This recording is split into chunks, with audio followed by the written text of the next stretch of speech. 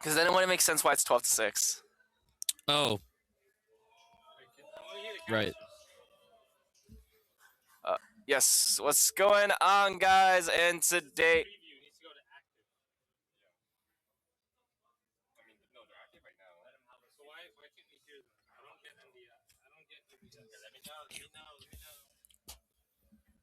Do I hear Minecraft music or am I?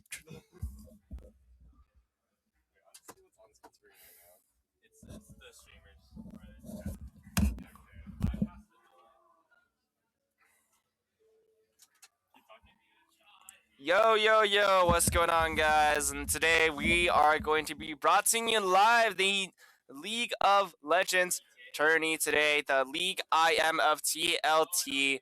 We're gonna have the lower bracket today. The top 4 teams gonna be Corky Fan Club versus the Rice Eaters, as well as Run It Down Mid versus Big Fit. How do you feel about today?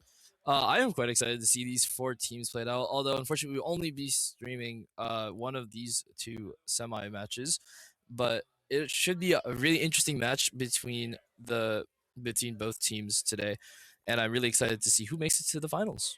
Oh, wait, we're really only streaming one of them? I think we're only streaming one semi, and then I think they're playing both the semi and the finals today, right? Or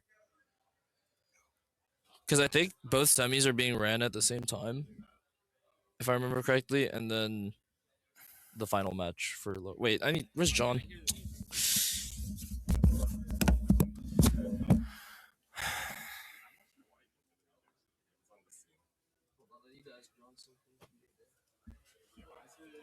No, it's because it was on the browser. It was on YouTube. You need to switch the audio.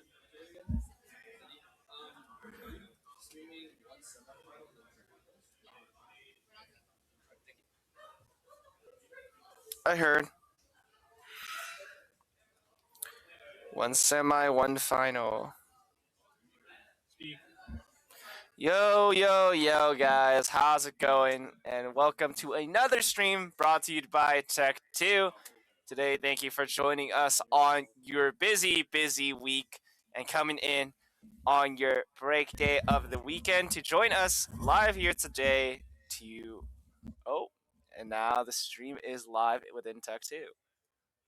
Yes, actually, it is. We can hear ourselves now. Yep. Hold up. We need to go back in the room if we're gonna watch that. Like, if y'all make it out loud, they can hear everything, bro. It's live. Yes. Dude, yeah, but we. The audio. Yeah. Well. Dude, I have mine like lowered by like. There's delay in the sense that the. It's not. Yeah. It's only okay. like. It's only the standard. I'll lower mine by like minus. I lowered mine by minus 22. I had mine at. I'm just saying, like, if we're doing live or like yeah. live, then we can't have these speakers. Yeah, I understand that. I just turned it off. It's fine. We don't need volume. Oh man. That's unfortunate, bro. It's so hot in here. Like it is how it is, bro. What is this? It's my first time casting in this box.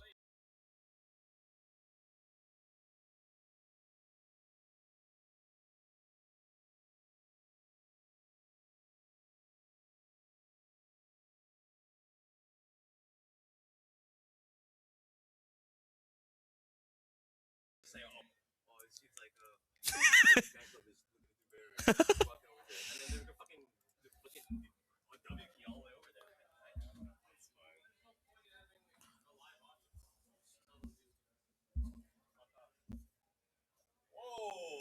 Whoa. Let's come.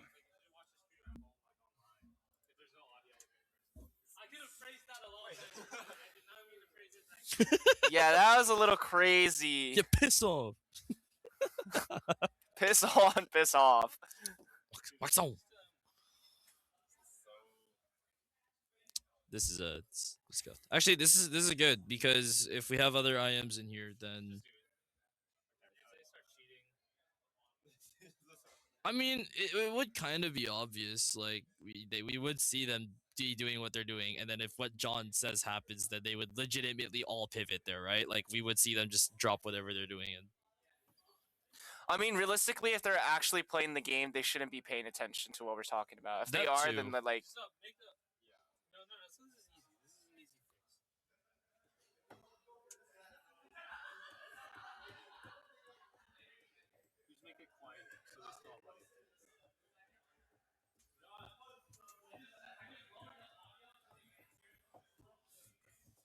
Keep talking. Oh, okay. so. With that being said, with all of the content coming out with League of Legends, there is a crazy kind of collab going on between Jinxie and Dantes. Have you ever seen any of that form of content recently?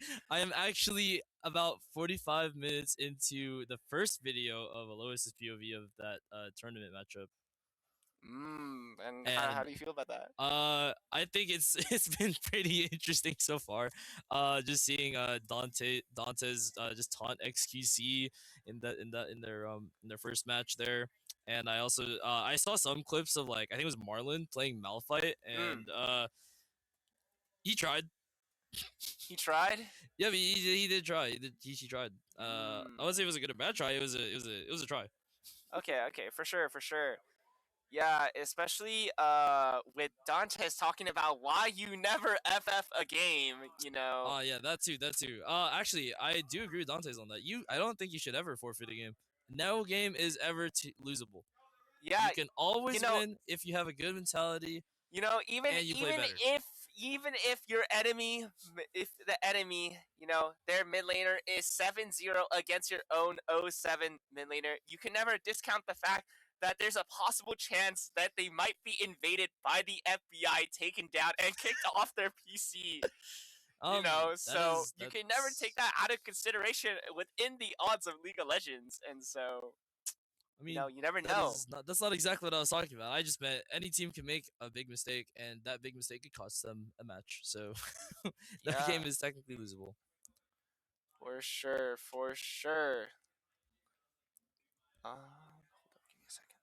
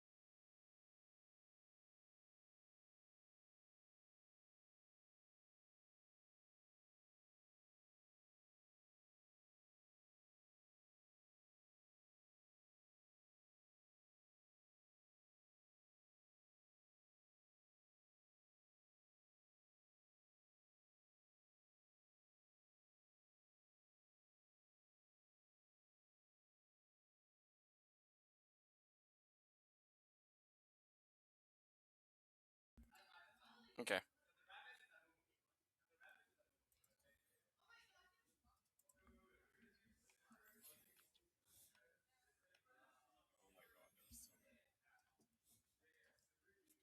Are we? Yep. Good see. Cool. I can see myself. I'm gonna do the pop out so we can see this, and then we can show like that. Boom, full screen. Oh.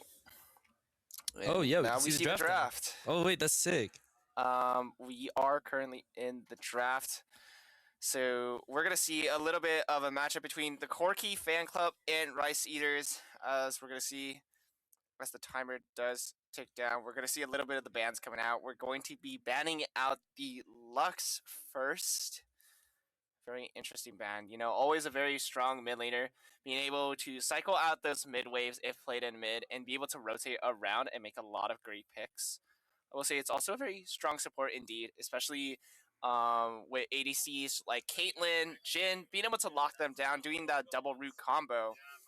In terms of the Rice Eaters, we're going to see a little bit of a Irelia ban. Very strong ban, especially in the top lane, being able to do a lot of dueling and being able to isolate a lot of 1v1s as well as great sustain and wave clear. Just a bit of a refresh here. It does look like they also banned Lux. I think Lux is a good ban too, just because Lux is a very popular pick as well. A lot of people play Lux and can get a lot of value out of her. Yeah, for sure. And we're gonna see another ban, which is gonna be the Smolder on that bot lane.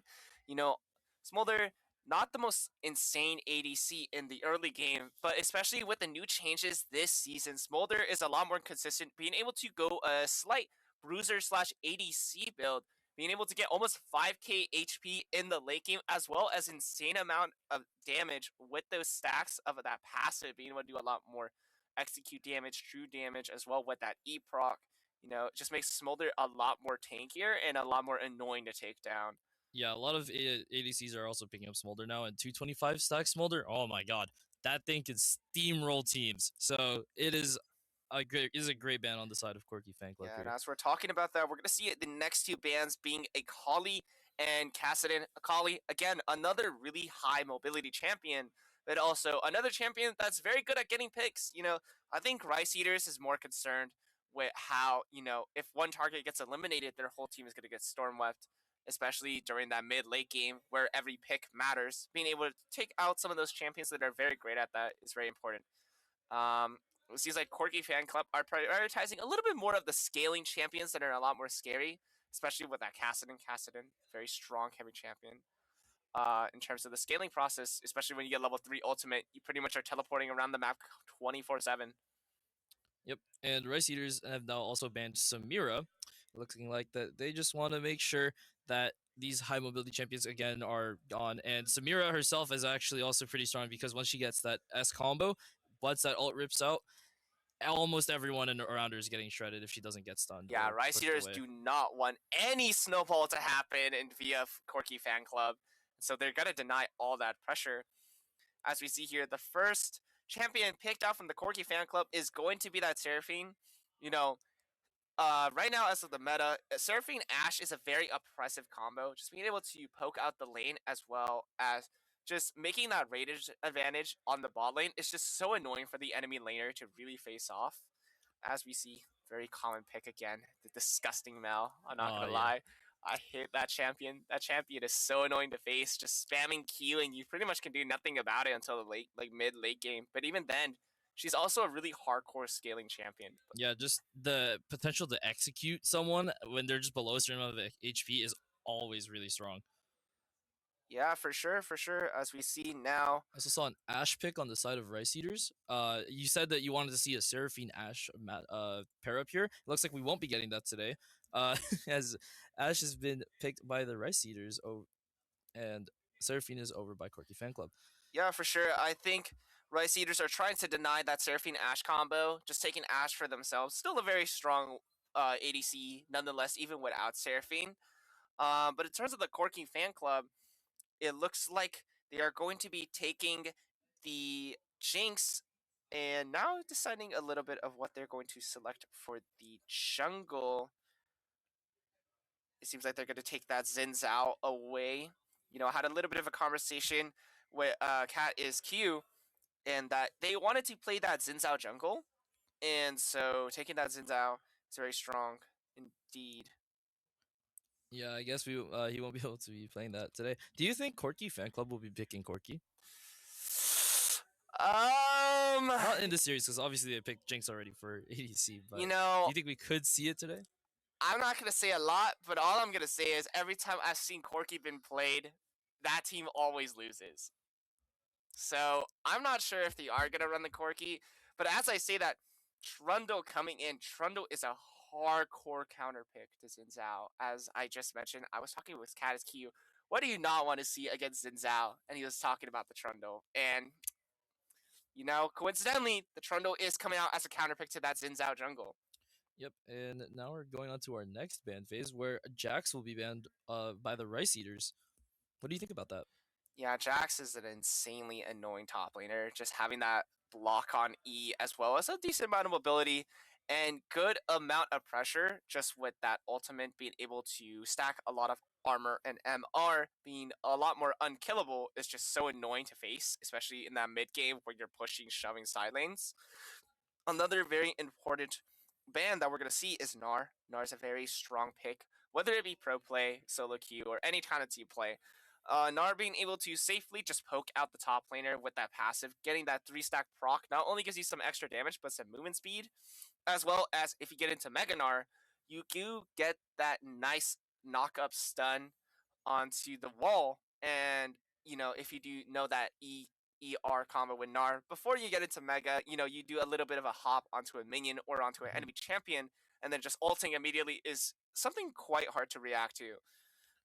Yeah, Gnar is just also a great outlet for CC because in Mega Gnar form, I don't know if you know this, but you can actually loop the stun with the rock because the rock will slow them, and then you get your W back to stun them again, and then that throw is another added stun on top of that. So it's actually really hard to play into a Mega Gnar once they're with their team. Yeah, for sure. As we see the last two bans being Katarina and Echo. Like I said, it seems like the Vice just genuinely just do not want any snowball champion to be online in the game. As we look onto the Corgi fan club, it seems like we're going to be taking out the Echo. Echo, very strong actually in both mid lane and jungle. Mid lane can be absolutely oppressive, even with ganking Echo. If he's level 6, you're pretty much never killing him when ulti is online. And especially as a jungler, whenever you're trying to steal objectives, especially if behind, just having that ultimate is just a get out of jail free card. And even more so, when you're a snowballer, just makes him much more of an oppressive champion to lock down.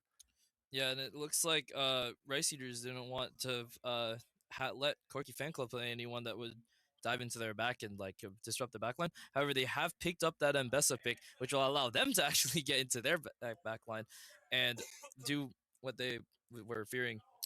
Yeah, for sure. As the Mbessa comes out, we're going to respond with a little bit of the Renekton Mbessa matchup.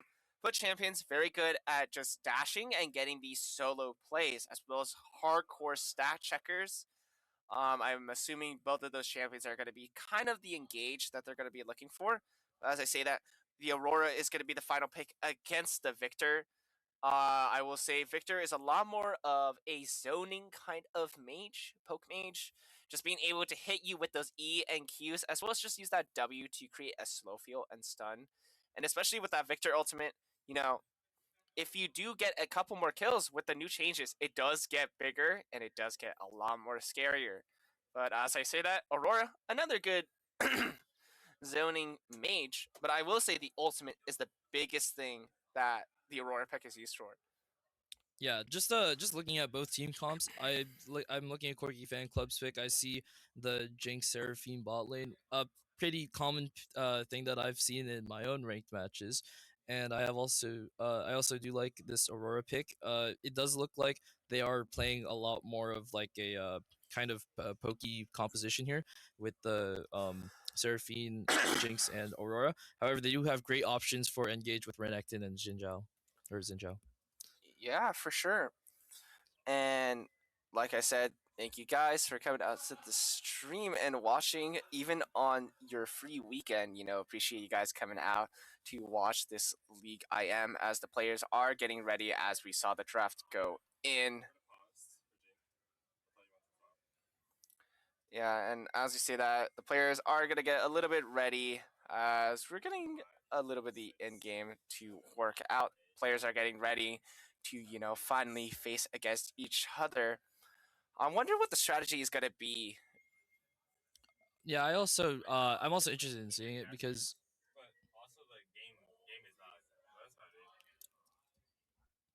it. I also do see I also did like Rice Eaters pick for their team composition. I really like seeing that Mel Ash because it is really similar to what you were saying with Seraphine Ash, where there would be a lot of CC and poke because Mel offers really similar outputs of in terms of like being able to poke out other champions, and her E was a really great stun to have on the team. Yeah, for sure. And like you mentioned, with a lot of utility, the stuns and the poke, it can be very hard and difficult to really gap close that kind of team composition.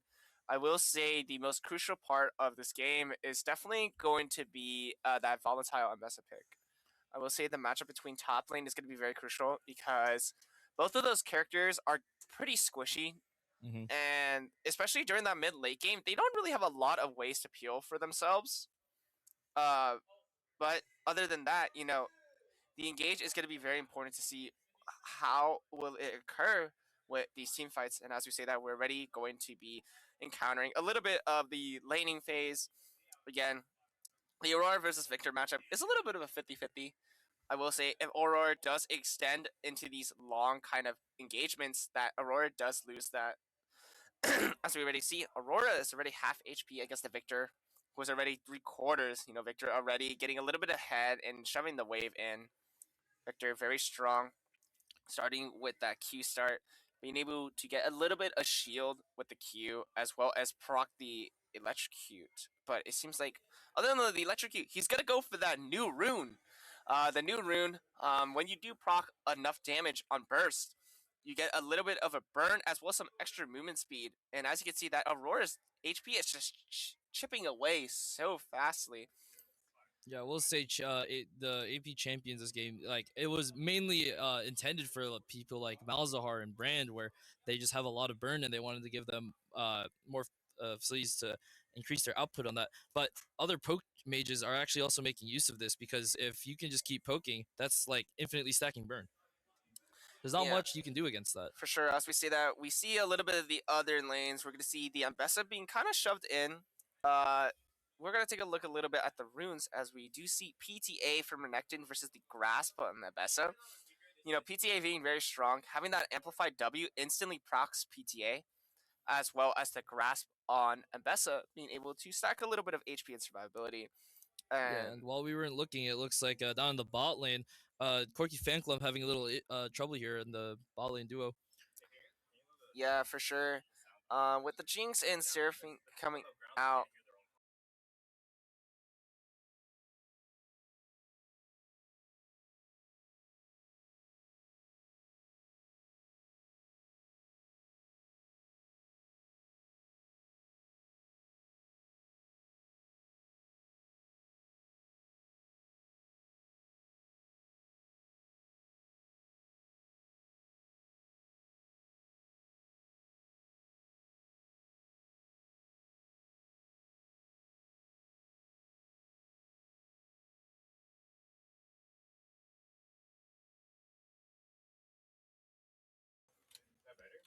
Yeah, for sure. And as we say that, again, this is why the matchup is just so oppressive. Just being poked out constantly. And oh, wait, I just realized the Mel is the support. Yeah, I mentioned that earlier with the Ash and Mel pair up in the bot lane being really similar to how you were thinking that Ash and Seraphine composition that you were predicting Corky Fan Club to try out here. Oh, wow. For sure, indeed. As we see that, Mel's already low HP, and the first blood already going out to the Seraphine. Oh my gosh. The Corky Fan Club may have gone behind in CS by a lot. However, the play they just made is able to get skirmish on top for that deficit for now. And it looks like bot lane is going to go for a little reset here, wave-wise. Yeah, for sure. I mean, Mel just caught out a little bit, just having 0 mana and being able to get picked off with that Seraphine E and the Jinx coming in to help a little bit with such little HP. Now evening up the lane. It seems like towards the mid lane, the gold is pretty even, but in terms of the bot lane, it seems like the ADC of Rice Eaters are just a tad bit ahead, even with that kill coming out. But like I said, what's going to be the most important matchup of this game is actually going to be Renekton versus Ambessa, especially during these mid-game fights where they're looking for catch-outs, trying to get a pick. Ambessa and Renekton are those types of champions to really gap close and be able to isolate the target. It looks like Ambessa's actually getting productive on here. Aurora and Xin Zhao have started making their way up. Ooh, as they make pings, but the ward is too good from Ambessa. Yeah, and the ward in the fairy circle there, really great because it allows them to get vision down to almost half the river. So that's why Ambessa was able to see Aurora and back off in time. Also, be a gank towards top as Dragon's being taken. But in good engagement coming in with the E, with the stun. W coming in for the Jinx. The Jinx is going to look in for the pick. Heal does come out Jinx with these rockets now, creating both of the laners of Rice Bot Eaters pivots to half HP. towards Bots Drag. are being procced down. But now, even with so, the Rice Eaters have a little bit of advantage, but Mbessa is being chased down by that Xin Zhao. But the Mbessa is pretty much already out from this gank. There's nothing really much that the Xin Zhao can do. And especially with that Renekton on 1 HP, there's not really a lot of follow-up that's able to happen, but at least the Renekton can get a little bit of the shove coming in. After Drag, there's gonna be a fight. Gengar is poking away at this Aurora. After. Yeah, and it looks like with that distraction up there topped by Mbessa, drawing the attention of Xin Zhao, Trundle is calling to take the Cloud Drake, which gives first Dragon to the Rice Eaters. Yeah, that Drake is going to be very important, especially towards that mid-late game, where you're going to opt for that Soul, and being able to get those guaranteed stats and objectivities is going to be very strong. But as I say that, Aurora already popping out with the ultimate, going in for that EQ combo, electrocute proc, W Flash coming in from the Xin Zhao, and is able to secure the kill onto Gengar. The Zen's gonna invade red side. The quick gank from Xin Zhao, And ensuring they that will kill fight. is safely secured so that Aurora doesn't have to risk their life trying to They are get the fighting. kill onto Victor. It looks like Trundle is chasing Aurora off the tower though, so they don't have to worry about taking any extra damage there. Yeah, for sure. I mean, the Trundle is just making sure that the wave does not get shoved Skirmish in on top by lane. the Aurora, does not give a free And dies. good recall. But as I say that, the jungle is being invaded by the Xin Zhao. Pings are coming in, and the Trundle does see that the red buff is being taken away. Spike comes in, does see the Xin Zhao. Is he gonna go off for the chase? And he is, as Caddy's Q is coming in. The ulti is blocked by Jiru, as Jiru is going onto this Abessa, but the Abessa's are ready for this with so many dashes, and Jiu with no flash is gonna look a little bit dire as the ultimate does come out from the Abessa, being able to get that first pick and pushing away that Renekton of Diata, now forcing them Predicts an away from that attrition. engagement and giving the gold advantage. Yeah, it looks like a bit of a reverse situation as from the start of the game here with the Corky fan club pushing in Rice Eaters, And although they are able to Top, get yeah. their way Top back is up, and really skirmish It looks like bot lane has just come back from a quick little reset, and Rice Eaters are looking to capitalize on the current CS lead they have right Fight now. at Grubs. Yeah, for sure. The CS lead is pretty great. You know, the Ashe having 30 plus CS, but you know, Ashe is always an impressive laner to go against. And especially with that Mel, even not Seraphine, just makes a lot of They just give hardcore up engagements runs. as you see Mel with that W and that E, just being able to root as well as deflect a little bit of that Seraphine E makes it a lot more No one's difficult fucking dying this for game. them to try and get those early engagements, those early pickouts. Yeah, and it looks like Trundle here has gone one Void Drop, however, is going to have to give it up Bring to that bot and then Xin Zhao and gank at top. Renekton, as Aurora is also making her way up there. And so Void Drops is likely going to go to Corky fan club here. Yep.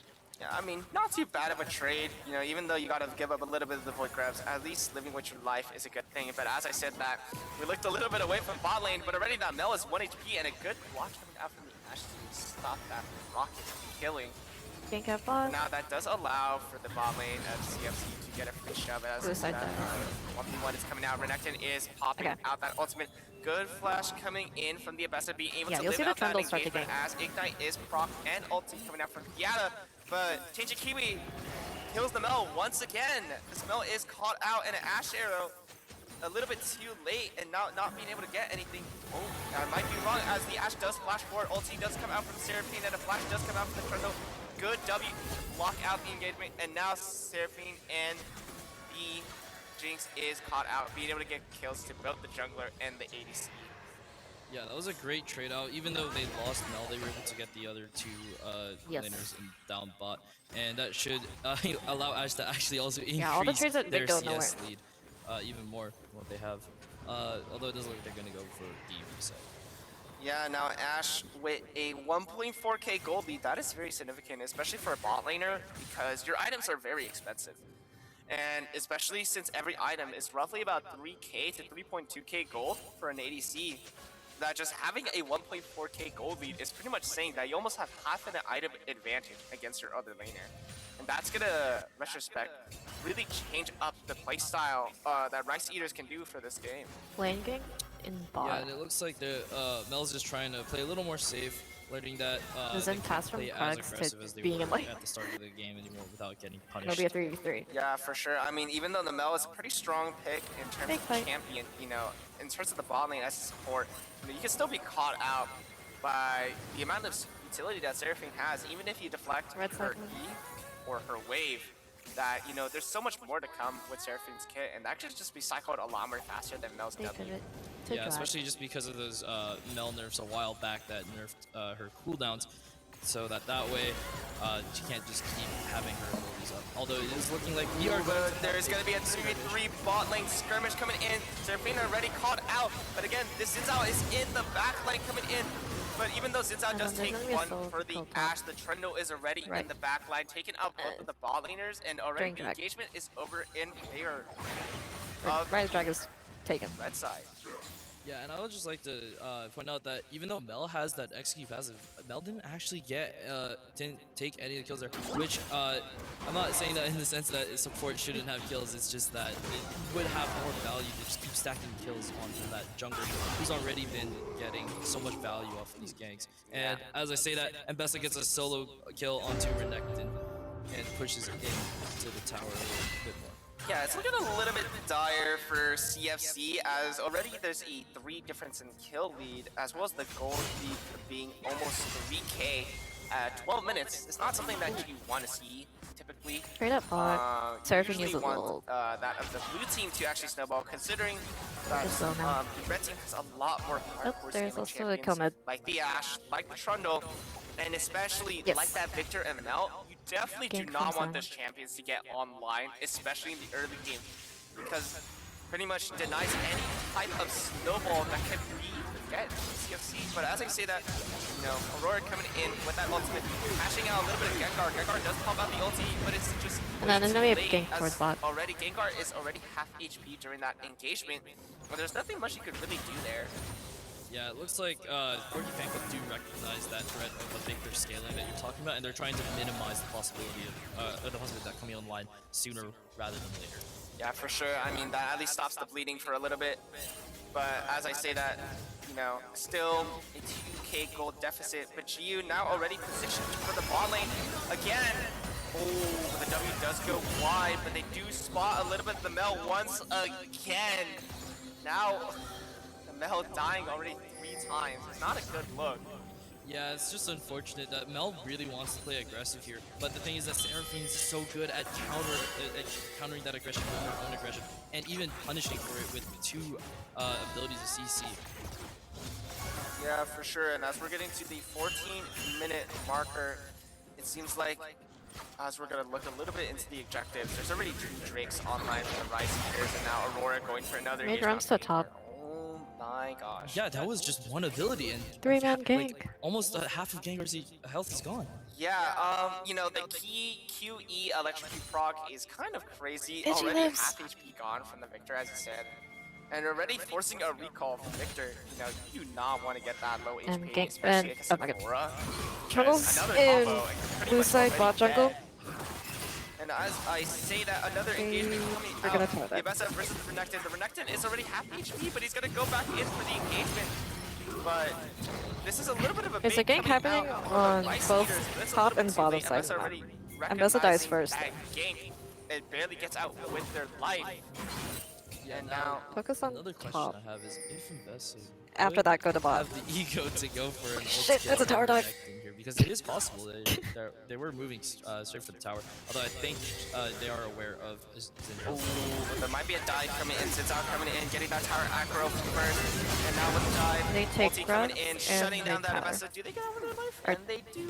Herald. Clean dive coming down from There the you top go. one. Yeah, that's one of the good things about the Zinzao pick. Well, that's what I'm saying, that, you know, there's a little bit of It's movement our on the bot lane. 4 already on the bot side. A little bit of an ADC moment. But, Mid you know, bot. in trade, Gengar Herald. does get taken down. Because all by of the those are Seraphine. taken at the exact same This is time. so bad. Oh my gosh, 3 kills already. Yeah, but like I said earlier, now that means that they might want to be. Well, as I just got information, the teams were backwards. So actually, CFC is ahead and not the Rice Eaters. Yep, that is our bad. So it's actually been Quirky Fan Club in the lead this whole time. Yeah, yeah, we were gaslighting. Oops. It's okay. What matters is that there's this great game being played right in front of us, and as I say that, Renekton is looking to just poke at Mbessa a bit, but Mbessa is returning with her own bit of aggression there with the E. Yeah, for sure. And now we're looking at a little bit of the momentum. It seems like this, Trundle is really online already, getting that Trinity Force and looking for that next item. He might be opting for the Dead Stance as they are positioning for this next Drake, getting the wards a little bit in for the Dragon's hit. It seems like the soul that's going to be up for this game is going to be Hestek's Soul. Now, Hestek's Soul, I will say, is one of the stronger souls in the game. Being able to do the passive a static shiv, but not only that, but also a slow, and especially with the chances turns into a team fight. CFC with that Mbessa with the Trundle, is being able to gap close. That's yeah. Crazy Mbessa ult. Now looking at a little bit of engagement. Now already half HP, but Xin Zhao already to respond. Barrier pop, flash pop, Ash arrow as well allows Everyone collapses on and Evan. another big gate And Mbessa leaves through a Hexagate. Rotate around as Caddis is looking a little bit tired, and there's not a lot of damage coming out. And even with the CC chains, it is not enough as PU. And they go the Dragon. But Mbessa going in with that ultimate, being able to take out Tangy Kiwi, and now looking in for that ADC, but their ADC of their own is just being dived by Jiru. Good dodge coming out from the Ash, but it's not enough to live with their life. And now the Mbessa is And forced they to run all away. revive to fight during drag again. Wow. Yeah, although And for a Reggie big kills it. skirmish, it actually did end up being pretty Oh, but Mbessa's getting a little bit greedy. Mbessa is, but Mbessa's a 1,000-year champion, having 10 billion dashes in their kit, being able to get out even with that misplay. Yep, although it does look like with that play, Rice Eaters have almost even up the score in terms of, they're actually ahead.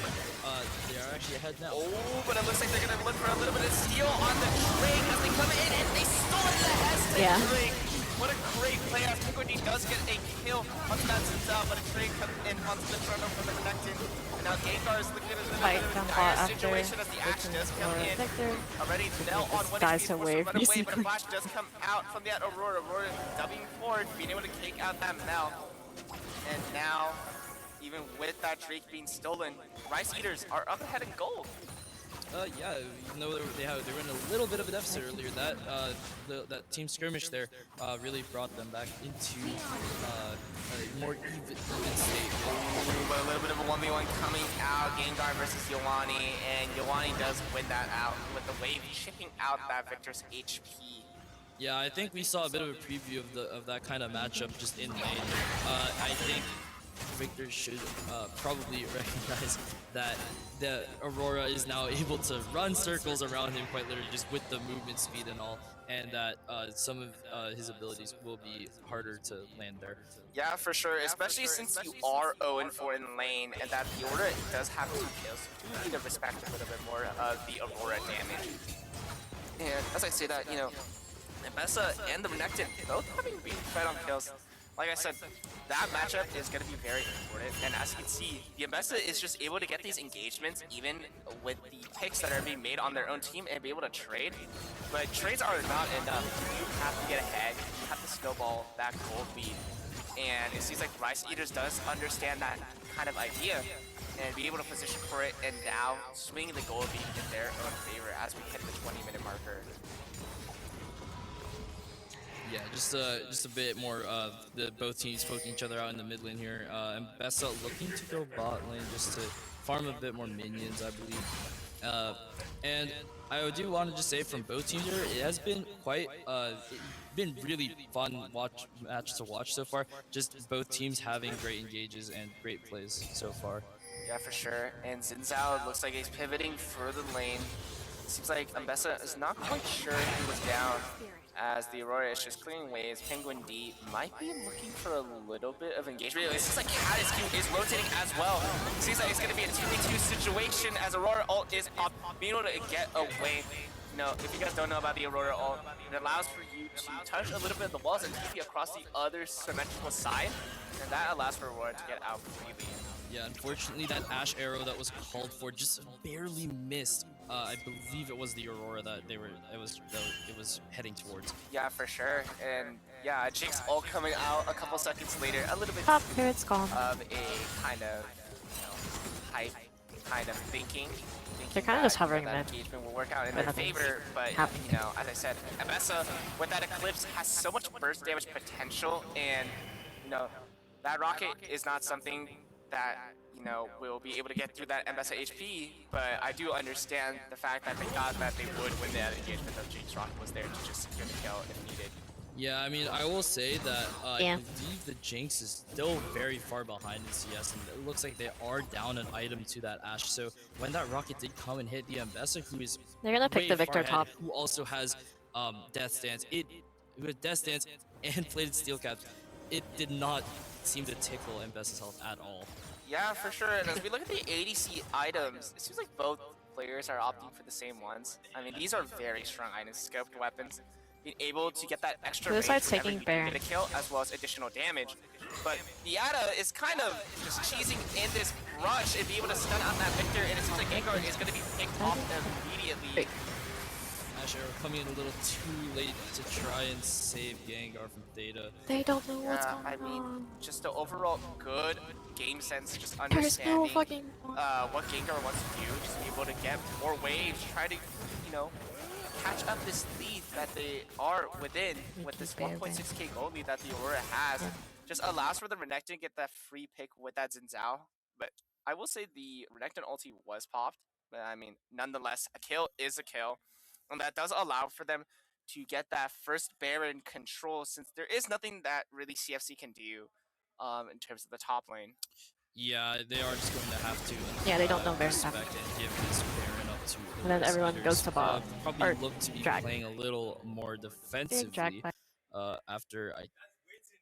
Yeah, but as I say that, it seems like they're going to position for the final Drake. Pings coming in left, right, center, vision The control, Aurora being trying to and make Seraphine. and take all of CFC, and Rice Eaters coming into position down. Renekton in the bot river, as a lot of Rice Eaters are positioned towards the top side. That's Seraphine, that's Xin Zhao, that They run Jinx. it down mid. It's a little bit of a dire position, but we see that Rice Eaters are going in for that crunch, going in for that Xin Zhao pick, going in with the ultimate, does get the melt, does get the charm. The huge Aurora ultimate coming out as Q does take out Cat is Q, and Vessa flashing out, but Aurora does get the second pick. And now, with that, it allows for them to deny the Drake possibility, getting that mid turret for free, and possibly the tier 3 tower in the lane. Yeah, I would just like to point out there, the call for the double engage onto the same person by Xin Zhao and Renekton really, like, I didn't even see specifically who they assassinated, but whoever that was gone in seconds. Yeah, and now Gengar is left alone to try and hold these waves, as they do have Baron, and now it does allow for them to get a free Drake as they do ping it to go down towards the Drake pit. Yeah, just both teams here are mostly almost on even footing. Rice Eaters are starting to pull a bit. But as I farther say that, the forward. Triton is running down. He might be looking for the steal as he's going in with the Mel. Last cone still available, but Trundle is not fast enough to run down in the jungle to look for that steal, and that allows for the first Drake to be grabbed by Rice Eaters. And now, making that gold deficit that was in the early game from the 10 minutes, now at 25, being at a 5k gold lead. Yeah, unfortunately for the Quirky fan club here, Rice Eaters are going to be able to start capitalizing on this lead that you mentioned, because now they have backed and have now made use of that gold. Yeah, and now, even with that gold lead coming in from the bot lane, almost 2k, the gold leads in terms of Rice Eaters, they're just pretty much winning every lane, except for the bot lane. We're looking at the total gold. It seems like the Xin Zhao and Ashe are the main gold prospects, as well as Theata and Yawani, all having about roughly 10k gold in the pocket, compared to the rest of the people in game only having roughly 9k to a minimum of 7k coming out from that Mel on CFC. Yep, it does look like, despite the rocky start, Rice Eaters are starting to rally up together and try and bring this home. Yeah, for sure. What do you think CFC could do to kind of gap close this gold deficit that is coming out? I think they just need to capitalize, maybe pull a little bit of a page from Oh, and they do. Yep. They do Just pull out that page, and they do get that Aurora. The Aurora does pull out the Zanya. The last one, this is how they're gonna pick. Ulti is popped. However, there is a trade coming out from that Aurora, but now Caddisq is being caught out by 3 players of Rice Eaters. It does give a double kill onto 3U. Now Mel does have to run for their life as the Jake is splashing down onto that Mel, getting another pick for themselves, and now even making that gold lead ever so more widened. yeah, but what I was trying to say is that by page out of Razor's books is with that Renekton and Xinjiao double engage, I think that Renekton, I meant Mbessa and Trundle should look to try and get on the same person and maybe even the whole team with them so that they can just pick off the rest of the team one by one because the other team has a lot, and I mean a lot of area effect abilities here with that Seraphine ulti, the Seraphine projectiles, uh, Jinx rocket, Aurora's abilities themselves, even Xinjiao's ulti, all of that will just hit an entire team. So they need to just look to get these. I think they just need to look to get some of these picks so that they can weaken the lead that Rice Eaters has on them and then catch up. And then Yeah. they can look to get into a really big team fight. Yeah, especially since CFC is looking for those counter plays, trying to take a little bit of the strategy that Rice Eaters are doing. That Rice Eaters are already positioned and rotating for these engagements, understanding what CFC has to do to get back into the game, and allowing for them to get a lot of these trade picks, and even winning the advantage, even though their player gets caught out, especially with that Zanya's being able to get so much time availability. That Aurora just live slightly longer for the Xin Zhao to get that engagement, get that ultimate, as he said, and be able to do so much AoE damage, allowing for Rice Eaters to expand their gold lead to almost 8k at this point. Yeah, I will say that I think it's a bit of a harder.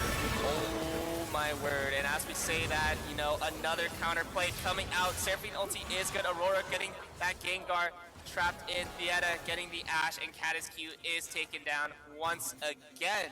You know, as we keep talking about, you know, what CFC wants to do, and it seems like Rice Eaters just know exactly what their positioning is, just knowing exactly, again, what they want. And even though the Mbessa is looking for a desperate hero play, it does not seem like it, and it looks like they could possibly go for the end, just having these super minions and having all of Rice Eaters down. And Gengar left alone in base to leave himself in that 1v5 scenario. He might be Victor, he might be looking for that Arcanist, but can he really defend the base against 5? And it does not seem like it, as the first game does go into Rice Eaters' hands. Yep, and what I was trying to say at the end there was that Corky Fan Club's team composition there, it's so hard to react to that dive from Rice Eaters actually, because they don't have as much like counter CC to get rid of Renekton or Xinjiao or peel away that Ashe and Mel from those dives. So unfortunately for the Corky unfortunately for the Corky Fan Club here, they just weren't able to recover from that first lost team fight. Yeah, as we see, Corky Fan Club was ahead in the gold lead, but Rice Eaters was just on top of it. Just knowing the strategy of Corky Fan Club, where they're positioning in these fights, how to prioritize which champions to pick off, and just allowing for Rice Eaters to just snowball ahead, understanding the counterplay that was going to happen if Corky Fan Club were behind, and be able to do these counter ganks against that top side that we saw, as well as the Drake Pit being able to widen the gold lead even further, as we see absolutely insane damage coming out from the mid laners. But even with that damage, even with the objective advantage as well coming in from Corky Fan Club, that it does not matter, you know, if all of your team gets picked off during the mid late game when those death timers are just so long. Yeah, and I do think that whoever's playmaking for Rice Eaters had some great calls there. Just noticing that when the players for Quickie Fan Club were out of place and just getting on top of them and making sure that they cannot contribute to the rest of that team fight. Yeah, well, definitely the playmaker from Rice Eaters has to be that Xin Zhao. That Xin Zhao was there for every engagement. He was there when Kakyu was there. He was there when his bot lane was getting ganked by the mid laner. He was there for pretty much every engagement, whether Corky Fan Club was ready for it or not. And that just made so much pressure for Corky Fan Club to try and rush these engagements. And that makes a lot of room for tactical error. and that's what allowed for the Xin Zhao to really storm ahead, even though Caddis Q had that 3-0 start in the beginning. That Xin Zhao was able to create so much counterplay, being able to get these dives, like you said, with their strong engagement with the Seraphine utility, that Aurora to use that ultimate to isolate targets in a circle, as well as that Xin Zhao to gap close with a WE combo.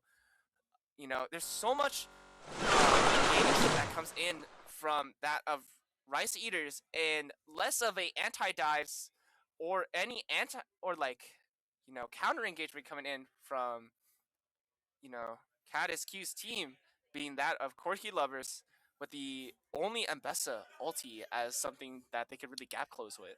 Yeah, and even though the Ambessa was looking like they were playing out of the neck, and they never really did, because Aurora's mobility just as a champion and Victor's lack thereof mobility as a champion allowed Aurora to just be up top and threaten the gank along with the Xin Zhao. But even then, it was Aurora that was showing vision and not the Xin Zhao, which also made Ambessa think, oh hey, maybe the Xin Zhao might not be ganking, and that's why Aurora's coming up.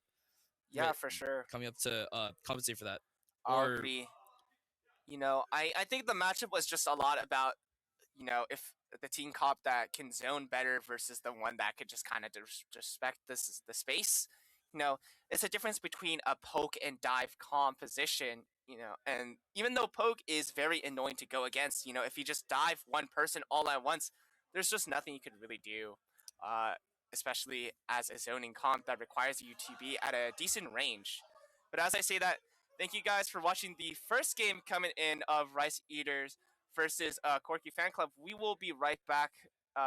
It'll be roughly a 2 to 5 minute break, and we will be right here to cast the second game of this series.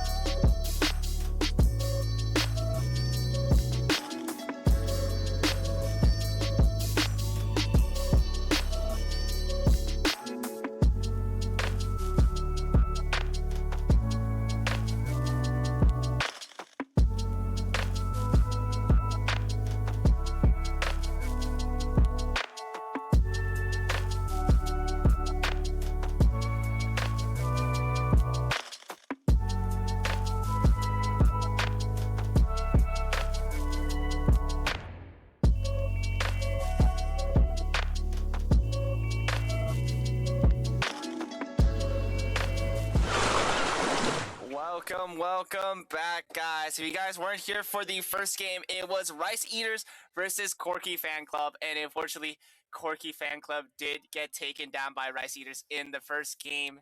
But it's a best of 3, so we have a game 2 coming up. Yes, for sure. And before we watch into the game 2, I will say the biggest thing that did happen during that game was the positioning of the junglers, especially with Rice Eaters coming in with that Xin Zhao versus Trundle matchup. That although Trundle is a very strong jungler overall, that there's something that Trundle lacks, and that is engagement and diving into that backline. And that's exactly what Xin Zhao's prowess is. And that does allow for them to grab a lot of picks, even being behind with that goal deficit allowed for them to snowball into the mid late game, and even with the objective deficit that they were able to snowball with a 7 to 8k gold lead and end off with one final team fight. Before we get into game 2, we will have our draft. Perfectly timed. Yeah, if you guys didn't watch the draft, a lot of what the Rice Eaters were concerned about was a lot of these burst snowball champions versus that of the Corky Fan Club, where they premised more on these more scaling champions, per se. Yeah, and I think that's just like a preference of playstyle from the Rice Eaters. They didn't want Corky Fan Club to have champions that could essentially like counter dive or whatever like into their backline, while Zizinjao and Renekton didn't get into theirs. Hold up. I just also realized that if you guys weren't here during game 1, I guess the draft was also reversed, which means entirely what I just said is completely false. Oh wait, oh you're the Corky right. Fan Club don't want to face snowball champions versus that of the poke slash like scaling champions that Rice Eaters don't want to face. Yep. Oh, you forgot about that. Anyways, we're going to see some similar bands coming out, both the Irelia and Akali, if you guys weren't here. Yeah, both very strong, engaged champions, but also very hardcore 1v1 champions as well. They're very hard to take down solo bolo, and that is something you do not want to face in your lane. But in terms of Rice Eaters, again, they're going to go for that Lux band. Lux being super annoying to face off. Not only is she a good zoning tool, but also the ult cycling potential, as well as even though you get engaged even onto a melee distance, that you still have that Q to root them down, as well as the Smolder for, that scaling, as well as the Kassadin. Yep. But a new band coming in from Corky Fan Club is going to be that Caitlyn. Yeah, it looks like they want to just keep having their bot side be stronger, because we saw last game that Corky Fan Club's ADC and bot lane in general was doing pretty well into Rice Eaters comp, even though that Seraphine was giving them quite a bit of trouble. Yeah, for sure. As we say that, we're going to see the first draft coming out. Whoa! Corky Fan Club, are they going to opt for the Corky first pick blindly? That might be a very iffy pick, especially as a blind pick. But we will see, if Corky Fan Club will roll out what Corky is. He's like, not. They are a little bit of a BMer. And, yeah, it looks like they were just hovering the Corky because their name's Corky Fan Club. Yeah, possibly. It seems like they're going to opt for the Skarner. Skarner, very good champion now, with the changes. Being able to get those grabs to not only stun, but also stun again if you grab them into the wall. Yep, and it looks like the Rice Eaters are also looking to first pick jungler, and it will be Jarvan fourth. Yeah, Jarvan is a very strong jungler, very good, capable, engaged, just like Xin Zhao. But unlike Xin Zhao, where he knocks people away with his ultimate, instead, Jarvan locks him down in a pit of stone walls that makes it very annoying for you to escape from. Rather, you either have to flash or use an ability that can give you a dash to run away. But another champion. And it looks like Draven will be the ADC for the side of Rice Eaters. With that Jarvan pick, we could be very well seeing a League of Legends blender. Yeah, this might be the most snowbally ADC in the game in terms of how volatile it can be if a Draven gets ahead. Just having that Draven passive to get extra gold, as well as stacking those axes to get additional AD, is so strong in the early game. But as I say that, they're going to go for that Kai'Sa Echo pick. Kai'Sa very strong ADC, being able to have a lot of burst damage potential, as well as having a lot of capability with that E to give bonus movement speed. If upgraded, gives you a slight amount of invisibility for a couple of seconds, as well as that ultimate to give a incredible dash that if you do any auto attack or any auto attack from a nearby ally, that you can dash onto that enemy, get a huge amount of shield, and be able to reposition yourself. Yeah, it looks like Diana and Echo are the two picks here, and I do also just want to say that this Skarner pick is going to be pretty helpful here, just because the spear will be able to get Diana or Jarvan off of their teammates, which is Yeah, going to be very nice for Corky Fan Club to play around. for sure. Also, the addition of just having frontline, because Mhm. honestly, you need a little bit of peel when it comes to the Jarvan Diana. If the Jarvan Diana comes onto you, you are pretty much instantly dead. Jarvan being able to pin you down in a pit, and Diana getting more damage depending on the amount of champions hit as well. It's an insanely deadly combo. Yeah, Corky Fan Club did a little bit more of joking around here. However, the Corky banned for a little bit before finally picking their Jax ban again. Rice Eaters have banned Morgana and are looking to ban Fiora. Both pretty good picks, because Morgana with that spell shield can be very annoying to engage with, and also just the stun lasts for so long, in my opinion. And this look like they go through with that Fiora ban, because Fiora is a very strong top lane, in my opinion, just for, or at least in terms of like the 1v1 matchups she is. Oh yes, for sure. Fiora is quite an annoying pick to go against, especially with having that parry. The parry is going to be a very annoying kind of ability to go against, especially with Jarvan with the EQ.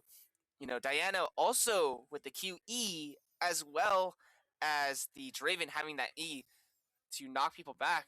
The parry is just such a strong utility tool. But a Yasuo ban coming in from Corky Fan Club? I don't know how to feel about the Yasuo ban. I mean, I guess, but it This is is fair. actually also very interesting that Rice Eaters have opted to pick Ornn. I saw the assassin mid lane with the Diana pick, it looks like, and then a Jarvan jungle. I wasn't expecting a tank top lane, because like I feel like with Jarvan that's already quite a big help pool to play around. I mean, I guess, but essentially they just want to look for the CC chains. I think that's also possibly why they want to get rid of the Yasuo ultimate combo with the Diana with that Jarvan to lock them down in place as well.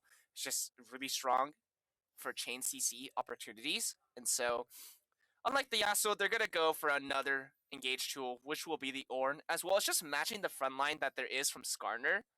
Ornn against Skarner is a very annoying matchup for Skarner, because Skarner actually loses the matchup. Oh, Because Ornn does max health percentage damage. He can use his W for unstoppable if Skarner goes for any sort of pin. And he could do that 3 brittle combo to really just chip down a lot of the Skarner potential. But I guess I am completely wrong, since they're going to use the Gnar for the top lane and Skarner jungle instead.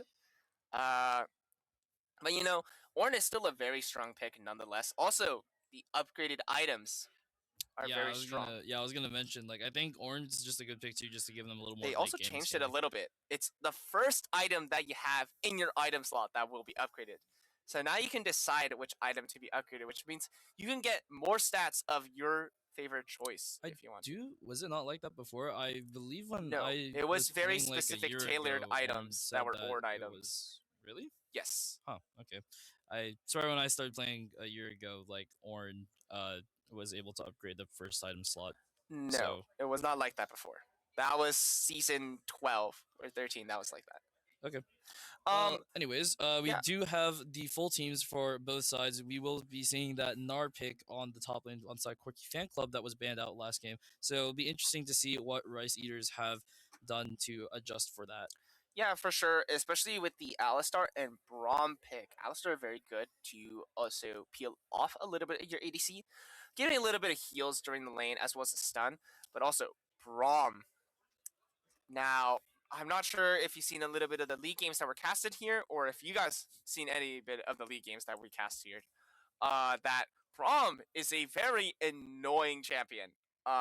Because if you proc your Q or anything with Braum onto any enemy, that your fellow ally can stack it up to 4 times, and once that fourth stack hits, it procs a stun. Yep. And it's just so annoying for any enemy champion to really deal with because there's no way to stop the passive from stacking unless you just run away.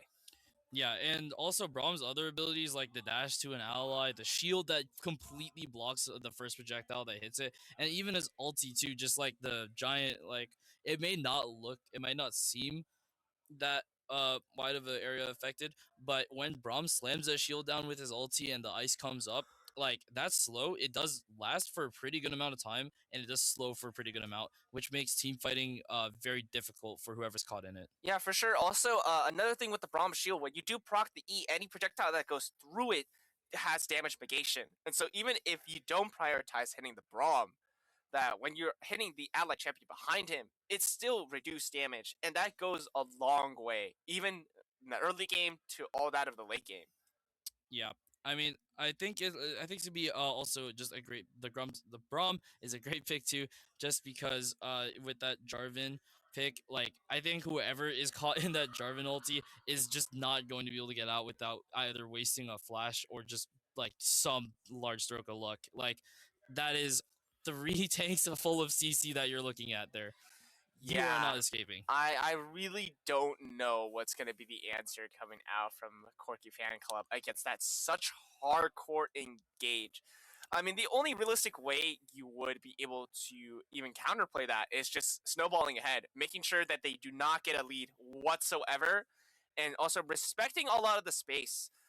Because if you try to disrespect any sort of vision control, you could just be caught out immediately by all the team of Rice Eaters and just disappear within seconds. Yeah, and the other thing is that I do believe that the ADC for Corky Fan Club is going to be Kaisa, right? I don't believe Kaisa does a lot of armor shred, No, and that's going into a 3 tank composition too. So I mean, she does have the passive, but I'm not sure if that's enough. yeah, that's what I'm thinking too. This might be a hard matchup for the Corky Fan Club here. Yeah, for sure. I mean, they're gonna definitely have to rely on the Kai'Sa just killing the back line before any of the front line gets really in. But that's gonna be so difficult, especially since Kai'Sa only has so much utility to really avoid a lot of what Rice Eaters can do, as well as having such a lack of utility to really kite out when that engage happens. Because even though it's on a low cooldown, what's a low cooldown if there's so many CC chains happening all at once? Yeah, I don't think I think it's going to very much matter who wins their lanes here. Do you think Kai'Sa will go cleanse this game? It would. I mean, I think it might be a good idea to have cleanse on Actually, at least I one just realized person cleanse here, wouldn't even but do anything because actually 2 of the CCs that they have is knockups, and you're right. knockups You're cannot right. be cleansed. Which means the Kai'Sa has to pretty much play perfectly this game. Yep, it is very much going to matter. One for the Kaisa, I think that Echo will also be pretty important because although they do have 2 tanks on the other team, that main damage is still going to come from that Diana pick and that Draven pick. So if Echo can also pull ahead somehow, then that getting assassination picks onto either one of those two will make team fighting the Rice Eaters significantly easier for the Corky Fan Club. Yeah, for sure. And, as we look into the draft and understanding, some sort of the strategies that are going to happen, as well as probably the tactical plays of what each team are going to look into, how has your week been, Aaron? My week's been pretty up and down. I did have 2 exams this week. I do think they both went pretty well though. So luckily I'm done with that week at least. I have 2 more coming up though. So That's yeah. good. It seems like we're having a little bit of technical difficulties with one of the players, so just hold on, sit tight a little bit, guys. Yeah, sorry for a little bit of the delay. But while there is a delay, make sure to, take a little bit of a break. If you're a little bit thirsty or a little bit quenched, or desire a little bit of something peckish, that to get a little bit of that popcorn, some snacks around, maybe get some water or drinks available, and if you're coming up here live here at Tech 2, just make sure to go to Goodies and get something for yourself. We want you to both also not just enjoy watching what happens here in the I Am tourney for League of Legends, but also make sure that you guys are doing well and make Just like yourselves in check. yeah, You know? just keep yourself healthy, well maintained. Just Yeah, because good I good definitely mental did state, not do that yesterday. good mental, good body health, good just good everything all around, and you'll feel pretty great. Yeah, you'll I feel think fantastic. that's something that I'm starting to learn and try and prioritize. So yeah, Yeah, for sure. how's your week been? It's been pretty off and on. I've had a lack of sleep, Oh and because yeah, so of don't be the late today. way I actually I've been part of another couple orgs that I've been working with, and so that's a lot of work that I've been doing externally. That But does. it's been fun nonetheless. But as I say that, it seems like the players should be somewhat ready to be starting the game. I will ask in a little bit. Hold Looks up. like just a few production issues. It's fine. I hope your following week is a bit better with the sleep schedule. But Yeah, I got a little bit of my sleep today. Since yesterday when I did get a little bit sick, I slept around like 11. 11 at night or 11 in the morning. No, no, no, 11 at night, not 11 in the morning. Uh, Because the stream started at 1. That'd be absolutely diabolical. you ever sleep from 11 in the morning to like 9 at night and then just like wake up, play League of Legends? No, definitely not the first thing I think of. No, League of Legends is a great game, guys. Anyways, as we see, it's going to be a little bit of the Diana mid versus the Echo, as well as the Draven Braum, as we were expecting There's versus a the lot of Kai'Sa poking mid. Alistar on the bot side, as well as the Gnar versus Ornn matchup on the top side. If you take a look at the runes, the typical fleet footwork to just get a little bit of mobility against the summon Airy of the Ornn, just get a little bit more poke damage. In terms of the jungle, we're going to see a little bit of grass proc coming in from Skarner. Just get a little bit more tankiness on top of that, as well as the Conqueror coming in from Jarvan, just getting a little bit more AD. But interesting enough, Halo Blades coming in from the Echo. I mean, it does make sense, as you do want to proc a little bit at that passive quicker, getting a little bit more trades. Lethal tempos coming in for both ADC's typical usage, as well as the Aftershock versus that of the Shielding rune coming in from Braum.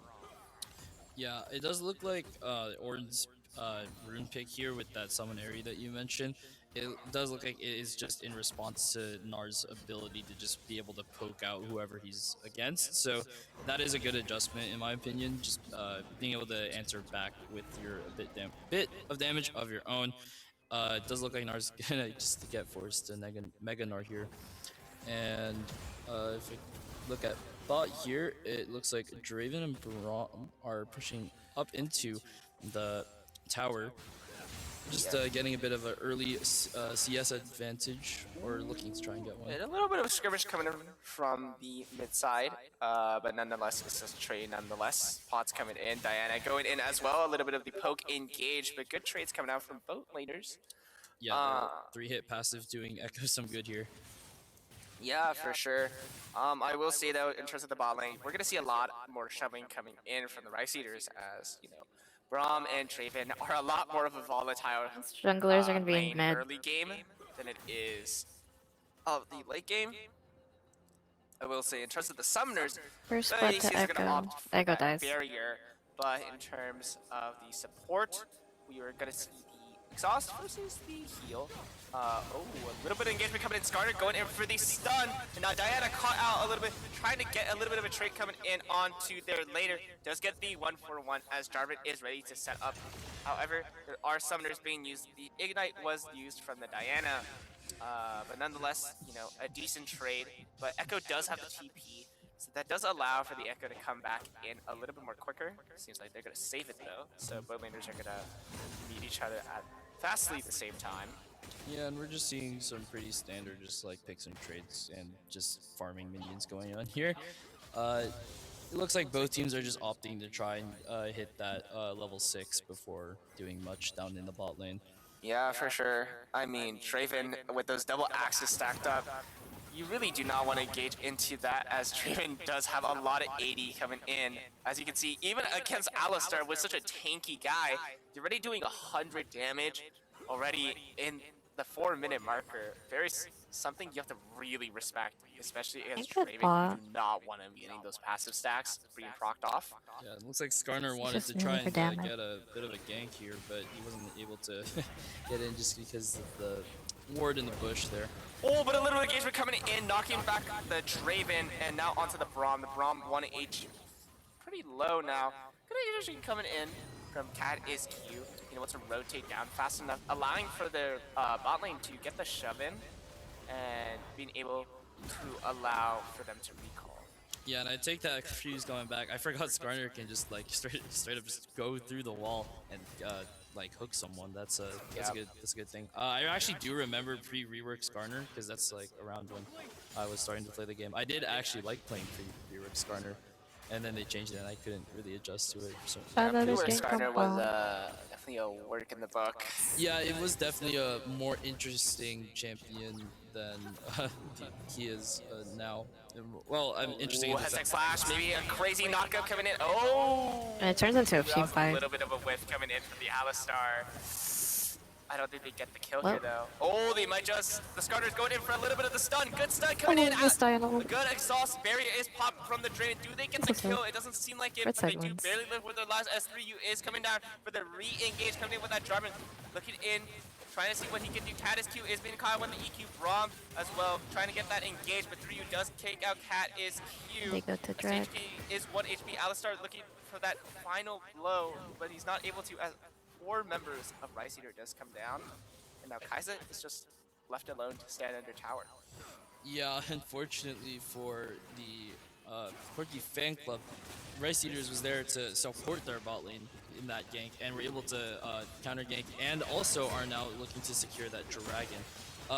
In that gank, it looks like Draven did not actually succeed in securing any for himself, although he's starting to maybe build up a CS lead.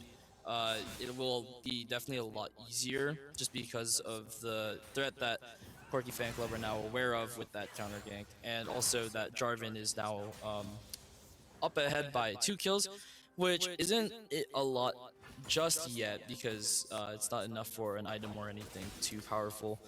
But it will definitely, it's these small, like, little events that will eventually add up into a snowball if that is what is to happen this game.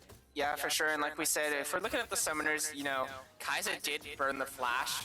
However, no barrier compared to the Draven, where he had to burn both summoners as well as both supports having to burn both of theirs as well. But I will say the Draven is going to get their flash sooner. So if they do get an engage, well, the Draven has flash compared to the Kai'Sa. It might be a little bit volatile, but the Kai'Sa is a little bit ahead in XP. But that doesn't really matter when Draven does have a passive to literally gain gold if he gets a kill, but it does reset on a kill. So, or if he dies, so he doesn't want to get himself caught out, but dang, Bjorn is just absolutely stomping this matchup against the Gnar. Yeah, unfortunately, Gnar, even though he is a ranged top lane character, Ornn is a pretty tanky guy, and now that he has that Bramble Vest, it's much harder for Gnar to get much value out of poking him out. Yeah, and with the new Dorn item, the Dorn item allows for them to get a little bit more poke or attack speed in the early game, but it does lose out on a slight amount of Omnivamp compared to the Dorn's Blade. So you have a little bit less sustain in the lane.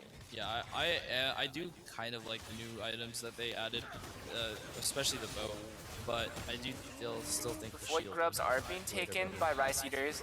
Catus Q is being zoned out since, again, 4 of Rice Eaters are positioned for this. And it seems like it's a free Void Grub for them as well as the trade. Not something you want to see in the early game already, 8 minutes in, but nonetheless, it's better to live with your life than to give yourself up for the objective. Yeah, and we saw this last game too, but for the side of Quirky Fan Club, where they had this early lead with like I think it was like 3 dragons. They did get the Void Grubs actually, or no, they only got one of them. Yes. But they did have a pretty substantial lead, and Rice Eaters were still able to bring it back. So it is still anyone's game. Yeah, for sure. Skarner now positioned towards the top side compared to the Rice Eaters jungler of the bot side. There are pings coming out spotting that there is the Alistar positioning for the ward, and now Jarvan is rotating towards this mid side. Looks like he's just top hovering 5, around towards just the between bot the river, 9 trying to Orn. clear these wards. As the mid laner's ward is spotted, Penkyu is coming in, trying to run forward towards the Yada. The Yada does pop up the ultimate. He does knock up a bit of the Gnar. The Gnar does not have Mega Unstoppable coming out with that W, looking for that brittle stack.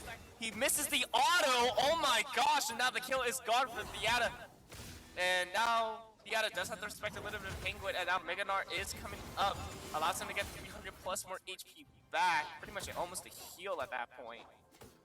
Yeah, Mega Gnar is a great also a tool for Gnar to use, just like Oh, there might be a little bit of engage. Gnar is going in for that ultimate, does get the Mega Gnar, does ulti back onto the Yada, and now the Yada is being caught out as both laners get the top. And then after that, go the bot.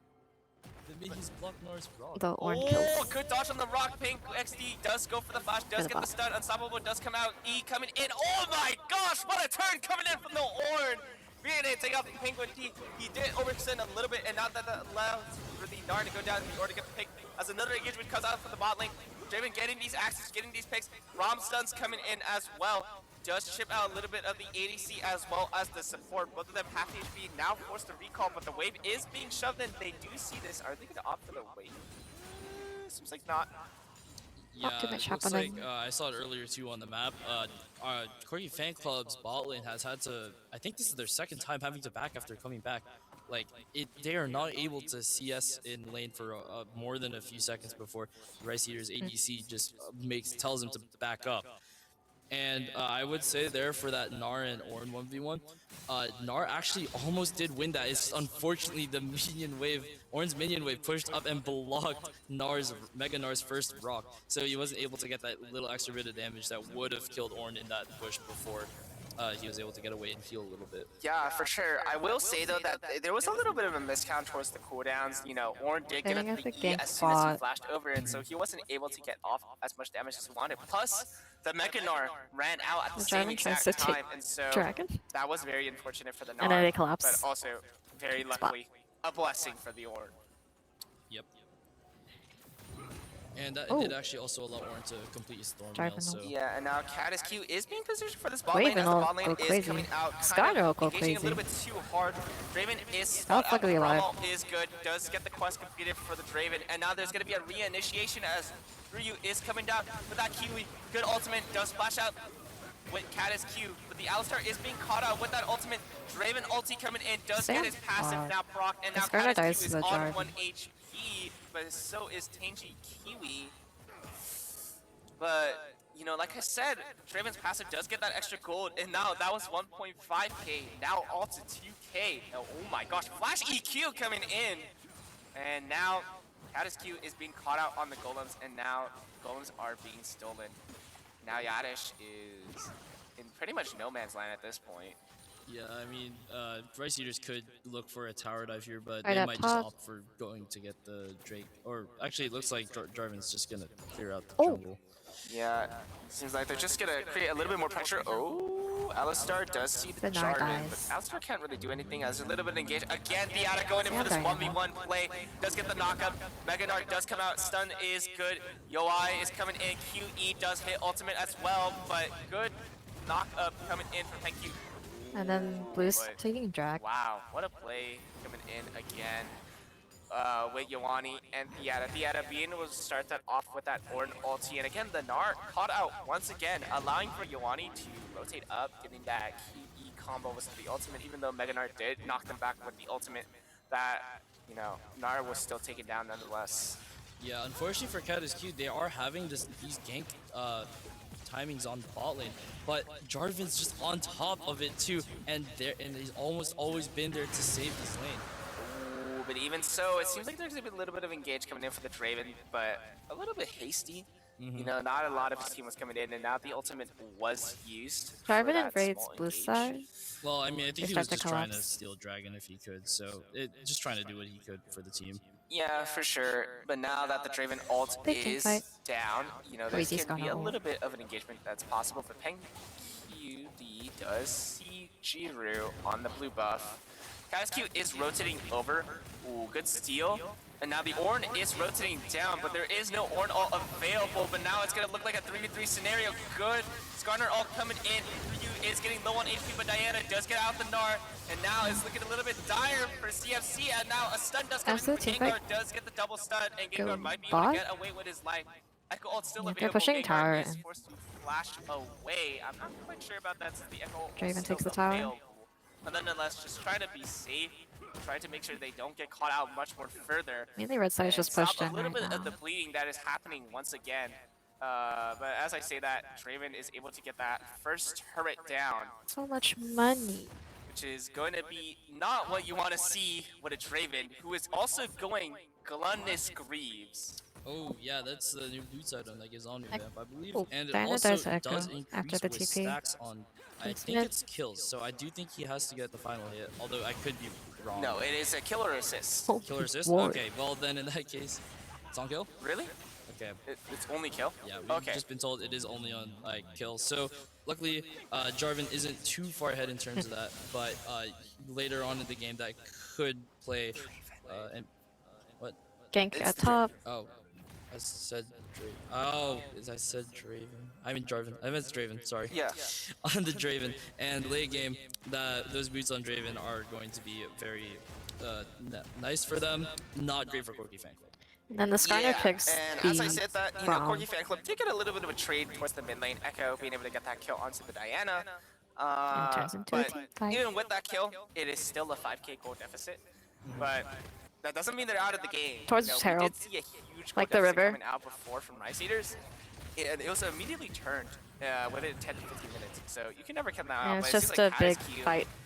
Blue is side getting jungle. caught out possibly? No, there's a little bit of a rotate coming out, so kind of I don't know how Braum got the heal. but Alistar does go in for the knockup, but there's a lot of players of Rice They Eaters pivot to Rift. They go in for the QE, and now Animal GP is coming in with that Draven with the double axes, and Well, this happens, Diana's trying to a pick bit of a the chaos coming in from Kai'Sa. the Braum, but it is a kill nonetheless on the board, So it turns into a fight mid. and that does allow for the Rift here. Oh my gosh, and now this Draven has hubris.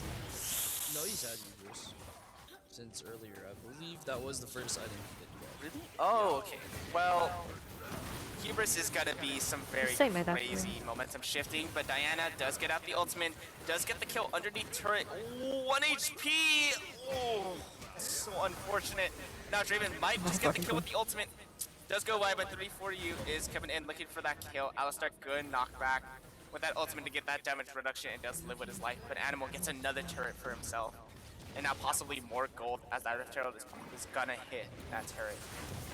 Then Diana Yeah, tries it to does chase the seem Echo. to be, They collapse that onto the Corki Echo. Fan Club Bot. is starting to struggle a little bit here, especially because it's not looking good for them in these team fights. At least it does look like Echo is doing pretty well for the side of Echo's Corki Fan Club, dead. which I mentioned earlier might be a key. Oh, but Gengar looks like he's gonna be a little bit caught out. Oh, but a good ultimate coming in. Does get Yawani very low. He's looking for that shield proc.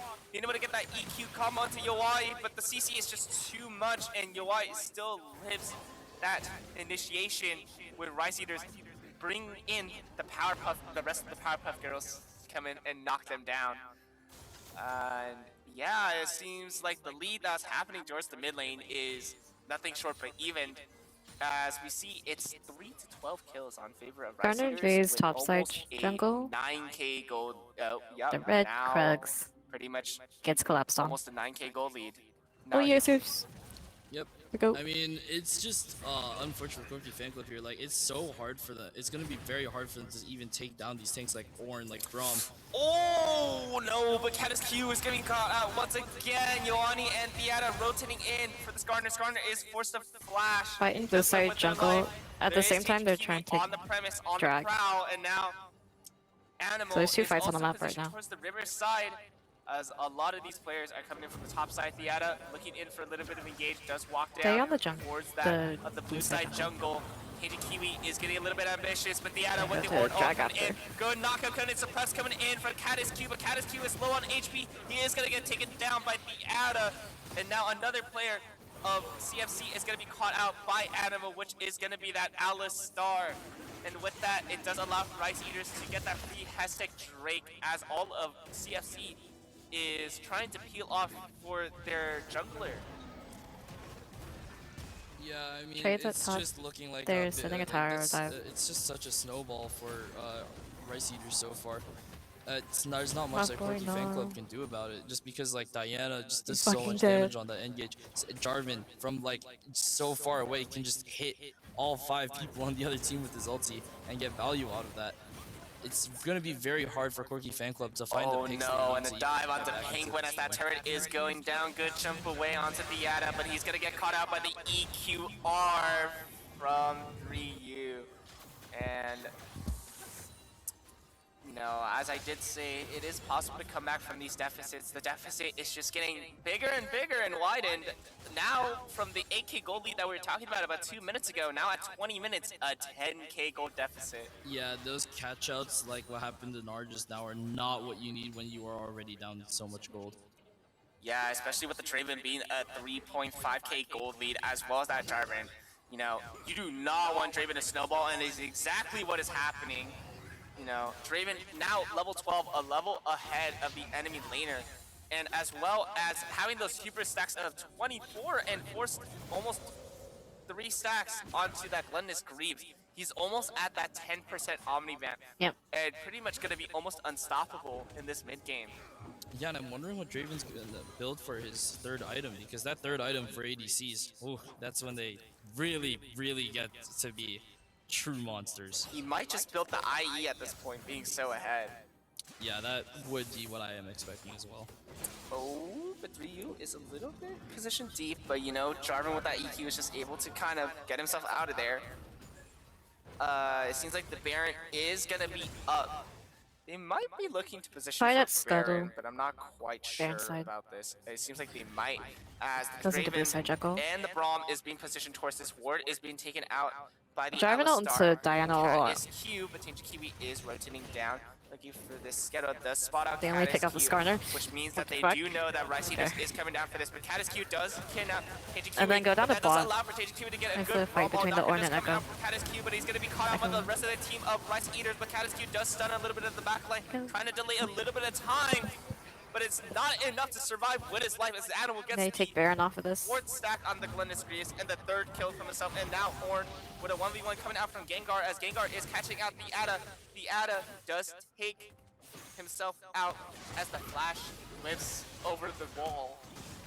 Yeah, I mean, it was like I said earlier, Echo is like going to be one of the, if they are going to come back, if Corky Fan Club is going to come back from this 10k gold deficit, almost 11k gold deficit, they are going to need this Echo to get play perfectly and get the picks that they need. You can just have her mid. As we look into the goal graph, you know, we see from the beginning of the game, it seemed really Nothing's really even, happening. and now looking at it, it's pretty much just all red up to this point. Yeah, And it's like after 5 minutes into the game, just Rice Eaters just started playing like the game of their lives, just like perfectly. Everyone's just in sync, covering each other. They're making sure like people are getting out, or if they aren't able to get out, that they're at least getting traded out. yeah, now with this Baron, they're gonna look for a little bit of a mid push, but Catiscu is positioned for this, you know, CFC are all towards this mid side, but I'm not sure if Catiscu can really do anything about that turret. Gengar and Catiscu gets is caught positioned for out. this. He does miss a little He bit runs of away. the stun. It seems like he kind of backed off after seeing a lot of Let go. Rice Eaters players towards this mid He side. gets out. Penguin D is ready for that Just a Gnar push ult. in It mid seems like right he's now. positioning for it.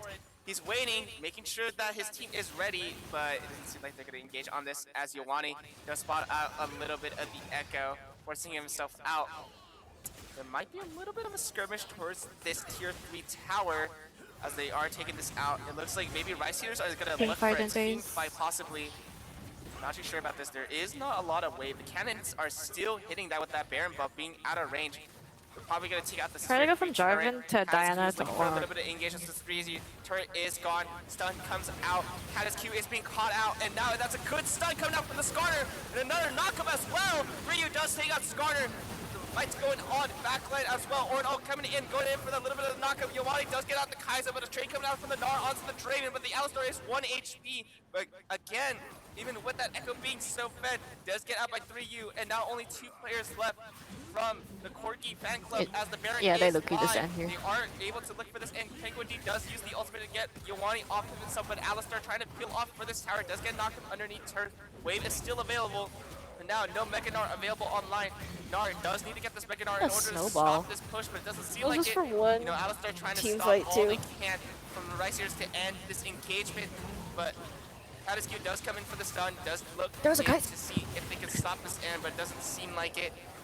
As Not bad. Q does go down once again, and now Good that is one. going to be the 2-0 series for Rice Eaters. They had a good team fight comp. Yeah, I mean, not much you could do in that game. Like, once Rice Eaters started to pull ahead, they just never let that lead go. And I think that one big contributor to that is just that when Skarner would go in, like, he would be going in alone, and then if he got like stunned or like even when his team was there to help him, it just wasn't.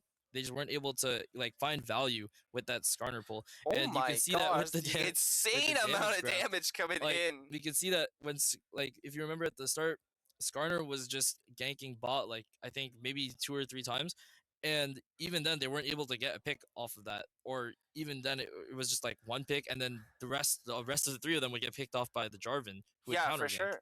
You know, I will say, even though there is a huge kill deficit, what I will mention is that Rice Eater had a lot of assists.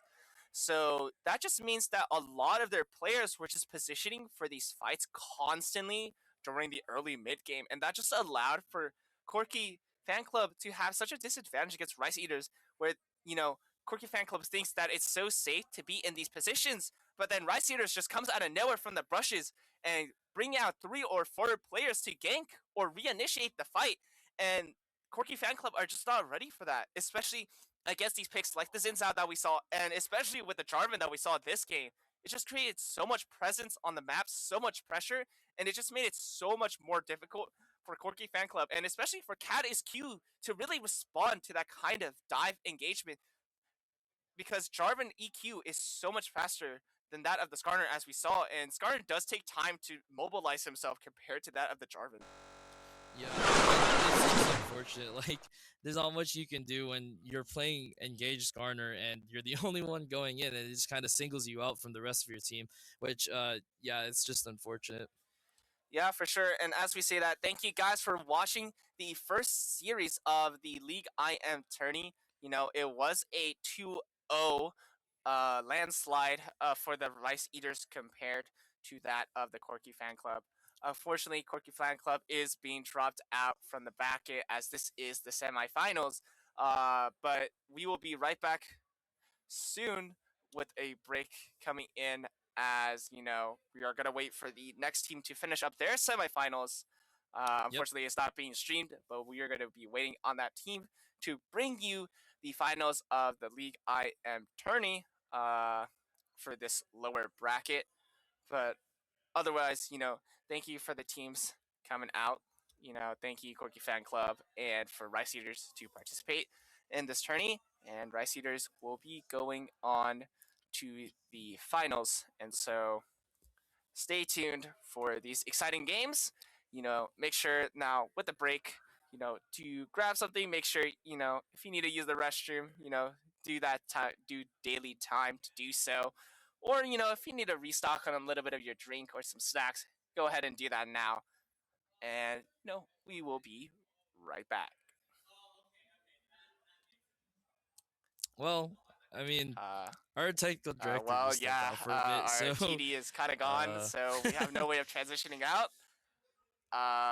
So I mean, if you guys are still here, I guess we could just stock rich you guys, I guess. I mean, hey, we're in the rift. Like, yeah, we're in the rift. Yeah, we're in the rift. You see in this game photo? and IRL, guys. Oh, Oh yeah. my gosh. And we got this new plushie. I don't actually know the name of it. Yeah, but a friend tells me it's of an emote that they like using in League, but I don't know. The only one thing I'm familiar with is this question mark comes off, and it's kind of like the question mark things that my teammates always put on me in my League games. What? Yeah, I mean the question mark thing. If you guys don't know, usually means that enemy is missing. But you know, it can also mean a lot of different things. Yeah, like my teammates lost, or what are you doing?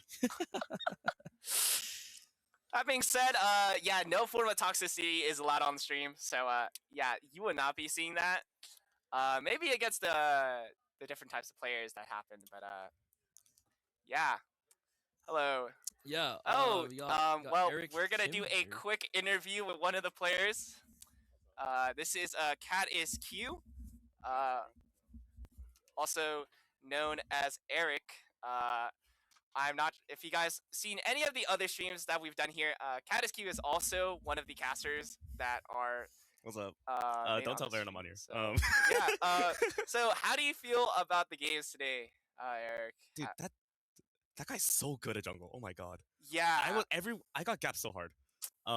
Like I know this. I like Scorpion might say like some other like that like we just got like team gap. That was a jungle gap all around. The T1 Baron at the game 1, I didn't see it coming. The bot ganks in game 2, I didn't see coming. The mid ganks in game 1, I saw coming, but I didn't call it out. It was just jungle gap all around, and I don't know. I'm glad that if we're losing because we're losing to teams that's better, you know. Yeah, me and Aaron were talking about during both games, and I was just talking about how their composition was very hardcore, like engage, Right. and that it's very hard for you, even though like their positioning was slightly more proactive. That with the junglers that were being shown, Trundle versus Zinzao and Skarner versus Jarvan 4, it can be very hard to kind of stop what they're trying to do. Right. And even if you're gonna look to try to peel them off, that it can be very difficult when they're already in your backline within like less than 2 seconds. And so I wouldn't necessarily that like it's your fault of that positioning, but more so of just like the matchup in general. Like it's just very hard to play into. The thing about the Trundle pick is that Trundle is one of Jinjao's biggest counters because he's one of the few champions that actually like beat Jinjao in a 1v1. It's just the issue is that it's not a 1v1. Yeah, every single Jarvan just kind of thing ignores you at that point. I think the way that like I style my jungle playstyle is I farm till 6 and I just look for a team fight. Okay. And Trundle's not a team fight champion. No. Trundle is a pick this champion off with your pillar and be a jerk to them. Skarner is a team fight champion, but I was already like so behind after those field blockings, it just wasn't worth it. It's also kind of my fault because I think I had a big chip on my shoulder after the group stage because we kind of just powered through without any real issue. So I think it was just a mental gap on my side as well. It was a mental gap, I think. Okay, you were a little mentally boomed. I was in a mental boom after game 1 because they're like not used to losing, I guess. Okay. And it's also like me like kind of like relaxing a bit. Even though again this team is a very, very good team, I think that they're gonna take the tournament. And it was just me playing bad. Yeah, I mean, going against a dive versus like a hardcore like kind of poke / pick composition was like the main issue is that, if they dive into your poke comp, there's nothing you can really do to really respond other than to try to look for a trade as soon as possible. And that's what just makes it really difficult, right? Right. Like, even if both teams have the same amount of skill disparity, that just the composition itself is just a lot more room for error in terms of just playing poke, just because, if you just walk one misstep into the fog, that, you just get caught out immediately. Yeah, it's a very rough comp to play. I mean, yeah, that's really all I have to say. I'm tilted. I got gapped so hard. That is one of the. I have never been gapped so hard in the jungle in my norms games, in my solo queue games, in any game I've ever seen or played. I have never been gapped that hard. No, like this is including T1 DRX like owner versus Piochik. Like I have never been gapped this hard. In any jungle capacity. Yeah. I got destroyed, dude. They're so good at jungle. I mean, it's not other than that. I feel like he just knew your playstyle. He knew exactly where it was. And also, like, especially when you guys were ahead, like how you guys would position yourselves was just so crucial for them to win game 1. Right. Honestly, because he just knew exactly your gank timers, and for that, I feel like he just called. Like, I think it's also coach gap because they had a coach. And by the way. Really good job to their coach. That they did a really good job with like Vladimir making sure that the team was actually playing really well and like covering. I feel like they also stole some of your picks. It doesn't matter what my picks are from. I'm overall. I mean, like Jarvan and Jinjao are like what I like to play. I like to, but like I also have an Ivern. I have a Skarner. Skarner's been one of my good picks. That's why I was able to pick it. That's why I was like ready to pick it. Okay. Like Skarner's been one of my good picks. Ivern's been one of my good picks. I could have picked Ivern. I think Ivern would have been actually dog shit, but or dog crap in this comp.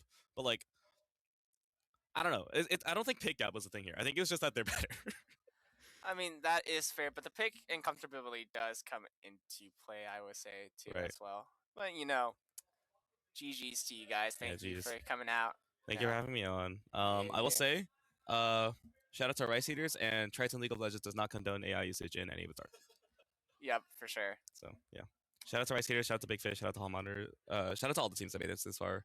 Thank you to Triton League, thank you to TLTFC for putting us on, thank you to CC Sports for having us on. And Yep, we will be right back for the finals.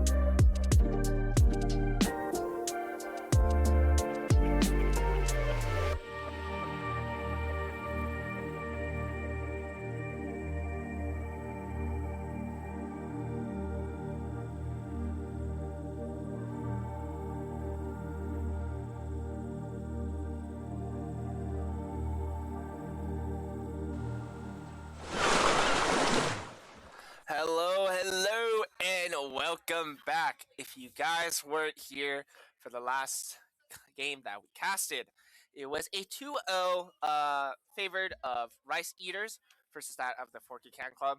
We saw a lot of different compositions, a lot of different plays, tactics that were coming out. We saw a lot of teams such as poke and AoE zoning, as well as a lot of hardcore engaging and diving. But right now, what we're going on to is actually going to be another part of the semifinals games that we are going to be broadcasting today, and that is going to be Run It Down Mid versus Big Fi. And for that, it is already a 1-1 scenario. Those games were happening in the background where we were casting the other game of Corky Fan Club versus Riot Seeders. And I will say that after looking a little bit into those games off stream, that it was very close games for both of those teams. And that, whoever gets through this engagement is going to be able to get into the finals. So I'm excited to see what Big Fi and Run It Down Mid are going to be bringing us today. Yeah, I mean, I was also watching while we were because we saw them after we went on break for a bit.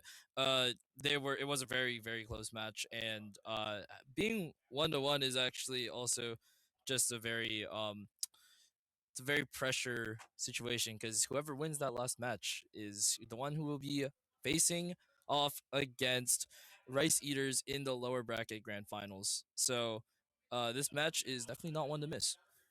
Yeah, for sure. And, since we saw a lot of different compositions that were happening, what do you think are the comps that are going to be rolled out from these two teams? Do you know if they are doing a fearless draft or if it's just normal? Because I do not have that information. It is fearless, but I don't know what champ they picked previously. Okay, so we have just been told that it is fearless. However, because we were not streaming those matches, we do not know what they have been playing. I did see, I think, a Xerath Caitlyn bot lane on the side of Big Phil last time. Yes. I don't remember anything I else. saw there was like a Zihin and Mundo. There was also a Viego Jungle. What else was there? Oh yeah, they opted for a lot of Ahri mids, so they probably do a lot of kind of like high mobility mage champions. ADC wise, it's probably a lot of poke or really hardcore engaged types of ADCs, as well as the top lane being a lot more bruiser heavy. I did see it was like a Mundo versus Alawi matchup. That one's definitely heavily Alawi favored.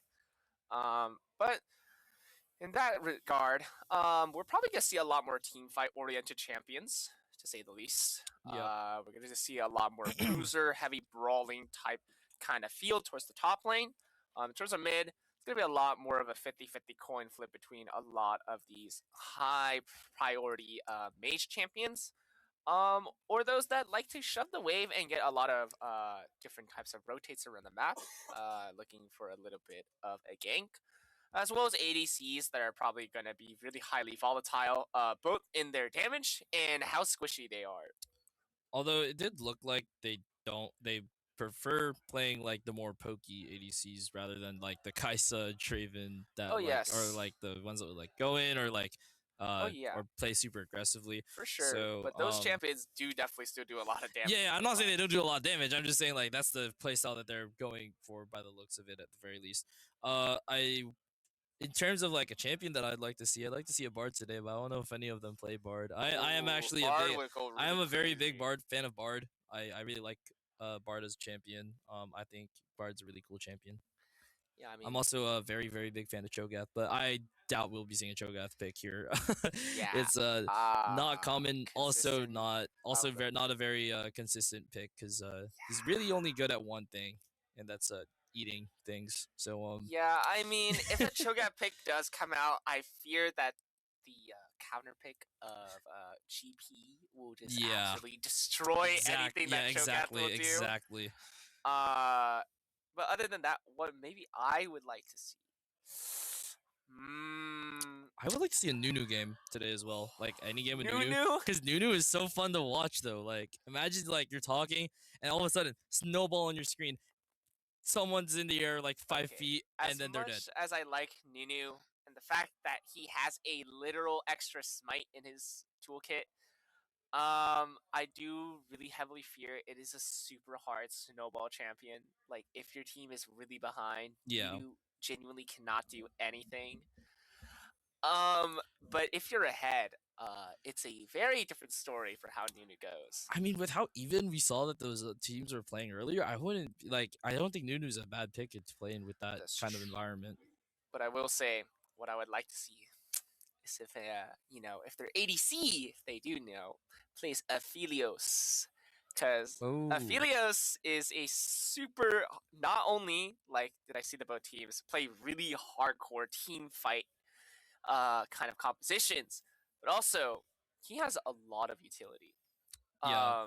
And Aphelios a is really lot nice. of different ways to really pressure the map, whether it be red white, where red heals them a bunch and white does a lot of attack speed, or green weapon for that long range engagement, but also blue purple being one of the strongest not only utilities for purple having a root and a slow, but blue having an insane amount of AoE potential in a team fight.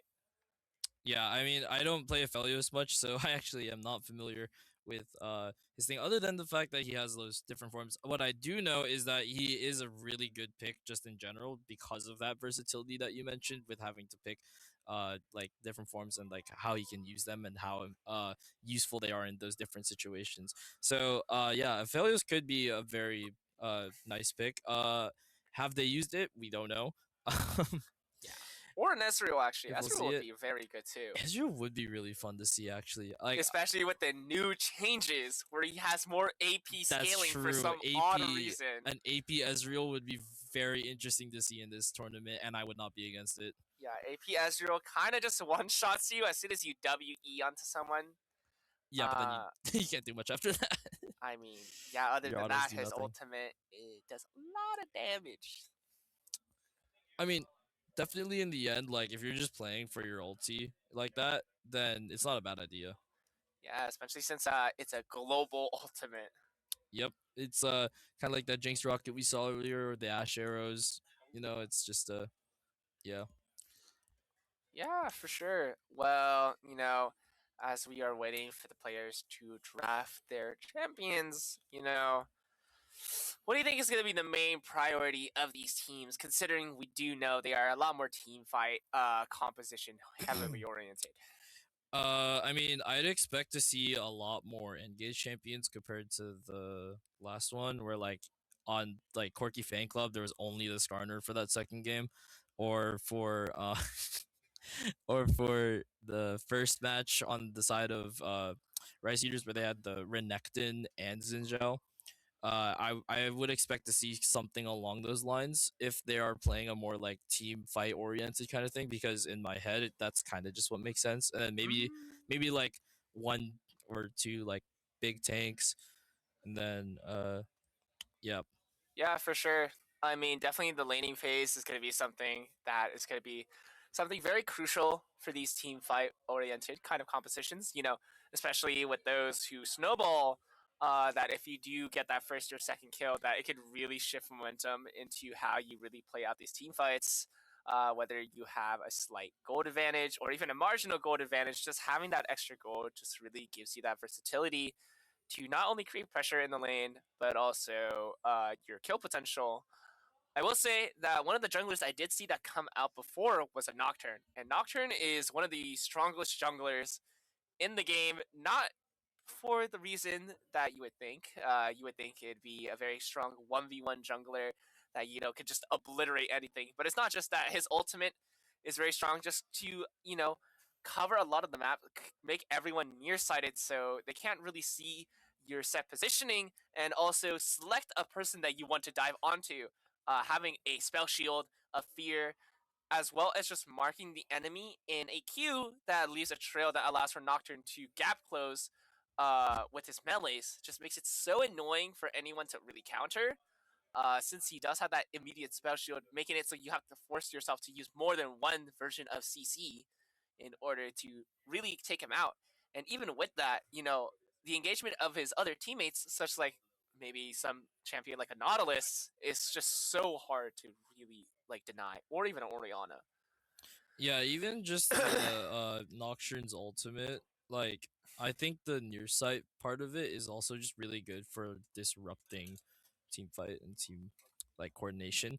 Just because like if you're trying to like if you if the Nocturne pops it and he doesn't even see anyone singled out, it's really hard for the other team to even see the who's like engaging or who's about to engage.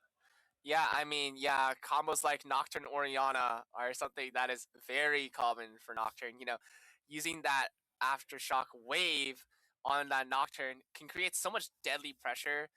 Being able to gather where all Nocturne is, because Nocturne's passive also is a AOE melee, as well as the Q that hits multiple champions. He could do so much burst damage already, especially with the changes to Hess Plate, Hestech Plate, being able to give you more ultimate haste as well as give you additional attack speed, and making sure that ultimate is on a lower cooldown just makes it so much more oppressive.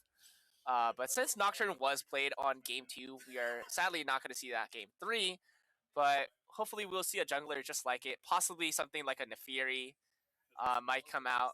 Very similar kind of gameplay style to Nocturne, except a lot more versatile. Uh, Compositions like also Mel, really annoying champion, as we saw last game, although the Mel wasn't able to really necessarily get online. Just having that availability for poke damage as well as the W to deflect any kind of projectile, and especially with that passive that you get from ultimate to execute people, can be just so oppressive, especially if Mel does get ahead. Yeah, I think Mel is definitely going to be a good champion to play here, just because earlier like Mel was getting kind of suffocated by Seraphine, but also wasn't getting much value because the other team wasn't running a lot of projectiles that Mel could reflect. But I know from experience that a really good Mel reflect can change the course of an entire like team fight. So Yes, very interesting. for sure. As we're looking into the bans, it seems like Run It Down Mid are gonna ban Gragas and Shaco. Now, Gragas is a very hardcore engaged champion, so annoying in the top lane, and especially with that ultimate, could displace a lot of enemy champions, as well as the Shaco to be a really annoying backstab onto the ADC. I think And Ivern being able to clear very vastly, as well as a lot of utility in the kit. As for Big Fit, they only have one ban. They just kind of skipped their first initial 2 bans. I believe they're just going off the bans off the drafter, and this because what we're saying is like only in the client, right? But I believe that they have other bans. Although I don't know, maybe they're just BMing a bit. I don't know. Other than that, a bit bold they to have ban a nothing. Yumi ban. Oh, they do pull out the Nocturne ban.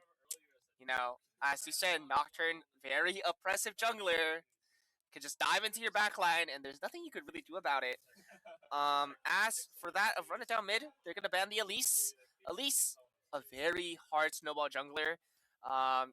Being able to use that cocoon to stun people, as well as using that E to, dodge certain skill shots or any hardcore CC and be able to dive immediately into your target within range. It's just really annoying to kind of counteract. But then a Pantheon support. Okay. ooh, I Tristana like Pantheon these for Run It comps. Down Mid. Not bad. And then we got Ash and Braum on Big Fit. And I think Ash and Braum are also although okay, Ash doesn't do that much damage early, but she is really annoying to play again. It's just because of the slow. But the thing is with Braum's passive, if Ash just keeps poking out Tristana or Pantheon, they're just gonna keep getting slowed, stunned. Like there's not much that the other laner will be able to do if they just play it play it safely, play for that CC. Yeah, I mean, I love these compositions actually. Because the Zinzao and Olaf make sure that you can gap close, but also just like run it down on anyone you're kind of going Yeah, against. it's definitely a very much like we're going to get into your face and there's nothing you can do about it. As kind well of as the composition. synergy with the Mel and Ash, being able to both be poke champions, but also, some form of CC. Ash having that all arrow as well as the slow on her passive, as well as Mel with those Qs. As we do see with the other composition, we're gonna have a Pantheon Tristana, super heavy burst champion oriented kind of bot lane that I was talking about. But also we got some other champions I kind of slightly forgot. A Mumu on the side of Renadon mid, Okay. very good jungler, very like safe pick for jungle in my opinion. A Mumu is always going to get value just because he has those 2 stuns, which also gap closes, you said, and also his ulti, which is a full AOE complete stun, which is so good for a team fight. Like imagine like all 5 of the other team is just not able to move for those like 3 seconds. It is so important. And I also saw that Random is running a Aurelion Soul mid, and in my opinion, Aurelion Soul is a very strong pick, but it does take a while for him to get online because he will be playing for his Stardust stacks. Yeah, but I will say Aurelion is actually a champion, to say the least. Oh, and Volibear top. Okay. Looks like Pantheon and the rest of the bot lane just having a little bit of a dance party going on here while waiting for the minions to come in. Okay. Having a little bit of a jam session before they start this game 3. A little bit more whimsy in this match, it looks like. Yeah. Now, if we're gonna take a look at the runes, we're gonna have PT and Volibear, Aftershock on a Mumu. We're gonna have the new rune coming out on the Aurelion, Lethal Tempo on Tristana, and PTA on Pantheon, as well as the Olaf. We're gonna go the typical of the what's it called? Conquer on Olaf, Lethal Tempo on Zinzao, Comet on Mel. Again, Lethal Tempo on a typical ADC Ash. Looks like Olaf is going for oh my level gosh, 1 level all in. 1 all in. Oh, good flash. Gets the flash out of the Volibear already. Yeah, actually, the flash really needed to be used there because otherwise that volley would have actually just instantly died. That is true. I didn't realize Olaf was such an impressive champion. Yeah, Olaf is a very hardcore level 3 champion. Oh yes. It's called Death Touch. Deathfire. Sorry. Yeah, the Asol is also running that new rune that we saw earlier, the Deathfire touch, and it's really good for him, as I said earlier, because even though it sounded like it was meant for champions like Braum, Malzahar, or what Braum? I meant Brand and Malzahar, where they have the burn. Asol and like other AP champions can just make use of it because it's just a little bit of extra damage, and who does not like a little bit of extra damage? Yes, but also other than that, it did replace Phase Rush. It also has a little bit. No, it did. Yes. No, the other one replaced Phase Rush. There's 2. Really? Yeah, there was one. They kind of like reworked Phase Rush. I think it's called Spellcaster Surge or something like that. It's Okay. They have to do like. Yeah, Storm Rage Surge. Storm Razor Surge. Okay, yeah, but Deathfire, it's a pretty good rune overall, especially for rage champions that are doing a lot of poke damage. But as we can see in the bot lane, instead of a barrier coming from the Ashe, we're gonna have the exhaust. So they're going for the exhaust ignite compared to the barrier exhaust coming out from the enemy laners. Yeah, and that makes sense because I think if they all in, they want to make sure that kill is secured. They are not letting either of those 2 out on their side. Yeah, but I will say during the mid-late game, barrier is going to be something that's going to be really crucial compared to the Ashe that doesn't. And so Ashe is a little bit more squishier. But they have a little bit more options to peel with Melstun, Ash Arrow, and Braum himself just being there in general. So it shouldn't be too much of a big difference. Yeah, as we can see, the lanes are somewhat even. You know, the Olaf volley lane. Wow, that is a lot of damage coming out from volley. You know, Volibear's looking for revenge from that level 1 all in. Oh, but there is decent out on top side, so then the Olaf is a little bit free to stay up this close. But I will say, PTA volley is very scary. If you just do a Q auto W, that's already a PTA proc, and if you just W the same target again, not only does it do additional damage, but it also heals you for a certain percentage as well. And so that just gives volley a lot more sustain and a lot more damage. Especially with like the lightning passive when he hits himself and gets shield. I'm pretty sure that's what we just saw there with that was hit Olaf. His passive is a lightning chain with his auto. No, when he hits someone, or when he gets hit by his lightning, he also gets shield. That's his E. Yeah, Olaf. No, that's not a passive. No, I meant Volibear. Oh, it's not passive. No, it's not a passive. Sorry, that is Volibear E. That is his passive. My bad. Volibear I pass- thought I meant Volibear okay. I passive just after meant the- it's a passive of his E. Sorry. Well, Because anyways. it's not an act. He doesn't have to like actively press E again. Anyways, yeah, if you guys didn't know Volibear passive, after you do 5 hits, it does a chain attack. And so it does give a little bit of additional damage and on-hit damage. As the Drake does spawn, it is going to be Inferno Drake. No, it's going to be very crucial, whoever gets the first Drake, to get a little bit of advantage coming in. But Volibear is already going to be level 6, as both the mid laners of the opposing sides already evened up on the XP. That being said, since Ao is positioning towards this Drake, it is gonna be the Ocean Drake, it seems like. Yes. Yeah. Ocean Drake. As the Amumu is positioned for this, but they are only level 5, but they are ahead of the Xin Zhao in terms of XP. They're already trying to get this Drake hidden. As the Xin Zhao is clearing out the Wolves, Pantheon is positioning around this Drake, trying to make sure to clear this out. They are pushing out a little bit. I believe Ash did bird the dragon, and that's why we are seeing big. But a little bit of a fight in. might be coming in. Xin Zhao is positioned towards the top river, as well as the Mel bot side coming in on the gank. Coming in, Jazz Neko is going to get rooted. Double root coming out as First Blood does go onto the Pantheon. Jungler Ebony Mumu is already 1 HP. Mel ult does come out. Zillions does get the kill onto Frostbang. But Jazz now has to come out. But there is a kill coming out for Clank Pluto onto the Blitzman. Now W coming in. Barrier is propped as the Rom is going to be caught out by Sully. And now Karen Fair does go down. And that team fight is going to go in favor of red side. Well, it seems like Cricky, Kudo might be getting 1v1 by the Ocean Drake. And now it seems like Pantheon is in the kill range as Xeonis does get the kill. And now it seemed like although red side was winning the team fight, they kind of extended it a little bit too far.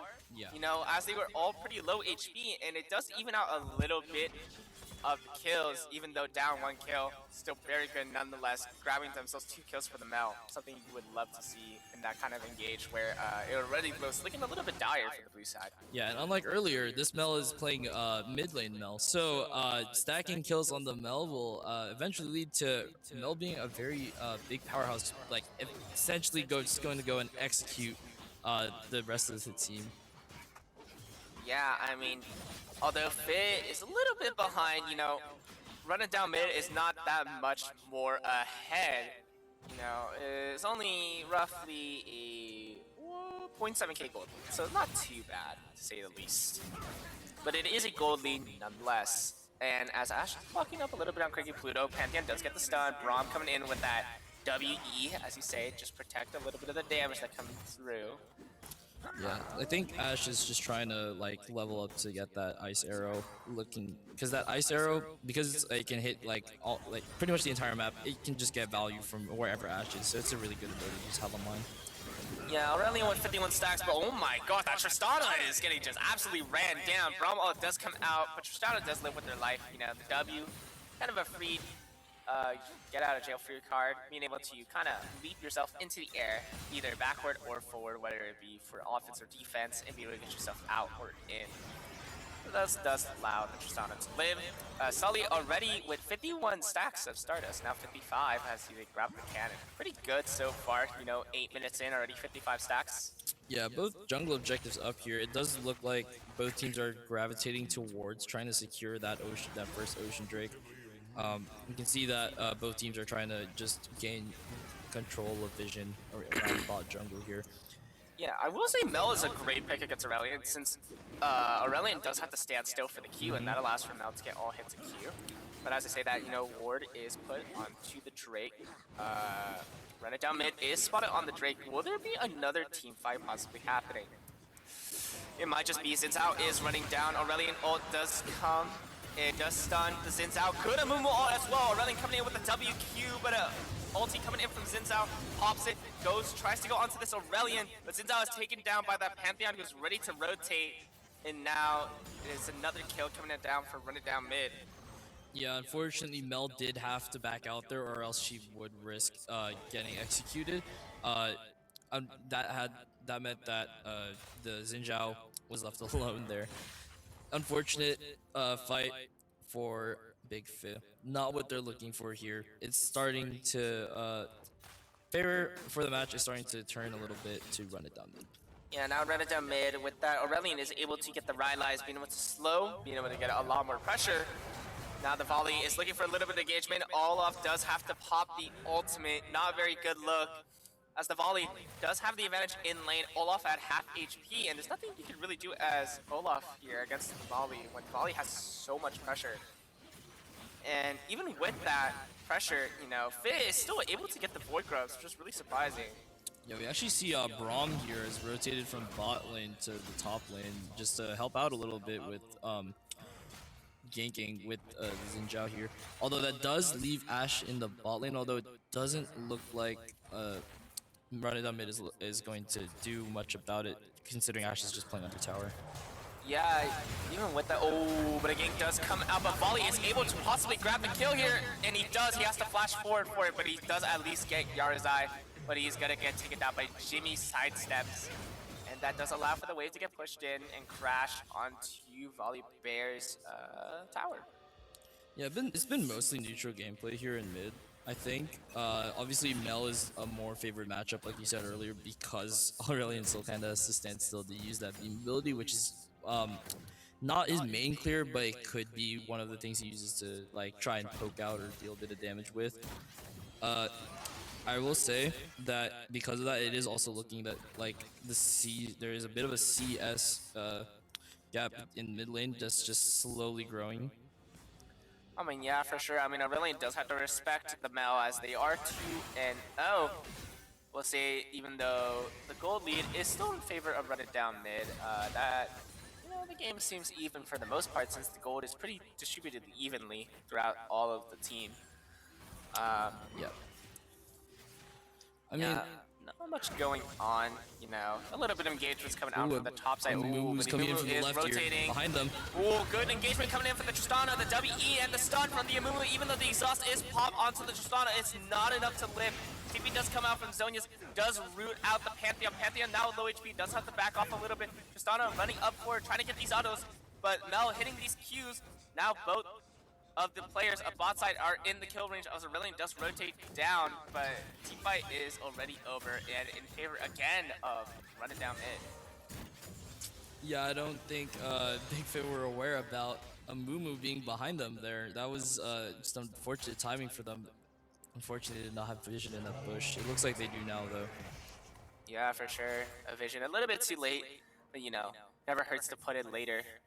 And now they are aware of that tri-bush engagement, but even with the Ashe dying twice to those ganks, you know, they're not really that far behind. It's only an 800 gold lead difference. Not too bad considering the fact that your lane has been ganked multiple times the game. And despite the multiple ganks, they're still even, and mostly even in CS, so it's not too bad of a exchange here.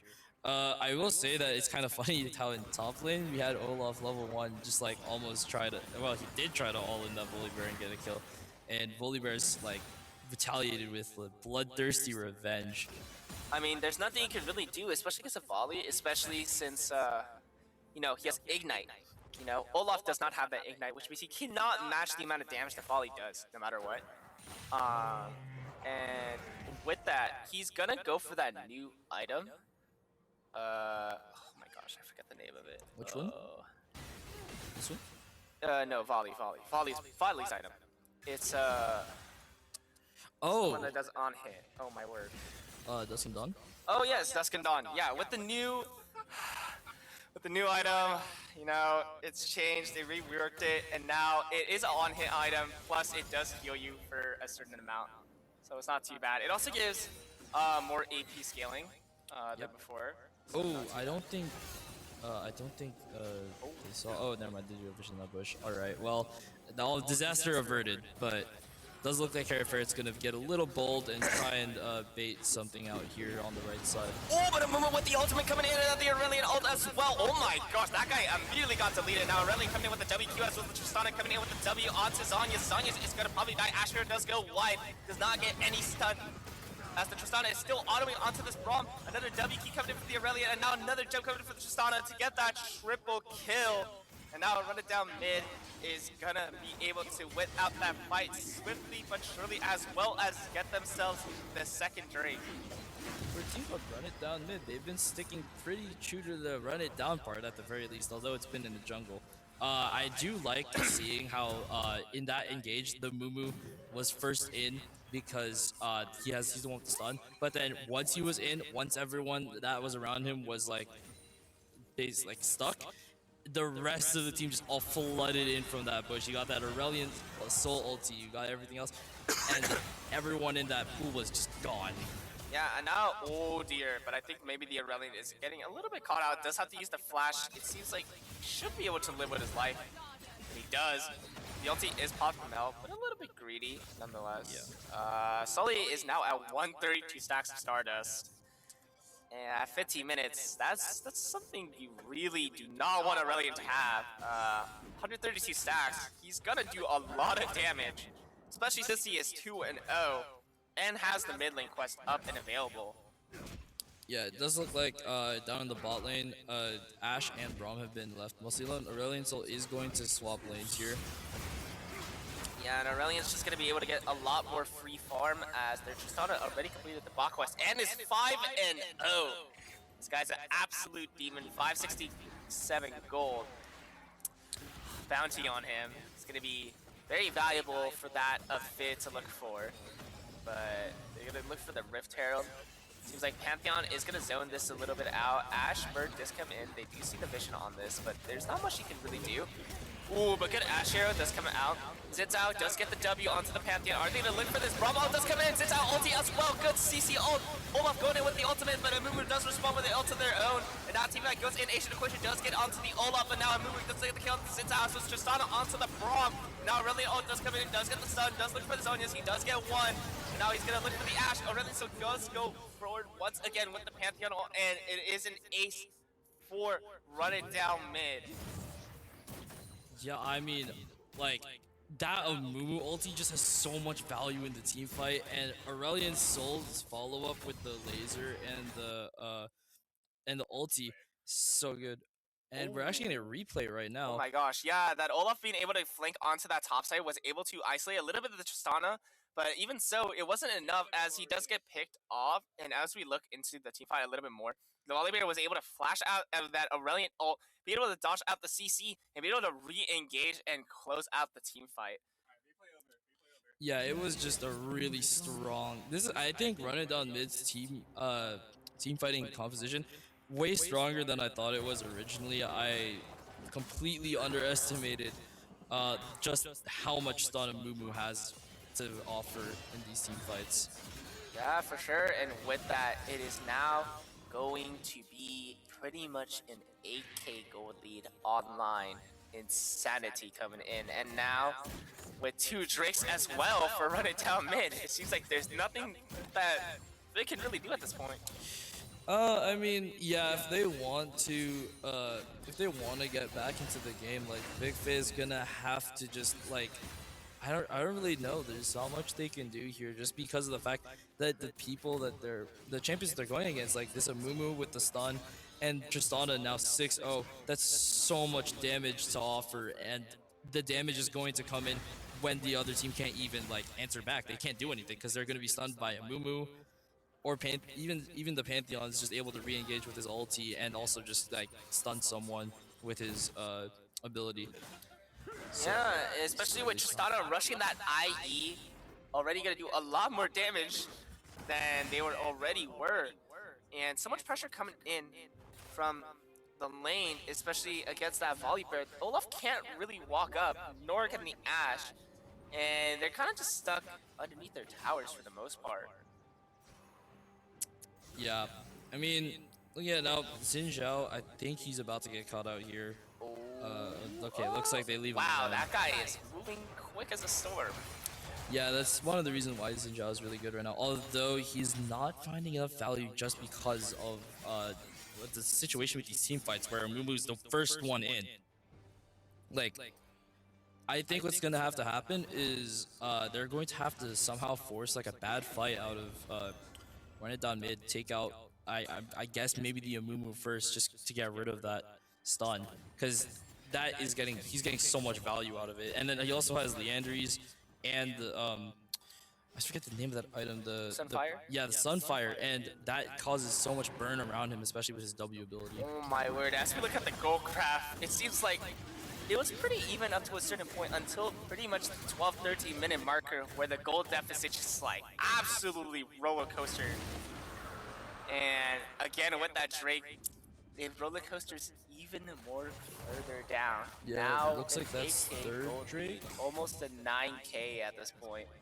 It looks like we will be seeing an Infernal Soul this game because that third Drake was an Infernal Drake. So And Infernal, although not that strong in terms of an actual Drake Soul, if you are a snowball team, Infernal Soul just makes it so much more harder for the enemy team to really respond to the damage. It's just additional damage on top of what you already do.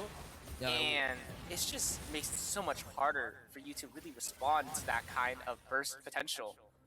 yeah, and when you have someone like Aesol who already has the Deathfire touch rune, that's another bit of extra burn. So if you get hit by any of his abilities, you're losing more HP than you were before, and that's accompanied by the fact that he is already. Oh, but the Pantheon does come in. Good ulti coming out for the Tristana. It was exhausted, but it was already gotten out. Exhausted coming out to Flintsmith. Flintsmith does have to run back with the ult. But the Amumu ult does come in, sends out ult as well to try to build himself back up. E coming in from the Mel, and now the Amumu is being caught out. Does get the shutdown onto the Mel side, and it is going to be a 1-for-1 trade. Not too bad, but again, they're going to reinitiate. Once the Volley Bear is coming backward, Aurelion ult does come wide, but it still hits anyways. This is the upgraded version. Now Sully does get a kill onto the Zinzao. Now Volley going that ultimate on that tower to re-engage again, shut down that tower, and now Volley and Aurelion does grab themselves another kill within that team fight. It seems like they're going to be pinging for that next objective. Yep, I mean, in that fight, I think, like, even though the Amumu died, he already had stunned them and displaced the team. Like, half the team was already stuck up there and half the team was, like, trying to get there. And then Volibear stood between the two and said, if you want to run, you have to get through me. And that stopped Big Fit from being able to group up and team against, like, it was essentially just not, like, a full-on team fight. And it was more just like, we're going to catch you off guard here. You guys are all set free. Yeah, and now with that, you're able to grab themselves a free Baron, make that gold deficit up to pretty much 10K, and now Aurelion, with almost 220 stacks to his name, is going to be really difficult, but the Astro does come out. Olaf is being able to get into this engage, does pop out the ultimate. Aurelion getting so desperately low, even with the flash. Bluetooth auto comes in, and a shutdown goes to the Olaf.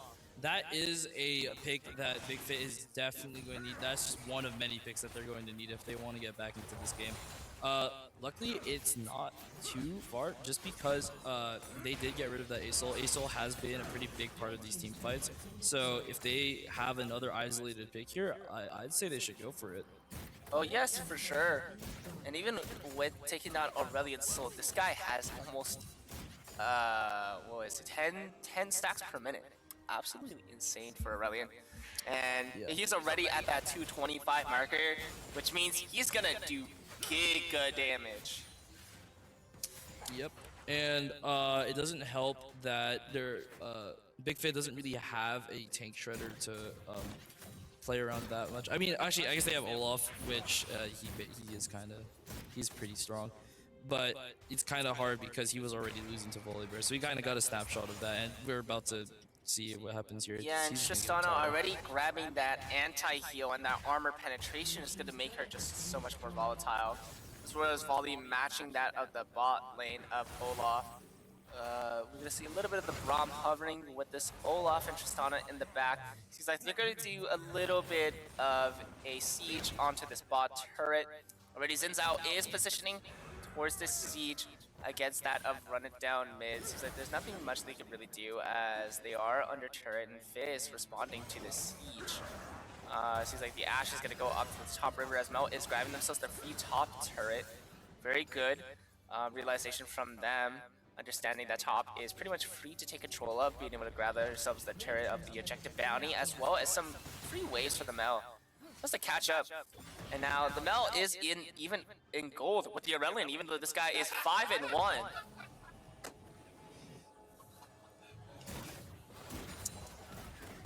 Yeah, our Yeah. Anyways, Our stream operators are having a bit of a laugh over here about something. Don't know about what, but we I are think seeing it might another be team fight something about to in brew in the chat, bot but- lane here. I do see a Mumu looking to get an engage on someone. Oh, but the does look Aurelian is like gonna catch Ash out is the off Ash. Oh, and the Ash is a little bit too Unfortunately, greedy. Ash is out of this fight already. That is not a good look, especially since the Drake is coming up online. But oh dear, oh my gosh, the Amumu does go in, does get the double man sub. Pantheon ult does come back to the back line. Olaf ult is popped, or Zinza ult popped as well as Volley. But now Zinza's gonna go down as the Aurelian is coming in. Oh my gosh, and the burn damage coming through, being able to wipe everyone down. Double kill for the Tristana as well as the Aurelian getting that AoE burn, as well as that Pantheon ult to help the back line. Yep, and that's going to be Infernal Soul to run it down mid. Absolutely insane fight coming in. And again, still maintaining that 9 to 10k gold deficit. We are getting As a we look replay. into this fight, we're going to see, again, it started off with this Ashe towards the mid lane, farming some ways, but, you know, not respecting the states of the Fog of War, being able to get that WQ, forcing the Ashe to use their ultimate, and now Pantheon and Tristana getting into this engage.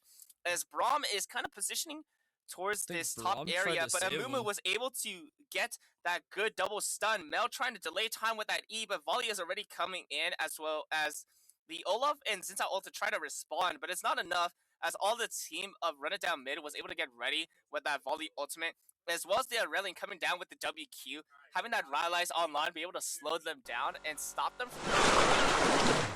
Yeah, I mean, it's definitely, I'm realizing it even more now too. Like, Amumu first in, then Volibear, he follows it up. Pantheon, same with him. Like, they both just make sure that no one is leaving that area. They, like, lock down that, essentially, it's essentially like a box of death or like a kill box or something, where they just have them stuck in that jungle area. No one's leaving until they die. Yeah, they pretty much crunched them into oblivion there. As we look at the gold graph, again, after that fight, you know, it seemed like the gold gap was evening out until that last fight. And now, the gold gap is getting even more marginal. You know, it seems like the graph was going slightly back up, you know, trying to even up the scoreboard in terms of the gold deficit. And right after that fight, that gap was immediately widened once again. Yeah, Oh my it's starting word. to look like the gold deficit is just Holy almost flip! irrecoverable. Yo, that Tristana is fed, bro. That guy has 15k gold. That guy has a 5-item advantage, pretty much. Oh my gosh. Yeah, if League of Legends had like a MV, oh wait, they do have an MVP system star. That star is definitely going to Tristana. Yeah, if we see a lot of where the gold lies, the 15, the highest amount of gold they have is 11.4 compared to the Tristana's 15.3. Yeah, it looks like Big Fizz just trying to like hold on to what they can here. It's gonna take a big play somehow, some kind of like pick that's gonna stop them from getting steamrolled in the next they team fight. need to shut down this Tristana Aurelian combo. This Tristana is 9-0. And this guy also has no 40 quick plays. And even with Fib being behind, we can see that Zonia's has the most damage in the game, which is very surprising. But Volley is already going to be caught out on the sideline as Airshore comes down. Olaf ulti as well. Volley is trying to fight this out. Zinza ulti as well, but the Volley ultimate coming in. He's trying to live. He still gets a kill. Okay, yo guys, I think we need to nerf Volibear. I don't know why he should be able to live a 4-man gank, nonetheless even grab a kill for himself. I mean, yeah, but off of that distraction, Brendan down mid grabs Baron, and it looks like they are just going to run down in the lanes. I don't really. It looks like they're just kind of waiting for something to happen. Yeah, and even with Volley going down, you have to think about it. Fih had to use 3 ultimates to lock down that Volibear. Ash Arrow, Zinzao ultimate, and Olafar to just live that. As we look into this, we see that Volley was clearing a little bit of waves, and that, you know, he was just clearing a little bit of the wave, you know, making sure that he pushes out the side lane. And now Olaf coming in to re-engage. Zinzao coming in with the flank. Ash Arrow did go wide, as well as the W with the Zinzao. As the engage does go through, Olaf did have to use the ultimate to try and do a little bit more damage with the Zinzao because he needed to get peeled off. But with that re-W onto that Zinzao, he was able to up his HP. And unfortunately, you know, even with the replay coming up, I did see a little bit of a team fight, but we missed the whole team fight. Yeah, but it does look like Ash and Braum on the side of Big Fit did go down, run it down mid, still as everyone as they were running it down mid. So yeah, and now there's a little bit of siege coming in. Now a 4v5 scenario coming in. Olaf already low on HP. Ash Arrow does go wide. Oliver kind of positioning himself, trying to look for a re-engage onto this fight. He does have ulti. He does have flash up and available online. Doesn't seem like they can really do anything, but maybe possibly the Elder is going to be spawning soon. I'm not too sure. I do not see the timer. But it is 30 minutes, and as we look into the gold leads, it's already a 12k gold gap.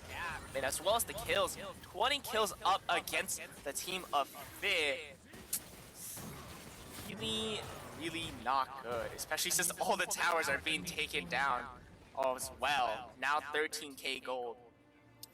yeah, I mean it's gonna take a miracle to bring back Fit into the game. I'm not gonna lie. Yeah, It's- they need a savior to come in right now. Yeah, Renadon mid's composition is just so strong at taking those team fights. Like I don't really know what would happen. Like with the champions that Fit has on their team, I don't know if there's much that they can do about that. Like I'm not seeing anyone that's going to be able to maybe like soak up as much damage as possible to like get rid of some cooldowns.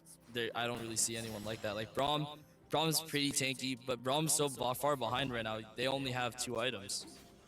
Yeah, and now it seems like they're gonna position for the Drake pit. Elder Dragon is probably gonna spawn soon. They're trying to get some vision control. Fit is rotating towards this round side. Oh, okay, hold up. But running down mid are positioning towards the top side of this red side, his blue side jungle. Ashtero does come in. Pantheon is being stunned, but he does get out. Aurelian ult does come in as well as the Zinza ultimate. Oh, and Aurelian coming in as well. He does W out. Oh my gosh, that guy lives with his life? Okay. That's a little bit crazy. But Yeah. what seemed like an insane team fight that was about to happen was already immediately disengaged. It's like people of the run it down mid are going to recall. They do put a blue ward onto the Drake. They do realize that, you know, run it down mid are not gonna look to get this Drake yet. Seems like Looks like they're gonna try and Fit- try and take it before they can. Although, I don't know if they can really take this. Yeah, I know. Like Renadon mid's already sprinting for that Elder. They want it bad. Oh, but the ward does spot, run it down mid as they are positioning for the Drake of Mumu now on the Elder Pantheon position on this spot river. As Tristana is still running down. Seems like it's gonna be a free Elder to say the least. Pings are coming in. Ashford does come as well. Zinzao is sprinting down towards it, but Elder is already taken, and now it's looking even more dire for Fit. If Fit does go down, the game is pretty much over, as the death timers are pretty much 50 to 60 seconds. Yep. I mean, there's just not much they can do. Like, I think that Tristana pick was good. Oh However, my I gosh, think this move is so scary. Oh my gosh. As we're going in, they're sieging a little bit of the mid side. Oh my gosh, this Amumu, can you hit a Q? Anyways, as you can see, you know, they are really looking for this fight, but this Amumu, they definitely do not feel Skillstar champions, because yeah, they just I was missed gonna say 3 out of like, 3 they Qs. need this engage from Mumu, but they're just not Oh my getting it. gosh, what the? Yo, hello? Why does Tristana bomb does so much damage? Okay, well, Yeah, and the tower just lost 3/4 of its HP. I don't even know. It was gone. It's just gone. I blinked and the Ash and Mel both lost half their HP to one Tristana E. Very balanced. Anyways, as you can see, they're gonna siege the bot turret. Bot turret is gone, and now 2 turrets of the 3 are gone in Fizz base, and as Yeah, well Fizz as looking inhibitors. last stand though. Oh my word, but look at Sully. He has the Aurelian upgraded ult online. It's gonna do so much damage as he does put it down onto the turret. Oh my word, so much damage coming in. Kraken Pluto already killing Jimmy's sidesteps as Olava is pocked, but he's already gonna be taken down by the volley bear as another Mumu ult comes in. Aurelian does push forward, and now he does grab himself 2 kill, and they're gonna hit the Nexus, and they're gonna win out this game. Alright, well, with the conclusion of their game 3, it does look like Reddit Demacia! Sound Mid will be the ones to join Rice Eaters in the lower bracket finals.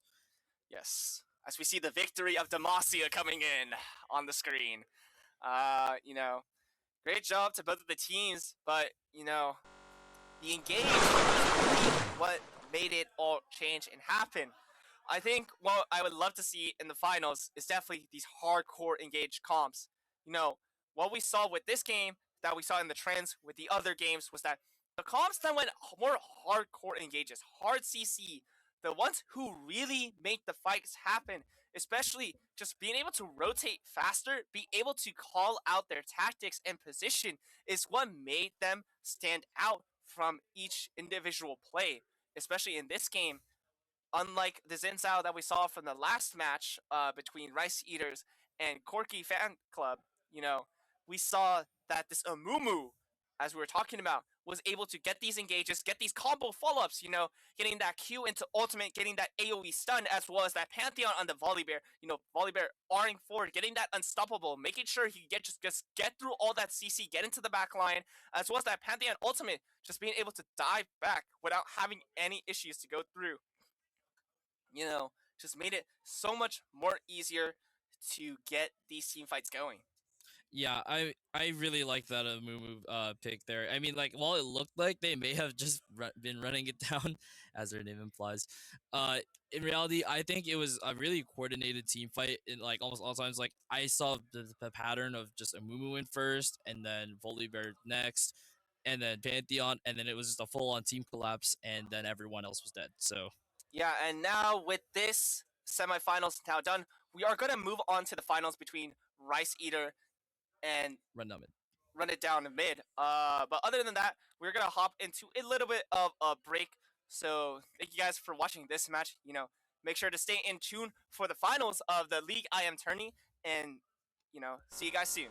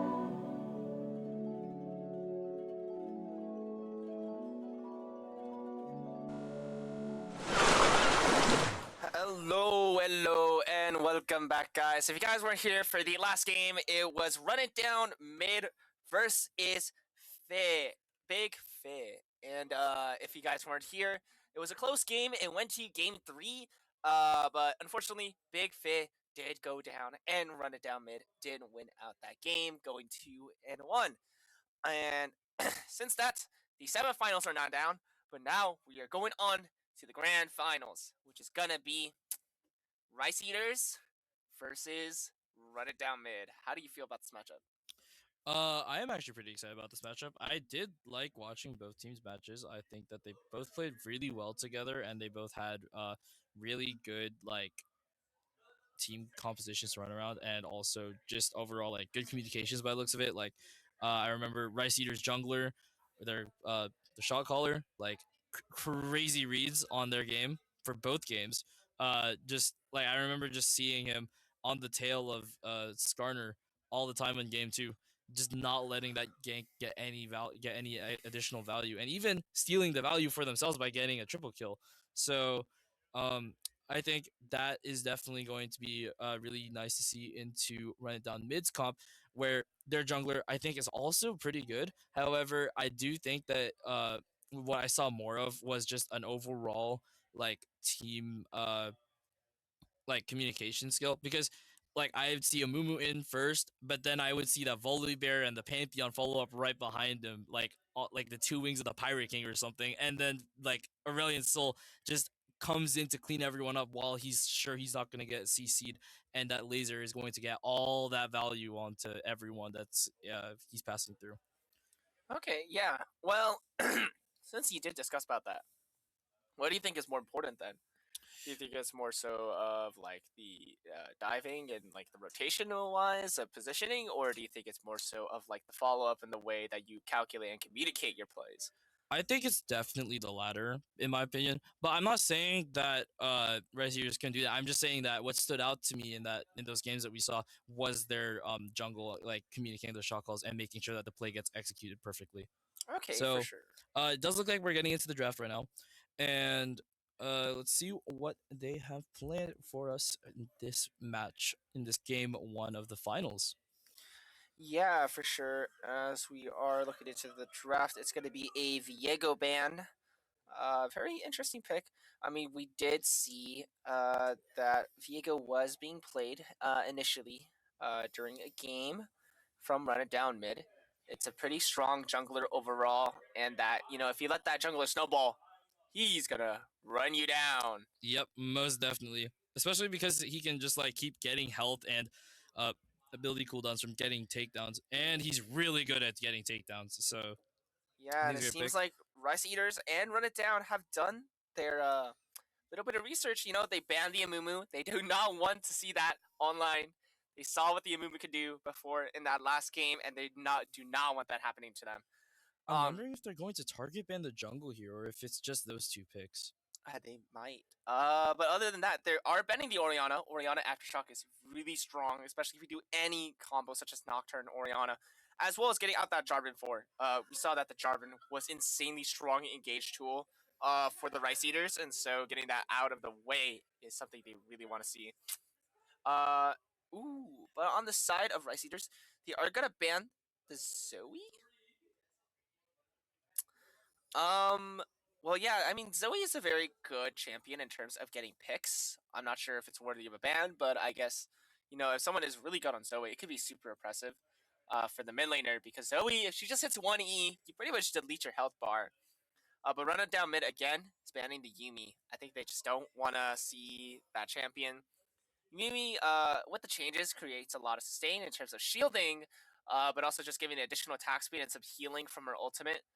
Just makes it really hard and difficult for you to kind of burst down that kind of champion who is helping. But I guess I am wrong since they opt to change to a Nautilus. Yep, they did ban that Nautilus, and we are going to get our first picks here on the side of Rice Eaters first.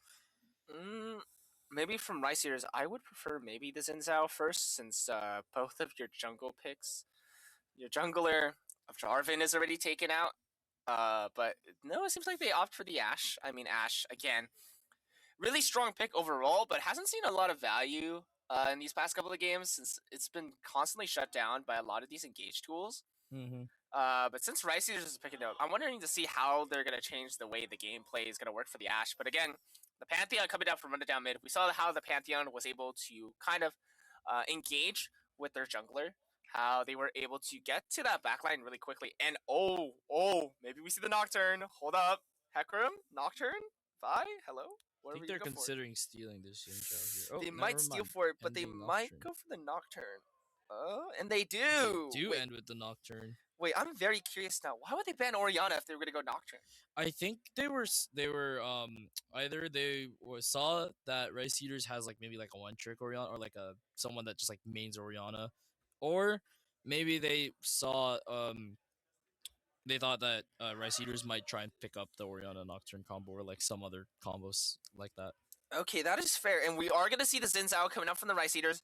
Definitely make sure to get out your jungler since they did ban one of your other junglers. So definitely good choice to take the Zinzao before it is banned. As for the mid lane, I'm hopefully gonna see a really strong mid laner, maybe someone that can rotate pretty fast around the map. Maybe they pick the Ari, maybe they pick a Seraphine. Okay. I mean, good combo. Ashe Seraphine, one of the strongest bot lanings in the game right now. Ooh, we're gonna see the Twitch. Absolute rat. This champion does so much damage. Absolutely I'm not gonna lie. despise Twitch. I'm not gonna hold back. I hate Twitch. You know what? I'm just gonna say I hate Twitch. I not as like a pick. I just meant like I just don't like him. He's a really annoying character to just go up against, and I really just don't like how he works. Yeah, Twitch is a very ratty champion. You know, during that mid late game, if he just keys and just hides, Yeah, I know it's so comes annoying. Out, he just bursts down their HP like crazy, and especially with Pantheon, this guy is gonna do some massive and damage. Nocturne too. Like he can just like go invisible in the middle of lane with Nocturne ulti, and then yeah. Yeah, it's gonna. We are seeing the Seraphine pick on the side of Rice Eaters though. I do remember Tangy Kiwi's Seraphine on game 1 against Quirky Fan Club, and that was pretty cool to see. I do think that that Seraphine pick was one of the reasons why they were able to make that comeback against Quirky Fan Club, despite being down in gold for the first half of that match. Yeah, and we're gonna see Renekton mid, gonna ban out that Aurora and Renekton. We saw that how much the Renekton was able to follow up on that Zinzao. They do not want that happening once again. As they saw from Corky Fan Club. And they are also gonna ban out the Aurora. I mean, Aurora with the Zinzao and Renekton. We saw that as a combo that they did, and that's something they want to deny. Yep. In terms of run it down mid, they want to get rid of the Zaheen and Mordekaiser. Now Zaheen makes sense since run it down mid did play it. But I'm interested with the Mordekaiser. I mean, I guess they just don't want the Mordekaiser to isolate their carry, and so that is a pretty strong ban. I mean, again, I think that like also they do have each other's like tracker scores and all that, so Yeah. it might have just been like, hey, this guy plays a lot of Mordekaiser, so let's get rid of it. Yeah, for sure. In terms of what we're gonna see as well, we're gonna also see the Talia for mid. Ooh, I think I do like Talia. It's pretty good peel. Ooh, a Jack's top pick possibly. Ooh. Well, I think Talia is a pretty good counter into what Rice Caesar has, just because if she puts down the E, Zinzao can't dash, and you know, Jax can't really jump onto Talia either. So I guess it's pretty good. As well as the Ahri, if they do choose to do this, that Ahri can't even mobilize herself against the Talia either. So overall, a pretty good counter pick in terms of running down mid. But Rice Eaters does have a good comp. Oh, they switched to the Hui. That's a very smart choice, considering that Talia pretty much ruins half of Ahri's kit. Yeah, that was probably the calm there. Just like, hey, it's Talia. Oh my word! And the Volley Bear once again. Oh, we see Volley Bear again. Yo, Volley Bear terrorized lobbies. Okay, I don't know how Rice Eaters allowed for that Pantheon Volley Bear combo to come back again. Yeah, I was gonna say, but... like, I think, in my opinion, like that Amumu was interchangeable with like any other like diving jungler. So this Nocturne pick actually might genuinely be stronger. Yeah, and in addition to the Talia, where she can use her wall to zone, as well as her E, just But I will say, Rice Eater just does have the Hui. That is true. And Hui is really good at just creating so much zoning. But other than that, they still have the Xin Zhao. And the Xin and Zhao they gotta from worry, 3U, and they gotta worry about like the Twitch being in like a bush while they're running away, or like Nocturne like True. just picking off But way 3 before a fight Ryu, even having the starts. Xin Zhao is pretty smart. Because the ulti does make it so Twitch doesn't do damage. That's true because he Switch has will to be yeah, inside he of has that to be for it to inside of do it. damage. Yep, and if he's inside of it, then Xin Zhao just As well as kills the him. Jax, I would say as well, because the Jax at least blocks some of the autos. I think this match will ultimately just come down to like coordinated attacks and who's going to execute. Yeah, them I better. think this might be like you said, I think it'll definitely be up to macro management, like how they're going to place themselves around the map, what they're going to do to prioritize killing the carries, as well as what cooldowns are going to be used. Because one misplay coming in from the Xin Zhao or Jax is pretty much the end of doom for the team fight, because the Twitch is just going to get way too much value. And by the time they even take out the Twitch, there's just going to be so much AoE damage coming out from the Talia, from the Volibear, from the Nocturne. They can't really do much. Yeah, I mean, Alright, 3, 2. I think that this match will just be very interesting to watch. Honestly, like I think it's gonna be pretty exciting too if both teams are like just coordinating attacks so very often, and like it's just gonna be trades on both ends. It'll be a while before we see either team pull away. I believe, at least. Yeah, for sure. You know, we're just getting ready for the players to go on. As we're going on to the Rift, we are seeing that they are a little bit positioned towards this bot side jungle. Ooh, hold up. Are they looking for a cheese? I don't know. Rice Eaters are just waiting in this brush, but I don't think that's gonna really work since, considering that I'm an ADC player, I mean, already if know you that look- Pantheon Twitch are gonna play I for mean, that up In spot. Ballin, they're also just like, oh, actually, I guess it's standard play. But yeah, I mean, maybe they were thinking a jungle invade might happen, but I feel like this season, just jungle invades just aren't it because of how short the minion like timers are. Yeah, for sure. You lose a lot of early XP in the early game, and that didn't snowball eventually later. So you Yeah. definitely do not want that happening. In terms of what's happening in the lane, we're just gonna see a little bit of an ignite coming out from the Pantheon. Good cleanse idea coming out as well from the Twitch. Just understanding the amount of CC that they have. PTA for Twitch to get a little bit more volatile damage, as well as PTA from the Pantheon. Both opting to try to burst them down quickly. In terms of the runes, we also have Deathfire as well, coming out from the Hui. Good way to get a lot more burn, but again, we're going to see the PTA coming out again for the volley. But both top laners are going for Ignite, so, you know, they're really looking for these aggressive plays early game. It looks like Ash is also getting like quite aggressive here in lane, trying to just make sure Twitch doesn't have an opportunity to like rat out an angle or anything. Yeah, for sure. As we're going into the lane, it's pretty even so far. I will say that we're not going to see a lot of much engagement during this early game. We do see the Hui opting for the Ghost. I mean, I think he's trying to scale a little bit for the mid game, where the Ghost is able to give them a little bit more mobility around the map, as well as just the team fights, so they can survive a little bit. Oh, it looks like we get our first blood from Volibear onto the Jax solo Bolo. Yeah, I mean, as much as Jax is a pretty good champion in terms of 1v1s, you do really have to respect Volibear, especially with that W, because if he gets the second proc of W, he kind of just heals all the damage that you do early game, plus does extra damage. Yeah. And there's not much you can really do. Plus, he has a stun. So Yeah, I think Jax probably should have just focused on like farming there. I saw that he was like getting a little bit too concerned with placing himself away from the Volibear than actually hitting the minions. Yeah, and also the PTA versus lethal tempo, even though lethal tempo is good, that it requires you to be in the fight a lot more longer, and Volibear kind of just bursts you down before you can even stack lethal tempo in the first place, Yeah. so you do lose a lot of damage on Jax. Do you think that oh wait, hold on, Xin Zhao is coming up to maybe help Jax. I don't know if Xin Zhao could really Yeah, I was walk gonna say up. I don't think he's in. I don't think the Volibear's in position. Oh, but he is wait, gonna he's do going this for it anyways. Jax walking up forward. Volibear is forced to flash. I mean, good way to force the flash out of the Volibear, allowing for Dieta to shove in the wave at least. Yep. So that they can get a recall possibly. Seems like the Nocturne is going to position for this top side as the Zeta does recall back. You know, a lot of pressure coming in for run it down mid. You know, Twitch Pantheon does have a lot more prio than Ash Seraphine, even though Ash Seraphine does have a lot more poke. That if they walk up a little bit too forward, the Twitch Pantheon could just kind of burst down all of your HP without you even realizing. Look at all that green on the minions. Oh my gosh, so much poison coming out. Yeah. Good dodges coming out. Ooh, a good WE coming in. That might be a kill onto the Hui, but the mana... I don't know if Talia can really get this kill. That's so unfortunate. Yeah, that is unfortunate. Oh my gosh, she's manaless.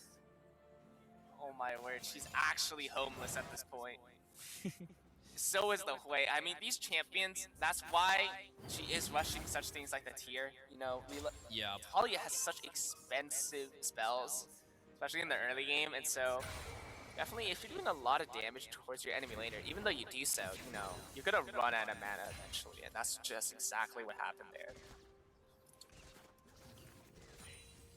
You can see the game's even out a little bit. You know, Hui is trying to push in the wave with the little mana they have, as well as Talia. They both hit level 6 now, which means they should get a little bit more mana. Zinzhao's looking to maybe jump on Talia. Never mind. Oh, Xin Zhao is pivoting over. Oh, his mid laner does have to flash, but both players do not have mana. Good flash coming out from Natalia. But the prediction coming out from Xin Zhao being able to take out Talia, that was actually actually burn out Zinzhao's flash though. So look here, we see Twitch running up with Nocturne. It does look like Zinzhao is aware of. Oh, but the wait! Oh no! Oh, but the cleanse comes out and Hui is taken down. That's unfortunate for. Good trade coming out. Yeah, I don't know. I mean, though they had the right play. Xin Zhao coming in to help the Hui, but Hui's been really greedy, just staying in the wave, even though they know they have no mana to really peel themselves off, and that just allowed for the Twitch to come up. But there was a cleanse invested, so that is something to keep in mind, especially with the Ash Seraphine. If they hit 1 CC, that Twitch is instantly dying. Twitch should be dead. Should be. Should be is the key word. Yes. Oh looks my like gosh. Jack's looking at Whoa, the volley bear. Oh my gosh. Oh my they killed word. each other. Yeah, and like I said, that amplified W is really what makes the difference. And that just allowed for the volley bear to win that out. You know, especially since the volley bear ultimate is able to give yourself more HP and the ignite being proc, you know, that allowed for them to really heal up. But whoa, what's happening on the screen? Just a little bit of a tech issue here, I think. It should get resolved shortly. Yeah. It should be fine. I'm just looking at the map and for now. Yeah, okay. Yep, We're good. and we are okay. Back. We are okay. Okay. Well, no summoners for either top laner nor ultimate, but you know, pretty even right. game nonetheless. Drake was taken by Run It Down Mid. Oh wait, is Zinzhao about to get pinched? Whoa. Maybe. No, Maybe Zinzhao can't go in. Talia does still have the E. No. I'm not saying So- Zinzhao go in. I thought he was about to get pinched by Nocturne and Talia, because Nocturne was right behind him for a bit. That so is it's true. impossible. But you know, Hui is. I see on the bot lane, it looks like something's happening there. Whoa! I I see think there might be a little bit of a Seraphine. fight I going see on. Pantheon, Pantheon on does top go in here. with the W. Flash is invested by the Twitch. Flash does allow for that Twitch to get that kill. He does Q40. He's looking for that Seraphine. Twitch is so low on HP. Doesn't but matter because he's Twitch. Doesn't get enough damage, and Twitch now with 2 kills. That is Yeah, that's not good. good play by Run It Down Mid though. That was a good Pantheon engage and Twitch. Oh my gosh, a Nocturne ult does come out, forcing both junglers to use their ultimates. Good ults from each other. Zinzhao was looking for to at least maybe like thirst the kill on the Twitch, but just couldn't look for it without risking his life. Unfortunate And for Volley him. with that prio, being able to shove these waves constantly and leaving Jax under turret. He's not really able to do anything at this point. Yeah. As Volley is just able to, you know, just shove these waves and create so much pressure. In terms of the Hui versus Talia matchup, you know, Hui does win it out eventually. But Talia still has a lot of ways to stop Hui from really getting these 2-3-man ganks that potentially might happen onto them. Yeah, I mean, wait, we yeah, left away for 1 second and Pantheon got a kill on yeah. the I Seraphine. mean, we're kind of looking at a weird angle right now. It does look like Zinjao is taking the top objective right now, though, and it does look like Ballin is just going to try and get some plating here. Yeah, they were able to get the Possibly. Void Grubs, and now Twitch is just shoving in the wave, getting that Oh, first Zinjao's plating. looking at Talia. I don't think he's Xin gonna Zhao go has in. been invading the chickens permanently this Yeah. entire game. Those Raptors are Zinjao's Raptors. Oh, wow. Oh, but the wait, Talia is still Nocturne's aware looking of to the contest wave this. position. Oh, Does not get it. Okay, but There is Zinjao no did ult. invest a smite. there's no ulti available onto that Nocturne, so they weren't able to grab themselves the kill. Yep, and afterwards Zinjao just goes right back to trying to take this top objective. Oh, yeah, for sure. And now the Asher does come in mid. There are pings coming wide, but the Asher goes wide and does not hit anything, unfortunately.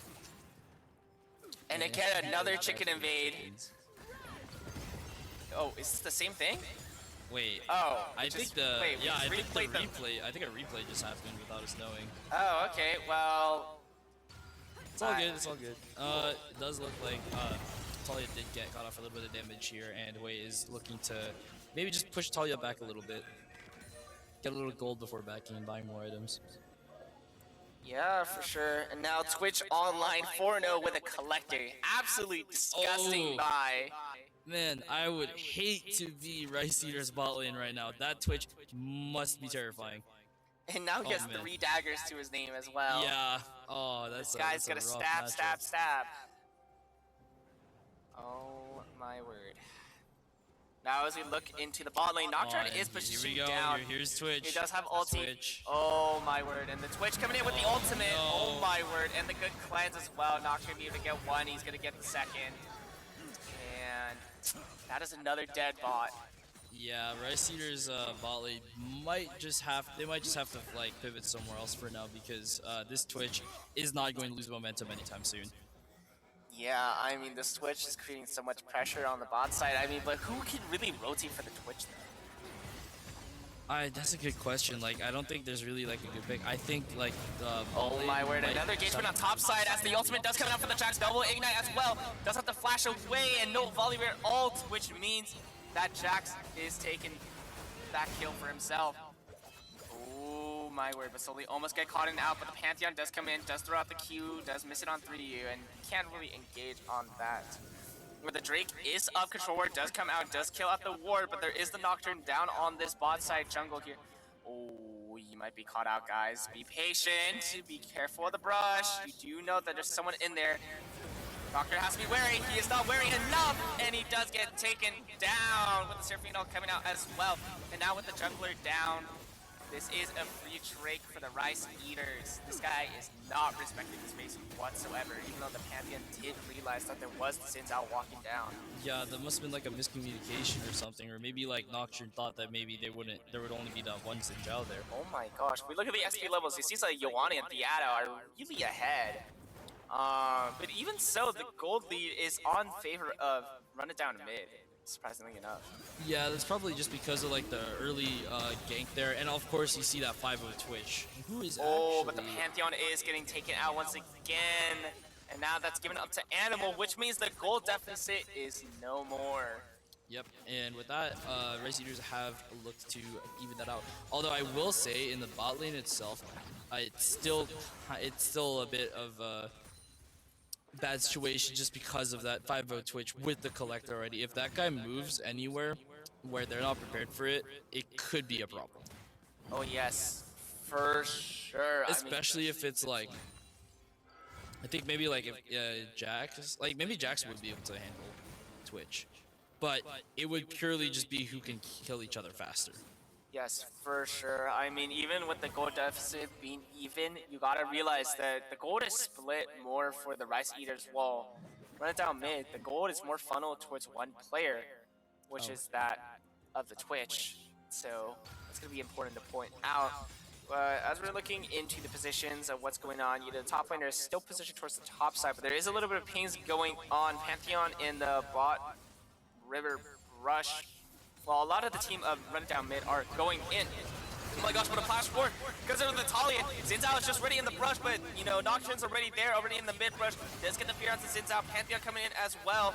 Was a little bit late, but Xin Zhao is forced to pop out the ultimate, but there might be another re-engage onto the Pantheon. Pantheon is going to be caught out. It does use the E to get out. Seraphine ult is good. They're going to look for this fight. They do kill the Pantheon for 3U, and now, again, Nocturne all alone, getting that fling, but he does get the 1-for-1 trade, and now Twitch is all alone towards the mid side, but it was 2-for-2. Yeah, it was. That was a good team fight for both teams. Did not really do much progress for either team here in terms of the creating like a goal deficit or goal lead. It does look like Jax is looking to take out this Volibear again. Oh my gosh, they're still 1v1ing. I mean, Volibear still has to run backward as this Jax already has Trinity Force. Yeah, this top lane has just been isolated top. It's just been a top island essentially. Like I think Xin Zhao went up there once and never again. Jax probably just said, "Leave this to me." Yeah, I mean, now Jax having Trinity Force is pretty much champion at this point. But the Duskin Dawn is created by the Volibear, which means it should be even out. But Talia is gonna look for another kill with that switch, and he does get it. Even though Twitch ult wasn't. Oh, whoa! Yo, I would low-key report my bot laner for doing that. The ADC just stole the cannon from the mid Talia. That's minus 90 gold there, but the Xin Zhao is coming up onto this Volibear. The Volibear is going to look for a little bit of engagement, but it's a little bit dire as the Xin Zhao does come in with a WQ, but the E does come down for the Volibear, does give it a little bit of shield, but the A-Knight does burn through that, and the Volibear is taken down once again. Yeah, but you see how Volibear almost still got the Jax? Oh my goodness. Yeah, absolutely ridiculous, but an Astro does come in again, and Talia is going to be caught out. The Seraphine is walking forward, does get the Qs, and TGQE takes out Talia. Honestly, I wouldn't be too mad about that because Seraphine actually does a lot of damage, and in this case, where the other team has no like MR at all. Oh, Talia's not building damage. So She is building full-on Enchanter here. oh, you're right. Yes. I meant Seraphine getting a kill there is pretty good too, though. I mean, yes, you do get a little bit more she gets a healing and lot. shielding for her being ahead. Yeah, She but does give even you more even though survivability. she's a support, she does a lot of damage for a support. So I mean, oh my gosh, the Switch is gonna look for the 1v1. Oh my word! Yeah, that way cannot walk forward. yeah, I don't. Yeah, this Twitch is like fed out of their mind right now. Like that is crazy. Yeah, well, this Twitch is gonna get a free first turret. That's like roughly 500 plus gold for free for him. And now he's getting. Oh my gosh, this guy has 2 items already. And he's getting the new item that allows for you to get additional crit, but also if you have full amount of crit, you get additional true damage and attack speed. Wait, which item? Oh, the cross bolts. Yeah, the crossbows. Yes. I think Oh that's my. what they're Oh, called. is I there don't another remember. 1v1 top? Oh my gosh. Yeah, You they cannot just stop 1v1. yeah, they're really just going at it there. Run it down mid, like run it down top. Yeah, for sure. There's a lot of pings going in. It seems like there might be a slight skirmish towards the mid side. Pantheon is spotted, Rift Herald is spawned. And now the Pantheon's a little bit of a dire situation. He's gonna be dived onto. Good root, dude, WW. But Nocturne does go in. Oh my gosh, but somebody that seems to run it down mid are gonna get bursted down. Oh my word, and a good Xin Zhao does kill it down with that Hui passive, and now Hui gets a triple kill. And now Twitch has to run back as he is 1 HP. And now has to give up this free turret, and they could look for the tier 2 as well. Yeah, and Twitch got away with his life, but he just watched his whole team die right in front of him. Like that was a great team play by Rice Eaters here. They are starting to try and look to pull this gold lead into their favor. Free Mountain Drake, but if we're gonna analyze a little bit of the fight, you know, what started out was this Pantheon being out of position.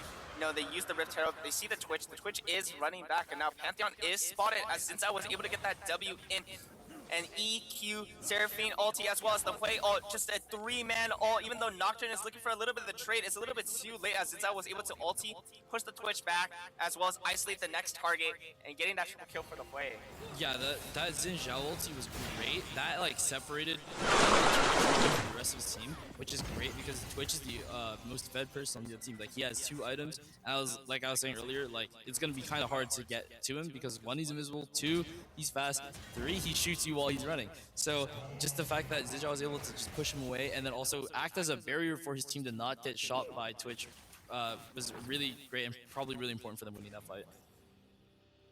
Yeah, now what seemed like a gold lead for that of Run It Down Mid is now that of Rice Eaters. But a little bit of trade coming out throughout the Volley Bear, and the Jax is going to look for another 1v1. He does miss out the E, which means that the Yada is going to be able to be killed. Punished by the Oh Volley my Bear. gosh, and the stun does come into QW, and the Ignite is going to kill through the Jax ultimate. The Jax ultimate is so late there.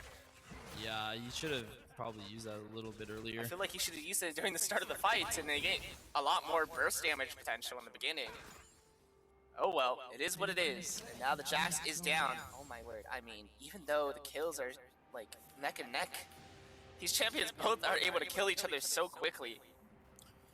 I mean, if Jax misses the E, Jax loses. If Jax hits the E, he wins. I mean, but even so, Ash gets caught out here by Twitch. oh and my Nocturne. gosh, and the Nocturne Pantheon. Oh my word, that is so annoying to go against. They did.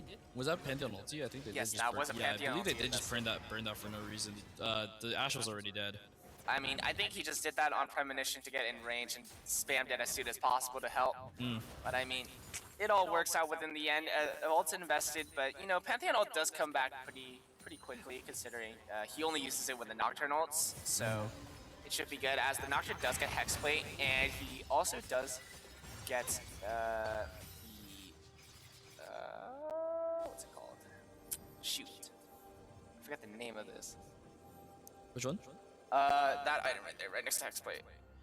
Oh, the Starbreaker. Yeah, Strikebreaker. That does allow for you to get additional movement speed as well as slow people around you. So that does create a lot more AoE and damage potential. It also is a auto attack reset, so Yep. more I burst. think I don't know but if the Ash is aware of this Yo! Twitch. Oh Ash, you need to be more aware of this Twitch, please! no. Wait, I think they get away. Oh, it Nice. doesn't matter It- because for some reason the Avengers just popped out of nowhere. You know what? That It was Twitch is all gone. according to plan. Ash was the bait the whole time. Yeah, you know what? You're right. Okay. Yeah, they just kind of anime popped up in my face. Yeah, I know. I was gonna say like I think they just like came out from like I think it's because of the overlay, but like they came out like bottom screen just out of nowhere and killed everything, killed the other two people there. So Yeah, and now that does That was grab good a free follow-up by Baron, them. but the Nocturne is still available. it does look like Volibear and Nocturne are looking to try and do something on this Baron. Does Nocturne look for the steal? I don't know. He could be. I mean, Oh, it'd be my kind of word. weird if they. Oh, just good left stun Baron. coming in near side as well. Nocturne does go in, Volibear as well. But oh no, since I ult as well as the Hui ult is just too good of a combo. Oh my word, that was really greedy. And now the Nocturne and Volibear are gone. What? Why? Oh my gosh! And Natalia steals the Baron! Yo! I would report my jungler! Why Zinzao has smite still? Hello? Wait, why are we not smiting the Baron? Hey, I mean, props to that Talia though. Like, she went for the steal just because, like, what else could she do? But she got it, so now at least that fight wasn't for nothing, you know. Oh my god, that is absolutely ridiculous. If we're gonna look at this last fight there, the positioning for the Volibear as well as the Talia and Nocturne on this right side, we can see that the Volibear is still positioning. Talia does get the EW stun. Nocturne does go in, Volibear as well with the combo, but the way Seraphine and Zinzao ult was good enough to kill out the Nocturne, kills out the Volibear. Talia now ignored by the Zinzao for some reason, and now Baron was just taken by the Talia. I think I see what happened. I think Xin Zhao went for Talia, like chasing her, and because of that, Talia recognized that she had an opportunity to steal because Xin Zhao wasn't there to smite the Baron. I mean, but why would Zinzao leave alone Talia is the question I'm thinking of. faster, I guess. I don't know. But that's a free kill, no? Well, I mean, I think he just didn't want to chase because, like, he could be chasing her for a long time, just getting. Definitely not chasing her for a long time. Well, Talia's then, E comes back after 12 seconds. I have no clue. You can ask Xin Zhao later. But other than that, the Seraphine ult just missed everything. That is true. She did not aim at the I Baron think- pit. She aimed downward towards mid lane. I think she hit Volibear. I think I didn't see Volibear get hit, but that's only because Volibear was like in the middle of everything. Yeah, Seraphine ult just went wide. But also, even with that, Volibear is unstoppable in his ult. Oh. So it wouldn't have mattered if you hit the Volibear. But it was a good attempt nonetheless. You know, Seraphine did try to put her work in. You know, and we gotta respect that. Is he still? Wait, he's still unstoppable when he touched the ground. He loses it as soon as he touches, but by the time he touches the ground, the Seraphine ult charm is gone. Oh, okay. Yes. I thought I did see that there. Oh well. Going back to the reset, it does look like they're just starting to farm minions again, just getting more gold. I mean, at least run it down mid, stop the bleeding by stealing the Baron, which is absolutely horrendous. But I really don't like how Twitch has his 3 items already.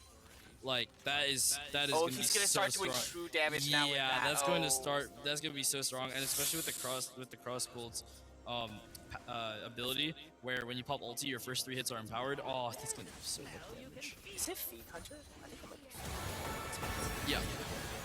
Oh my gosh! But the clans. Oh, wait, that was a great. Yeah, that was a good. Yeah, That was good. Seraphine R into Wei ulti even after the cleanse. Not enough. Not enough for the Twitch to live. What matters if you have three items if you just die by 1 CC? Exactly. That's The what Twitch we should call have been. an That Twitch should have ADC been moment. playing. That Twitch should have been playing safe. Yup, that's an ADC moment for you. You know, even with 5 items, all it takes is 1 CC for you to die. Exactly. And that's exactly what happened. Unfortunately, Rice Eaters are trying to. I think they're just trying to create distraction mid, honestly, while Jax pushes the side lane here. Yeah, well, Theata now does get Not much to bot do right now while turret. all the objectives are down. So. Yeah, Theata gets the bot turret. It seems like that of the Rice Eaters are just going to be sieging this mid turret, and there's nothing you can really do as mid. Oh, never mind. And Ziza does go deep.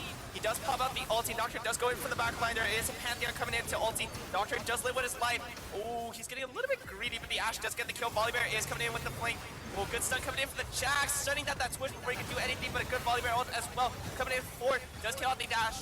The team fight is still happening. Jax does flash out forward. Pantheon running back to the turret. Volibear can't really do anything. He's trying to live. Puts out the shield. Oh my gosh, but the amount of healing coming in for that Volibear is just allowing him to live, and now that is a win out for that of the mid. Run it down mid, to be honest. I would say actually, kind of RC had better kills there. Just like getting rid of the Twitch and the Nocturne for a bit. Yeah, unfortunately, no objectives are up. But like, if an objective was up, then Rice Eaters would definitely just be able to take it right now. I mean, to be fair, you can't ask any more than a trade for at least for running down mid. Yeah, that's true. That's true. Just like Considering trying not to just let that snowball happen here, because it's still a pretty close match despite them being down 4 Oh kills. my gosh, but this Jax is so disgusting. This guy won Sonya's 3rd item. Yeah, he has a lot of survivability, which is great because that Twitch like got so much value in that fight for like the first part, and then Jax was able to get rid of him. So it was. Yeah, fine. also it does amplify the damage of his E and ultimate and his passive. Yep. So it does make Jax a lot more of a Twitch first champ. did just get I forgot the item, but it's it applies previous points. Mortal Reminder. Yeah, Mortal Reminder. It's disgusting item. Oh, but Volibear is going to be taking this 1v2 on the top side. He does use the ultimate, does use the ignite. Oh my gosh, Hwei ulti is being used, but Hwei does take it down. I don't think Ziza wins this fight. I mean, Volibear is going to just get another W Yeah, stack. but his friends are here, so it's all good. Oh yeah, you know, the Avengers once again, you know, The 4-man power top. of friendship. Oh my Wait, gosh, whoa, the whoa, the healing. okay, Hold okay, on, okay. hold on. That was a little scary. That was a little scary. I don't know I how mean, he if healed his that much. teammates weren't there, I think the Zinza would have insta-died. Yeah, I don't think Zinja wins that alone either. Yeah, but with that, they're allowed to get this mid turret, but in turn, they're looking for this Nasher. Are they looking for the Nasher? I guess not. I think they were looking Oh, for but the Baron, Jax and they is saw that mid. trying to Oh my 1v3 God. this. Oh my word. But Sully is kind of being taken out, but good surfing ult does come out from the top. Zanya's as well does force out their players to run out. Pantheon, oh, and Gets Pantheon found is by taken out by the Ashe. Now they are Wow. definitely going for the Baron. I can't really say for sure. I mean, there's still a Nocturne available, as well as that. That Talia, the Baron stealing Talia. Do they really go for this? I mean, they don't. I don't Maybe think the I Nocturne don't was think Run It Down Mid's aware of this right now. So, or if they're aware, they're just letting it go. I guess so. I mean, it seems like I they think are. they might be opting to try and get Dragon instead. Yeah, it seems like they are gonna go for that Dragon. TP does come out for the Volibear, so it definitely looks like they're gonna just trade for trade. Good Talia ult to just block that in the mid lane and funnel them into one area. Nocturne does tank this way. Oh my gosh! Wait! Oh, wait, got that and the steal. Oh my Wait, why does Quay ultimate into one WW kill? Probably because Nocturne doesn't have a lot of HP. He's a really squishy guy in turn for having a lot of strength when Really? diving. And But yeah. isn't... He does have that spell shield, but it only lasts for one ability. So No, but both of his items, and he has Kindle Gem, give HP.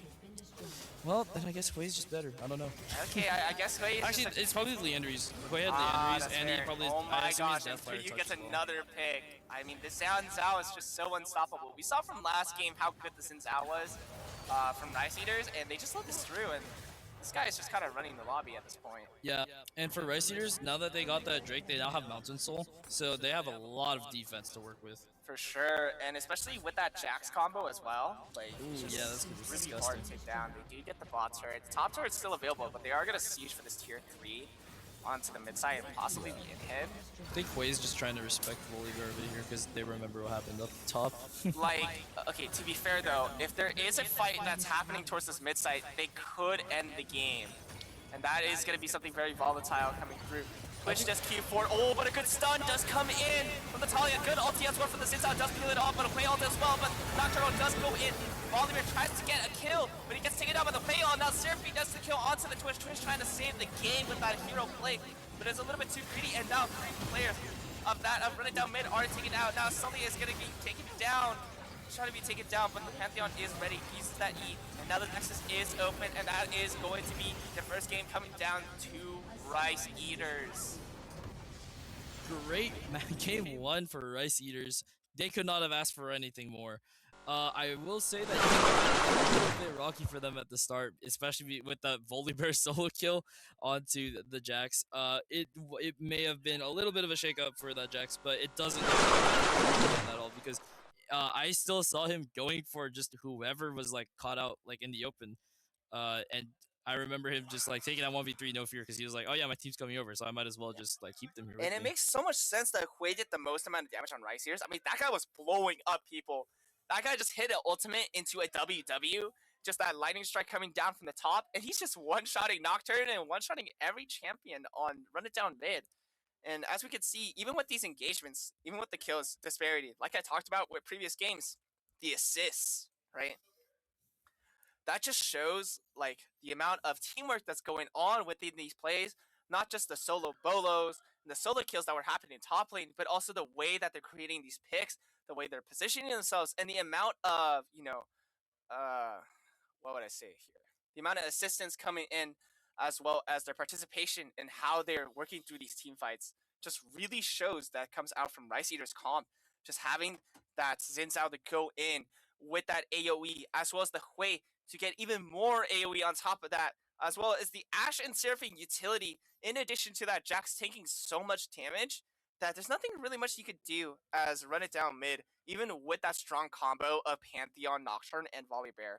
Yeah, and I will say that even though that Twitch got like really far ahead, he was able, the Xin Zhao like ulti kind of stopped him from even actually doing that. So that ended up being pretty good for the Rice Eaters. Yeah, and now with the first game going on to that of Rice Eaters, we're going to go on to the second game, Rice Eaters versus Run It Down mid in the best of 3 grand finals. But before that, we're going to take a little bit of a break. And so thank you guys for watching this first game of the grand finals, and we will be right back with you.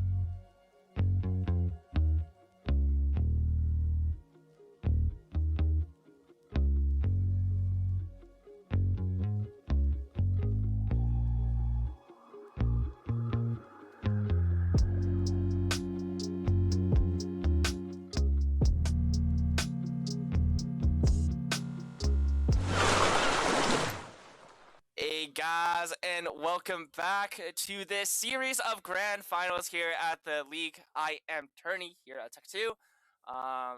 If you guys weren't here for the last game, we saw a pretty decently close game, but it went in favor of the Rice Eaters against Run It Down Mid. Very close engagements, insane team fights, and absolutely, I would say, crazy / horrendous plays that happened. But otherwise, nonetheless, very exciting games. Now, we are going to go to the game 2. It is a best of 3, so if Rice Eaters do win out the game 2, they do win out this series. Yeah, but don't count out Run It Down Mid just yet. They are also a pretty strong team. They were like holding up their own pretty strong in the early game there. I think that just a little bit later into the game, their team coordination just started to fall just a little bit behind Rice Eaters. So game 2 is definitely still anyone's game. Yeah, for sure, for sure. I mean, we saw the comps coming in the same typical Volley Bear Pantheon strategy from Run It Down Mid, but this time with the jungler of Nocturne compared to that of the Xin Sao strategy that they had last game from Rice Eaters. But this time with the addition of Jax was very strong indeed, both combos being really good for engaging. It's just that the Xin Sao was a little bit more positionally atop of it than that of the Nocturne, unfortunately. And so that did allow for Rice Eaters to come on top during that process. Yeah, I mean, I think that Rice Eaters was just a little bit better at their team coordination than Run It Down Mid that game. So I think that both teams had to have their respective styles, and I think that they're both playing them pretty well. It's just who's playing it a bit better. That's who's gonna come out on top right now. Yeah, for sure. And with that being said, not that those champions are out, what do you think is going to be selected now? Well, if they don't ban a Mumu, Run It Down Mid's probably gonna run a Mumu like from last time. However, they might. I think if they go with the same bans, then Mumu is probably just not going to be playable. It looks like they like playing a lot of those kind of divey junglers on the side of Run It Down Mid. So maybe like a I don't do just like a maybe a Talon jungle could be kind of cool. Diana jungle. Yeah, could I also don't be know. cool. I mean, they did ban out the Jarvan last time. That is, yeah, no, that's why I'm not mentioning Jarvan, just because like I saw that he got banned. Jarvan got, who are the bans? It was Jarvan, Viego, and Amumu. Those Yes. 3 got banned. So I'm going off of that right now. If they go with the same 3 bans, then I don't think we might be seeing Jarvan 4 again today. As for the mid lane, I feel like maybe Orianna might get through. They might, honestly, because I think they noticed that their other pick was just better than Talia, so they might just weak side mid or something. Oh, yeah, we're looking at the draft. I was exactly there correct. we go. Oh my, we were both correct. We Yeah. we got that Diana and we got Dang. the Orianna. Oh my Wait, gosh, wait. Yo, W casters. Oh my goodness. Insane knowledge Yeah, check right there. we just thinking about that, you know. It's not Yeah, fair. well, same band's coming out, except this time they're banning the Seraphine from Run It Down Mid. Oh, so it's not a fearless then. Oh, but in terms of Rice Eaters, they are gonna go for the same composition of bands, but this time they're gonna go the Xin Zhao again with the addition of Diana. Now this Diana's probably so I plopped was towards wrong. mid side. It was Diana mid. So I was just wrong. But I still thought Diana would make an appearance. So Yeah, for sure. You definitely got the Orianna once again. Since now the banning phase, they did let the Orianna go through. Since it's not a fearless, maybe they run Nocturne Orianna. oh, you're right. You know what? Maybe they. Oh, Hecarim. Oh, Okay, wait, Hecarim okay, is okay. also really good with yeah, Orianna. Hecarim is also really good. If you guys don't know, you could do the ER combo on Nocturne while proccing the W, as well as using the Aftershock with Orianna. And that means that not only does Hecarim get a free fear, but anyone who gets hit with the Aftershock is also going to take extra damage and apply that fear, not only to the target that Hecarim targets, but also to the AoE around him. And so that's insane, as well as the Pantheon follow-up again. See, with Rice Eaters Rakan. pulling out the Rakan. That's a really interesting pick. I actually really like Rakan. I think Rakan really is fun. insanely deadly. I think Rakan's a really fun champion to play too. Because if Rakan gets any form of W more than one champion, that Diana could Yeah. instantly ulti and Yeah. they're gone. They don't exist anymore. We're seeing a Mordekaiser ban on Rice Eaters again. It does look like they're just gonna go ahead and ban Yeah, the exact they same do stuff. not want Mordekaiser on the field. If Yeah. Mordekaiser gets through, they're just gonna instantly ult the Diana or just ult the ADC, and team fight's over. Yeah, definitely now more than ever they don't want Mordekaiser, especially because their whole team style is playing Ban together as a Samira? team. So Really? I don't know. I feel like Samira could be easily shut down yeah, by I was your gonna team say comp. they have Pantheon, Hecarim, and Orianna Yeah, I already. play Like, Samira, is actually and not. Samira does not do well into any of those 3 champions. But maybe I'm wrong. Maybe they have like the most goated Samira player of all time. Maybe Rice Eaters just like has the greatest Samira ever. Oh, but also I guess they deny the combo with Samira because if they get any CC chain, Samira's yeah, I was just gonna say like, maybe burst. the risk that they were thinking of was like Rakan hits everyone with the charm and then Samira just goes in and like especially with the Diana too. Yeah, like Diana's that's just okay. I guess it's fair. Yeah, and they do deny the Smolder once again. I mean, Smolder is just He's the most best ADC in the game. he's Actually, so good right now. he he's is so good the right now. best ADC. You do not want this guy getting through the draft Like, whatsoever. If they actually know. 225 stack Smolder. You might as well just kiss your game goodbye. Yeah, he just buys Sojin, buys a bunch of bruiser items, and this guy is just actually unkillable. Wait, and they they're the pulling Ornn. out Rakan Zaya possibly? Oh wow, couples pick. Okay, I mean Zaya is really good though because they didn't realize that their ADC was being picked off. Yeah. Even though they were winning fights, like they don't want their ADC dying, right? Like I mean, just having more survivability as an ADC. But is honestly, it wasn't that much of a problem because in the end, it did kind of end up working in favor for them because they would dive the Ashe and then get stuck. I mean, that is fair, but you gotta fret. There is a Hecarim and there is an Orianna and Pantheon. Exactly. Ooh, so like they do have more opportunities to CC the backline. I do. It looks like we're gonna like even if they get Dove, the Hecarim just can press ulti. He's actually unstoppable in his ult. Oh really? Yes, his ulti is unstoppable. Oh okay then. Yeah, okay, I guess that's fair. They do have the Zaheen and the Sivir. He was hovering Mundo. They did ban Zaheen the first game. I'm surprised they let this through because I saw from the last games that they played from Reddit down mid, Zaheen was actually pretty good. Sorry, I say Zaheen. Anyways. Sivir's gonna be really good for the world. On the side of Rice Eaters. I hate this champion. This is such a strong team fighting. I hate this champion. Out of any champion I hate in League of Legends, other than Blitzcrank that I permaban, I hate Malphite. This champion is the most annoying champion to face for any ADC. I swear, this guy just makes life terrible. But I will say he is playing Sivir, which makes life a little easier. No, that's what I was gonna say. I think Sivir might be their win condition this game because if Rice Eaters likes playing as a team like that, then Sivir's gonna get a lot of value here.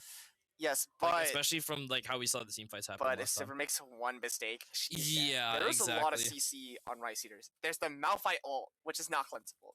Rakan. There's the Xin Zhao W WE combo that is also uncleansable, and the ulti, which knocks you back. There's Diana ultimate, which also knocks you in. There's also Rakan W and Charm, and there's Zaya Root. That is the only thing that's cleansable is the Zaya Root and Charm of Rakan. That's fair. Okay. Yeah, this is gonna be it. This is again gonna be another hard matchup. It's gonna be whoever has more CC chains and whoever catches people out. We might just witness League of CC this game. Yeah, honestly, I think for Rice Eaters, they're just gonna want to look to engage first. I think for both teams, honestly, if they want to win, I think they both just have to be. I think definitely more so on the fact that Run It Down mid have to engage first. If they don't engage first, they probably most likely instantly die. Yeah, they get charmed by like everything. Or not charmed, it's like CC'd by Rice Eaters. Yeah, the charm, especially because Hecarim, even though they're a bruiser champion, they can still really get bursted down. Because a lot of tanky items. Yeah. Okay, but as we're gonna see the typical ghost coming out from Hecarim, Barry coming out from Orianna. I mean, that makes so much sense considering there's so much burst on the field. Got 2 barriers and an exhaust. Yeah, exhaust definitely very crucial for this game. Yeah, we're seeing a little bit of the chat. Oh wow, we can see some of the skins. This is cool. Yeah, you can see the skins. I have that. Oh, Star Guardian Orianna. Okay, W. Yeah, we put everything out for the lower finals. Yeah. Huh? And wow, Star Guardian Rakan. Okay. Wait, that skin is nice. Mortal Journey. Ooh, wow. He'll come out from the Rakan. Oh, Spellbook. Yo, Spellbook is actually Spellbook? low-key meta Oh on wait, Rakan. Spellbook is so It's nice really to play good. around. It's so good. But I will say, the Diana did go Ignite, which means she is looking for this kill towards the mid side. As for the top laners, I think they're just gonna chill. I mean, we saw it last time. Their Malphite style was can't- just to like keep fighting each other until one of them dies. So yeah, but I mean, Malphite can't really kill Zaheen, and Zaheen can't really kill Malphite. yeah, so, So- they're gonna be stuck there for a while. But definitely the wave clear is gonna be in favor of the Sivir compared to the Xayah. Xayah does not have good wave clear until Not at like all. possibly level 3. But even then, she needs items for her feathers to do a lot of damage. It does recall and does 40% damage that the feather usually does. So it's not that bad considering it does also root everyone within it if you do have more than, I think, 3 feathers, 3 to 4 feathers. But it can be easily blockable. But that said, CC is still CC nonetheless. Do Zion or Khan have a thing together? I think. Yes, they can recall together. Yes. Yes. So now Rakan's E gets buffed as well. But, oh my gosh. Whoa! Might be. Oh, never mind. I mean, if Orion had an Ignite, that Diana instantly Yeah, I know. I was dies gonna there. say, But I mean, she it took doesn't the barrier matter. for the long game. So honestly, that's still good. Yes, I mean, considering Orion is winning that engagement is none unless short of what's supposed to happen. I mean, it is a ranged matchup, and there's a lot more room of mistakes that Diana can do. Oh, but wow, that wave is just shoved in. Yeah. Oh, but good see. Oh, -1 minion. Oh, -2. Oh, -3. Okay. Well, unfortunately, -3 CS for the Zine. But it's all good. I mean, dang, that Malphite is poor on mana. That guy cannot do anything. Yeah, but like it's not really what he can do. It's just more the fact that Zaheen also can't do much here. Decent poke damage, but yeah, Oh, that doesn't actually, really do you know what? anything when Malphite is literally He has 2 armored potions and a champion. biscuit. Like that's nothing.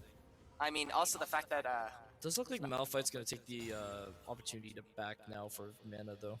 is he gonna build? Oh no! Oh wow, he builds Oh. double claw. Oh, that's toxic. I mean, That he is Malphite. I he think he's is just gonna rush Malphite. anti-heal this game. Yeah. I mean, I think that's also what most teams that I saw earlier were doing with I think it was Ornn that Yes. we saw in that one game. Yeah, for sure. They did rush the Thorn Mill, so I mean, Malphite overall is going to be a really strong pick, considering the whole team of Reddit down mid is literally AD except for Orion. So that's going to be something we're going to look forward to. But other than that, I mean, you do see the Rice Eaters. It's pretty even lane so far. I mean, the junglers both pace the same way at this point. We do see the bot lane getting shoved in a little bit by Animal GP. But Diana is rushing forward, does do the QE, barrier does come out, Ignite is popped, trades do come in. It seems like Diana does win out that trade out, and Oriana does have to respect the space. There's still flash available for both of these champions. I mean, if Diana hits a Q, it should be over, but it seems like Diana's gonna go for that recall. And Timbers just gonna look to hit the wave a little bit, just get a little bit of CS going. Oh, wait. Okay, Silver did get the call. Okay, so we're just gonna look to see the farm a little bit. We're not gonna look for these engages. They do engage. Pantheon is ready to just do a WE combo, so they can just run away and make sure that the Silver doesn't instantly die. So is the top lane. I mean, there's nothing really much you can do. You bought double cloth armor against your double sword. Doesn't really do much. You're just trying to scale to get some items here. I will say this game has been a lot less like slow, like in terms of like gank timings and stuff. Because like I feel like I remember last time it was much quicker gank time. Although I could be wrong. I mean, yeah, I mean, you're probably absolutely correct. I mean, if you look at these lanes, there's nothing you could really gank in terms of what the composition is like. I mean, Silver Pantheon is quite hard to gank upon, but as we say that, you know, Heckerman is going for the mid lane. He is E'ing back to Diana. Diana used ulti and E. Doesn't really have anything. She might have to flash for this, and she does. Good flash coming out, as Oriana is not level 6, so she does not have that aftershock. Shockwave, sorry. Shockwave to pull her back in, so... It does look like bot lane want to take some vision and space in around drag. Unfortunate. Oh, actually no. Fortunately, the Hecarim is not close enough to bot lane yet. Although he is pretty fast on, so I guess he could just get there in time if Xin Zhao does decide to come down. Yeah, for sure. As we're seeing the mid laners, Diana is still staying for this wave. I feel like it's a little bit greedy considering the Drake is up. I mean, Zhao is starting at the Drake. And there is probably on the bot lane, so he is allowed to do this. But the Diana is still low HP, so I would be a little bit worried since the Hecarim is rotating. Smites are both available for the junglers. There are pings coming in for the Tribush for the Pantheon. The Pantheon is rotating towards this top side onto this brush.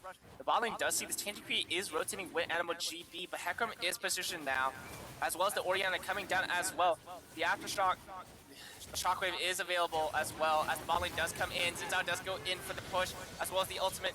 But now we're going to look into this fight. As Pantheon does get the stock, does get a huge shockwave in, gets a 2-man, gets 3U, as well as the Sivir getting that kill onto both the Xayah and the Rakan. The couple is down, and so is that of the Xin Zhao. But, oh, okay. I mean, I guess the Orianna just walks mid and lets Diana get a free kill. Sure. Oh, but the Pantheon just W forward and kills the Diana. Wow, okay. I will say, I think the Diana staying was a little bit of a mistake on the side of Rice Eaters. If Diana backed and got to full health, she definitely could have helped with that team fight down there. Yeah, for sure. Other than that, I mean, even though she got the pick, she should have definitely just rotated away. Yeah, obviously. But on that side, this is a really great team fight for the side of Rent down mid. They were able to deal with the isolation that Xin Zhao did with his ulti there. And they just like stepped straight into his circle and was like, "Yep, we'll just take you out anyways." So that was a good team fight for them. Yeah, for sure.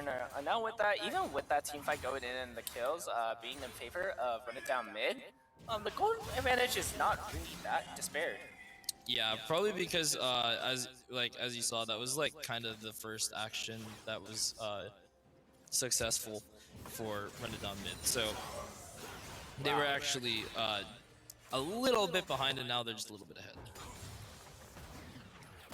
Yeah, for sure. I mean, Bramblevest coming out for this Malphite. Looks like Rakan has left. Oh, but Jiru is coming out against the Sahin. Ultimate does come in, and wow, that guy is down before he can even flash or ulti. It is looking like Rice Eaters really, really want Void Grubs right now. As for Hecarim and Pantheon, I think they're going to finally take Udrak. Yeah, I mean, I think if we're looking in terms of what Rice Eaters win-con has been, I don't think it's been the Drake. It really has not been the Drake. Like, I think they did also lose first Drake last time, didn't they? Yes. Yeah, so I guess it's kind of just in their style. Probably because the first Drake isn't too much of a big lead, so it's okay. But if we looked at the Smite reaction, we saw 69. That is true. That is true. W reaction time. I must say, that is pretty fast. That guy might be an F1 driver. Anyways, as we see, 3U is positioned towards this mid side. He might be looking for a little bit of a gank towards the Ariana, and he is. Rihanna might be caught out, but that movement speed coming in for the W, and the Hecarim might be looking in for this re-engage. He is stacking up a little bit of the Qs. Ooh, good shockwave coming in. Oh, okay, and a good ulti as well, good fear. Oh my word, but unfortunately, the Hecarim does come down, but the Pantheon does come in as well, so they get those 2 kills in return. They thought they could get that Orianna after that, Hecarim went down, but the Hecarim was able to buy some time, get that fear, and be able to trade that out 1 for 2. Yeah, that was good. It's looking like Run It Down mid is starting to remember their strong team play that we saw when they were fighting against Big Fi, and it looks like they are starting to do what I saw last time, which was where they would cover each other, just like be making sure that each trade is accounted for and that no one was going down for no reason. So it's good that they're getting back into that. Oh my gosh, the Xin Zhao is running Static Shiv. Is this guy going AP Xin Zhao? He might be. It is looking like we're getting a different playstyle of Xin Zhao. Yes, it's Shiv, Dusk, and Dawn, yeah. Oh my gosh, that's disgusting. Now, if you guys don't know, Xin Zhao's healing scales off at AP. And there's been a little bit of a meta from the EU server where you just go AP Xin Zhao, your ultimate does 1 billion damage, and if you ever try to just auto attack farm against Xin Zhao, he kind of just heals all the damage within like 1 WE combo. and it's kind of nasty. But that being said, you know, you never know how that will work out. But all I know is that that build is disgusting if you are able to get that healing. But as I say that, you know, Zaheen is starting to really feel a lot of pressure from this Malphite as he built Bramble. And oh my gosh, the turnaround with the ult, and there is no outplay available for the Zaheen. Yeah, that's that is crazy. I mean, that is just Malphite, you know. Yep. That is Malphite. That's why I hate this champion. Very cool. But even so, you know, Hecarim does pick up the waves, and oh, this Orianna is getting dope. Barrier does pop out. Good flash coming in. Oh my gosh! Wait, I think. Oh my word! Oh my gosh! And this guy just escapes with his life, dodging the Diana Q and making the Xin Zhao overcommit. Wow, what a play coming in. It's like Hecarim's trying to decide what to do between going top and mid right now. Maybe they have vision on this Malphite, and Malphite gets away, so I guess not. They are pinging out the Xayah, noting that she is alone. The Pantheon and the Sivir looking at it. There is a lot of vision coming out from Rice Eaters in terms of the bot side, so they are going to understand that where the Pantheon is being positioned. That being said, the top side is kind of free considering the Malphite did die. They are running back, and the Xin Zhao is top side as well. Yeah, Malphite actually completed his role quest before Zaheen. I think that might be the first time we see this. We saw that today, but now he's he's a bit ahead, like about a level. So that'll be nice for Malphite. Yeah. As we see here, there might be a little bit of an engage. I'm not too sure. Rakan is pushed up, trying to shove in this wave. As the Hecarim is rotated towards this bot side, they do get the Tri-Brush ward, which means that the bot lane will be warned that there is a potential gank coming out from runs down mid. So they are giving them a little bit more space coming in. The Orianna now just getting a little bit of poke damage against this Diana, as well as the top lane of Malphite versus the Zaheen. It is now a level gap as the quest is completed. That is going to be very good for them. In terms of the items, I'll say everything is pretty much default. You know, Ionian Boots coming in from Orianna, as well as the Shojin coming in from Hecarim. But if we're looking at the XP, oh my gosh, this guy's almost level 12. Wow, I mean, the XP advantage coming in from Malphite is crazy. But I will say, Sole has a pretty decent advantage as well. There's a little bit of trades going on. Yeah, I mean, the levels are pretty even thus far against all of the lanes. And now, with that being said, the next Drake has been spawned, Mountain Drake. Hecarim is rotated for this Drake. He does have ulti online, I believe. Yeah, he does have ulti online with the Ghost. He might look for the steal. You know, there's still 3 on Rice Eaters, as well as 3 coming in from Run It Down mid. They are positioned towards this. Now 4, Diana is hovering around with that ultimate still online. Can they really risk to steal this? And they cannot. As Xin Zhao does take out that dragon.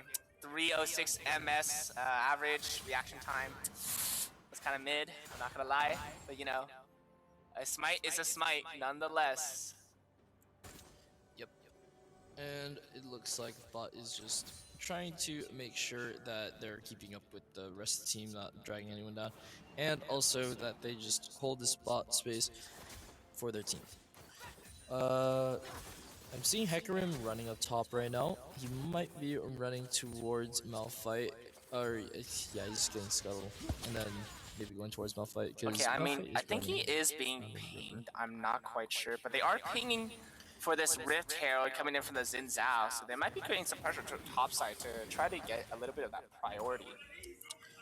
Yeah, probably because they recognize that the pressure presented by the Herald was also pretty good for Rice Eaters last game, so they might not want to give them the tool this game, although it does look like Hecarim just backed, so it is going to have to probably be given here.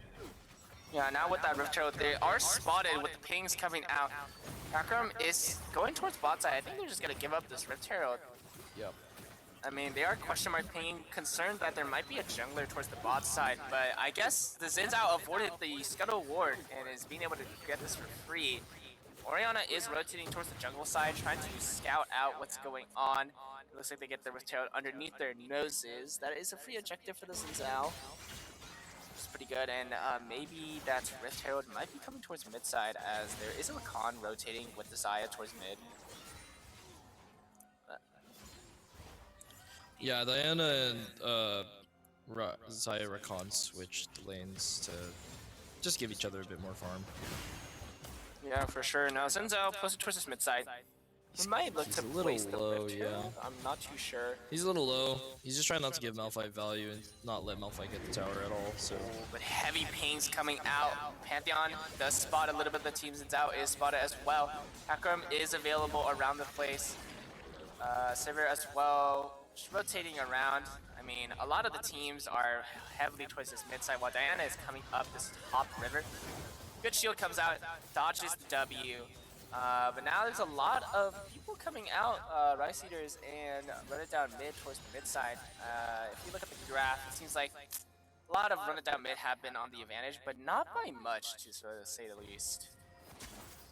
yeah, it's looking like it's still looking like a really close match right now. I'm not gonna lie. Like, Malphite may have just gotten first tower, but they're not really making much progression elsewhere on the map. Yeah, I mean, this game has gone to a little bit of a standstill. Trinity on the Zaheen, Sunfire Aegis on the Malphite. If we're looking at the other items, we're going to see a little bit of the Yuntal, as well as the Mortal Reminder on the Sivir. Good rush coming from that, as well as the Yuntal coming in from Zaya. I mean, Yuntal is a very common item made on ADCs. Again, a little more attack speed, as well as crit. Good stun coming in from the Pantheon, but a W as well. Good E to block. Oh my gosh, that guy is so low. The Rakan is killable, as well as the Exhaust coming in. Good fear coming in to kill that Rakan, and now they're going to kill that Zaya as well. Good pick, reminiscing, as well as catching them out. Oh my word, another... Oh, there might be a solo bolo on the side lane. Oh, good flash! Wow, what a play! I mean, she needed to flash that. If she did not flash there, the QE definitely would have killed by the Diana. Great play coming out. Zinzao might be looking to pivot. Oh, he does not get the knockup on Sivir, but Sivir doesn't have spell shield, but the Zinzao does get taken out by the Pantheon, but now Malphite has invested that ultimate towards the mid side. He is not killable, but nonetheless, his other teammate did die for it. Yeah, these little brawls, they're like, it feels like nothing much is happening. However, with these little wins that are happening for the side of Run It Down Mid, they're slowly just like building a snowball. It's just a little one right now. Yeah, we're looking at this 1v1 that happened in the bot lane. Diana does go in with the QERW, but then, Orianna with the shockwave is ready. Diana does go in for the re-engage, does not get enough damage, and now is forced to flash away as the A9 does take away. He does try to look in for the re-engage with the QE, but the Orianna is ready for it, just flashes in reaction, and being able to kill the Diana. As we look into the leads, we can see that Run It Down mid all have 3 kills on their mid laner as well as the bot and support. In comparison to that,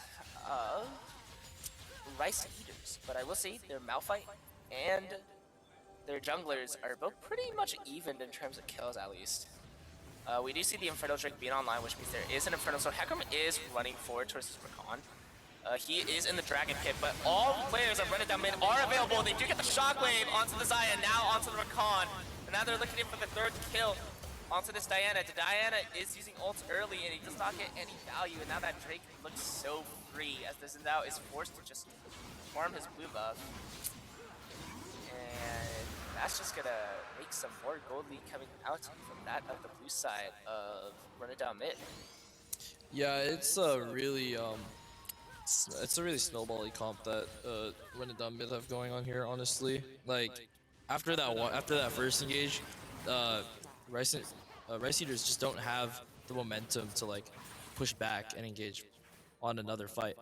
Like I said earlier, for Run It Down Mid, they would have to be the ones initiating these fights, and that's what they've been doing. No, I mean, it's an absolute struggle coming in from Rice Eaters. I mean, even with these plays, the Orianna Shockwave as well as the Hecarim just creates so much pressure. So much CC potential against the backline. And you can't really stop Hecarim from coming in, since there's so much mobility with that, as well as Hecarim just being a mobile champ in general. Just relying on his movement speed to get more AD, as well as gap close, just makes it more difficult for them to really stop anything that Run It Down Mid are doing in this game. Yep, and as we see just a little bit more playing out, like Rice Eaters are just trying to find an opportunity to get back into this. They're still not too far behind, honestly. It's still definitely um, more even than it is for either side to be like fully ahead. However, I will say that the momentum that is behind running down mid, just like mindset wise, they've been winning these team fights. Uh, it is definitely more in favor towards them. No, I mean, if we look at the gold leads, most of the gold that is leading upon is only on the Sivir. The Sivir is very easily shut downable, especially in comp of Rice Eaters. Yeah, So it's still exactly. definitely They just doable. need to find a good like moment to engage and not be the ones getting jumped on. Yeah, for sure. I mean, again, the team fights have been pretty good from both sides. It's gonna die down a little bit as they are just farming up, pointing for the next objective. I mean, now that Duskadon is available on that Xin Zhao, he's gonna do a lot more significant damage. Seems like the Diana is towards this top side. They were looking for a little bit of a gank. Doesn't seem like they're gonna get it. They are gonna call now. You know, nothing to really do on the maps. They're just kind of running around. Yeah, they're just like trying to get more farm. Just like I said, they're just looking. They should what they should be doing is just looking for opportunities to like engage.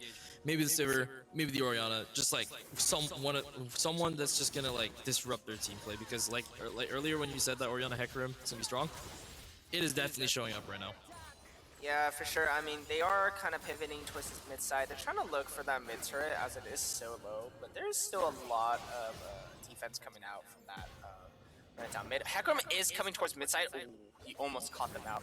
But luckily, they were able to run away in time as well, especially since the Xin Zhao was still hovering, and so they do live for that engagement. I mean, that was technically a little bit dire. They definitely could have died if they walked up slightly more further when no pings available. But the Zaheen is side laning against Diana. As for the top lane, you know, Malphite is still hovering towards the top side, while Orianna is picking up some of these waves. I mean, it's just overall, they're all overall just pretty chill people right now. Yep, I think both teams are just waiting for an objective to be on the map.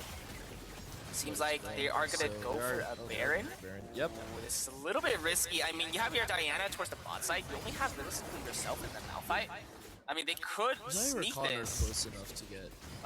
They might be able to sneak this Baron away. I mean, they already got it to half HP, and, you know, half of the team of Rice Eaters are showing, so this is actually a really smart play. Looks like Pantheon is coming down to stop the Diana, but Diana's already running away, which means they have no resources to really stop this Baron as the Zaheen is out of the fight. And now with that, red team does steal the Baron. I think they're gonna go for this Orianna as well. Oh, they are. The ward is spotted. Orianna is trying to run away with that W, and he does. Good flash as well. And there's nothing you can really do to catch Orianna, but a flash for flash is very good, especially since Orianna is the one flashing, and Malphite still has his still gets his ultimate faster than Orianna's flash. That being said, Aftershock is still available. No, Shockwave is still available for the Orianna as well as Barrier. So they're still a valuable asset to the team fight. But ooh, Riftmaker coming out for the Diana. I mean, good way to get some extra bonus damage. And your HP giving you a little bit more AP does give you a little bit more versatility. The Malphite is going to be running forward, but that's not someone you really want to be running into. Malphite does hit the Q. They're worried about what might happen. Xin Zhao is running forward. Good charm, good knockup, good fling as well. But the Xin Zhao ulti is coming in. Charm as well. Xin Zhao does get the first kill onto Hecarim and another one onto the Pantheon. And that is looking pretty dire for that of running down mid. You do not want that Xin Zhao getting kills. Yeah, you saw there that they were trying to target prior to Orianna, but she still got away. But because Orianna was stuck outside the Xin Zhao ulti, she wasn't able to help the other two teammates, the Hecarim and her Pantheon, that were stuck in there. Yeah, for sure. And with that, that does give 2 more kills towards the Rice Eaters. And even with that 1.2k gold deficit, I mean, I feel like Rice Eaters are still at an advantage, considering they still have the same amount of Drakes and are of Void Grubs. Yeah, like I said, it's not big enough of like a lead for either team to be considered like ahead or like unrecoverably behind. So I think like both teams, they're just like playing really good team fights right now. It's honestly just gonna be like whoever just has like the better team fight in the end. or like the better situation. And the issue with that running down mid is that so much of their comp is AD that they could just play this plated steel cap, and that just makes them a lot more tankier. I mean, you see the Rakan build it, the Diana, the Xin Zhao. I think all and of them except for Malphite. Zaya have it. I mean, to be fair, Zaya is an ADC. It doesn't matter whether or not Yeah, she builds exactly. it, that she's still gonna get bursted down. But, you know, you can see with this composition of having so much AD from the side of running down mid, it just makes it a lot more easier for Rice Eaters to build around that compared to running down mid. If you look at them, they're not really building any like specific boots for them. You know, it's pretty scattered to say the least. I also like how Rice Eaters are making use of this Baron to just like clear out any turrets, any outer turrets that might be left over from laning. Oh, but the Rakan W does go wide, so that means the Zahim does live another day. But Xin Zhao is pivoted towards the bot side. There is 4 towards bot. I don't know if you can really look for this. I think you just have to let this go. I mean, forcing this fight is not something you want to do as Rice Eaters. You just want to let them get this wave and kind of clear out some other sides. I mean, you should just go to this top side. Yeah, no, I think they're gonna try and pivot mid here because it's where Malphite is. Or Oh, but the Pantheon. Oh, no! Oh my gosh, bro. As we're looking at it, the Zaheen is caught out. Since Zhao does come in, Malphite as well in the backline. You know, Hackermaul tries to get out with that fear, but he does not get out with his life. You know, Malphite is spotted towards the backline. He is getting poked out, getting chipped, but I don't think he's being able to be killed.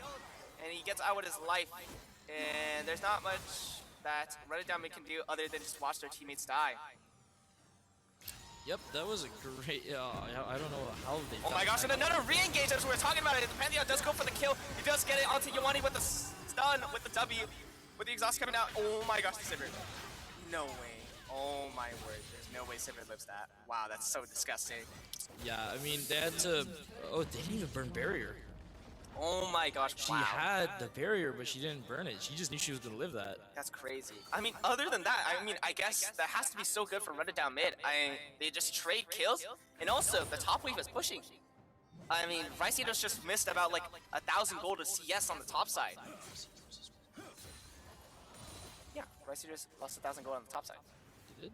Yeah, because of the waves. Oh. Yeah, they lost 1,000 gold guaranteed on the top side right there. Oh, So okay. that's a lot of gold lost guaranteed for them. I mean, yeah, but they still took that outer turret bot that was still there, and honestly, that's pretty good considering that. I mean, the run down mid was just like holding towers, so getting that outer turret was with Baron was at least making use of it. Yeah, for sure. I mean, now with Flash is pretty much back online, except for that the Zaheen And Sivir. and Sivir and Pantheon, you know, see, it's a worthy trade overall. I mean, now we get into the third items with Xin Zhao getting that Rift Maker, probably as well as the Diana. I think that might be the Leandries. I'm not too sure about that one. Yeah, it could be. And Death Cap Rush from Orianna. That is a crazy rush by. I mean, honestly, because they're running that combo, I think Oriana's just trying to get as much damage as possible, and as much AP as possible. Oh, Hecarim with the dead stance. That's gonna make Especially him a lot considering that I think Oriana is going to be the main one that's damaging their or Rice Eater's Maokai. Oh my because God. Maokai just has so much armor right now. Yeah, but if you look at the Sivir, this guy has 4 items already. This guy. Yeah, Sivir's gonna hurt. Okay, but we gotta pay attention to this brush. If we see this brush in the corner, there was 3 players of Rice Eaters. Yeah, I mean they were just trying to look for something like Oh, anything. but they're looking for a pick on the Malphite. I don't know if that's a smart choice. I think they are looking for the Malphite. But it doesn't matter though. Malphite has ulti, he has flash. I don't think this is the right play. I mean, Honestly, because Malphite has all of them down there, I think this Baron's just free. yeah, I mean, Run It Down Mid just got baited by the I think Malphite. Run It Down Mid is actually noticing this though. They are starting to like move. Yeah, up. but it's their time though. The time is ticking. The HP is already being ticked down. I don't think they get this Baron. Yeah, just give up. Wow, what a good bait. But I mean, they are positioned for the Drake now. Malphite is down on this bot Malphite is side. moving up. Is this gonna be a fight for the dragon? Yeah, but the Zaya is so far away. I don't know if they can take this Drake. I mean, I the don't Drake think is they're free gonna now. Yeah, they get the Drake. Malphite does see this. Are they gonna look for the fight? I don't know if they can. They already run out Yeah, here, and now I they're think- going I through think the they're tri-brush. I just think gonna it's leave it. too much of an extension. Oh, Sintao is on the wolves. Oh, he might be caught out. Hold up. Hecarim does see it. They do a little bit of the QW. Sintao might be going in here, and he does get the ultimate, does lock them back, and now Orianna Shockwave does come in as with the Rakan with the charm and the W and the E. Zhao is still going for this. He's going for the backline. And Diana Orianna did engage quite a bit. He does get the Orianna, oh my word, and that Hecarim is so low HP, but that's Zaheen walking forward as well as that Xayah. Xayah does kill the Hecarim does kill out the Pantheon, but Zaheen does kill out the Rakan. And triggers. Oh my gosh, Zaheen is still fighting. Oh my gosh, that's Zaheen damage! He kills the Xayah, and now he flashes and he away. gets out. Does he live with his life? I think he does. The tower's still up. I don't know if Malphite can solo tower dive. Well, he doesn't get him, but this But Xin Zhao is going to keep pushing this because. Oh wait, hold up. I don't know if you want to fight that. Wreckage I don't happening. think he beat that Zhao. Do you beat the Zhao? Do you beat him? No, you do not. I mean, it's AP Xin Zhao. This guy is healing permanently. Oh, wait, but he might die to He does Zaheen. die for it. He does die Yeah, for he it. does die. That is a shutdown towards Zaheen. And now this guy who was behind in gold against the Malphite is now ahead. Yep. I mean, that's just because he just like. I think that the resurrection honestly just saved him there, especially because Xayah was playing so close to it. If we're looking back at this fight, we're going to see that Orianna is positioned towards this bot side of the jungle. Xin Zhao looking in for the wolves. As he is looking in there, the Orianna does ward. Hecarim does look in for this engage, does get the EQ, Orianna with the QW. Now, if you look at the Xin Zhao's going in, he's using the ulti, he's trying to peel himself back as the Rakan does go forward. The shockwave does come in, and then Diana goes in for an ultimate onto the backline. Very good as well, but he does get killed by the Orianna as the Hecarim does go in for the re-engage, but during the re-engage, another one dies as well as the Hecarim, who's still low HP, but they do get a trade 1-for-1 as Hecarim does take it down, but Zaheen does take out the Rakan. And now with the resurrection, even with Xayah getting that double kill, he does get traded out since the Xayah gets a little bit greedy. And now Zaheen does get away with his life getting that double kill and pretty much summing up that team fight. Hecarim is getting, or they were trying to catch out Hecarim up top. Yeah. They're still looking for this, although I think Hecarim is just much faster than all Yeah, of them. Hecarim is really fast. He's definitely one of the most mobile champions in the game in terms of movement speed. Yep. Especially with that blue jungle pet and that blue smite. I mean, especially with that E as well, that gives extra movement speed. He can just I get don't out. know if Rice Eaters are going to commit to this fight. I don't think they want to get the fight. I mean, they just want to get the top turret, but I mean, it Yeah, seems but like I don't think. Oh, okay. Ooh, they could get it. I mean, they can. I think they definitely can. Especially since now the Xin Zhao is here. If they ever go for a fight, the Xin Zhao can just peel them Yeah, off. yeah. So they should be able to get this top turret. And Orianna's not with Renedon mid right now. Oh no! But the Hecarim is caught out. Since that ult is popped as well. Rakan does go in for the W. Unstoppable coming in from the Zaheen, but there's a Hecarim ult coming in, but it's a little bit too late as Diana does get the first blood. Zaheen does get one onto the Xayah, does get the backline, but the resurrection is available. Still kills two with that silver ricochet on the Diana and the Xin Zhao. And now they are forced to run away. Pantheon is trying to ulti. Oh my gosh, he catches the guy running away! And he kills the Rakan. Yep. And I think honestly this play was a bit of a blunder because they let Zaheen just ult the backline for free. Dude, that guy just did 7.3k damage. That Yeah, fight. exactly. He ulted the backline for free. Nothing was used against him, so he just lived and killed everyone. No, it said 7.3 last fight. Yeah. But other than that, I mean, this guy's level 19 and he rushed GA third item. This guy has 2 resurrections in this kit now. Yep. And what do And you I do think against this team? Malphite needs to just play with the team. Like I understand the split push idea there, but I think they need him now especially because this Zaheen just does so much damage to the backline. They need someone to peel for Xayah. I mean, Malphite can't really realistically peel, to be honest. I mean, he has to just prioritize hitting the backline. Yeah, or that. But Especially since the Sivir was the main issue of that fight. I mean, Zaheen did initiate that and did do a lot of damage, but in terms of getting that final hit, it was the Sivir. Because of those ricochets, there's just so much damage being pumped out that Zaheen is able to get those final hits. yeah, that's fair. And so, yeah. Does look like they're going to try and catch out someone here. They're just looking for a pick. Yeah, I mean, Drake is about to spawn soon, and this is going to be soul point for running down mid, so it is a priority for Rice Eaters to get this. As they do go for the engage on the Rakan, does get the W across, but it doesn't kill the Pantheon. The Malphite is positioned towards this. He is trying to block off a little bit of what they can do. They're trying to drag out this Drake out, as it is already 1/3 HP. Zaheen already level 20, positioned towards the bot side. He does have his ultimate online once again, as well as the GA. This is very dangerous, but they already got the Inferno Drake. I feel like they should have went for the fight there. Oh, for rundown mid? Yeah, they probably should have. I mean, it's Soul Point. Like they're not too far. They're still ahead by a little Yeah, bit. also, they And, do like, still so, like, have all ults online, so too. even if they lose a few people there, I think it would have been worth it if they got the Soul. I mean, also, they have all ults online, for sure, against all the ults of Rice Eaters. I mean, if you saw their combo from the previous fight, I mean, it looked completely fine for them to look for it again. But I mean, I guess probably they're prioritizing the Baron Asher right now, as it does spawn. They are trying to make a little bit of space. 3U is spawning out a little bit of the team of Run It Down mid. They are positioned towards this topside jungle, looking to see what they can do. They are making some vision with Angel Kiwi putting that word into that rush buff. It seems like it's already Baron on half HP, and they're giving up this objective once again.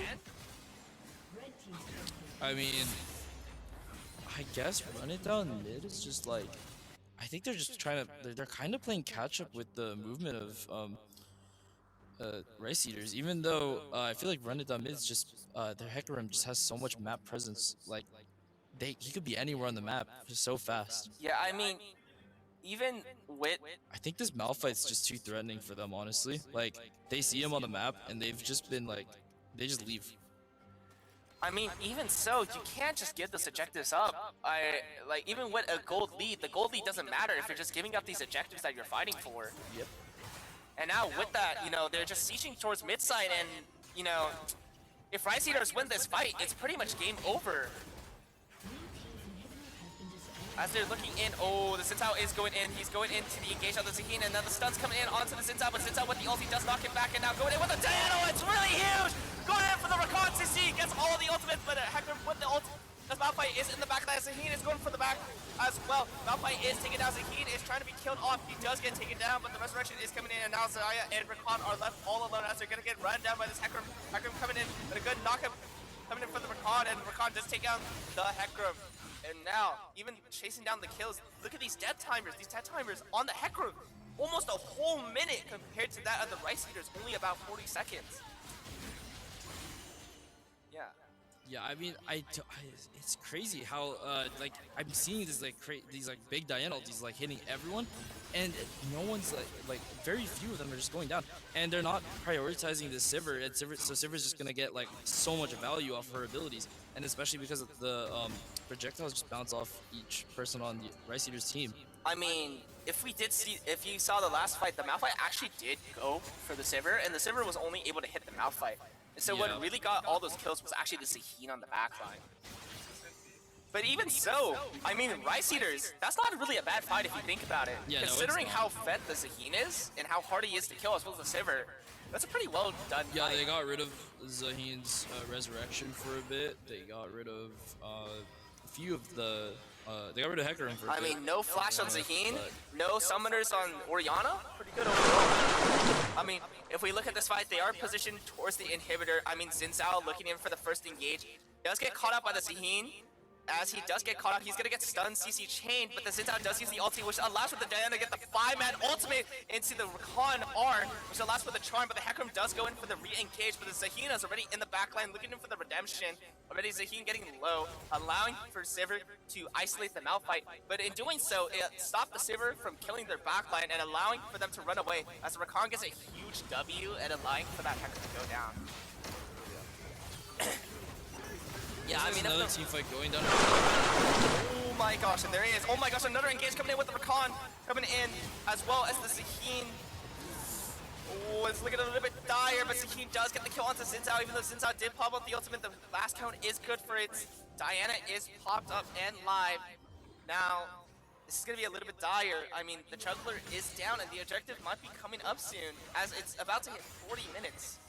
At this point, no goal deficit matters at this rate. It's a matter of how you can strategize your team fights at this point. Yeah, I was gonna say, I think it's like so far into the game right now, and everyone's still like quite even. It's really just gonna come down to whoever, like, what team fight is like positioned, where when it's timed, and who wins it. I'm so surprised this Hecarim has not built tier 2 boots, considering he's literally Hecarim.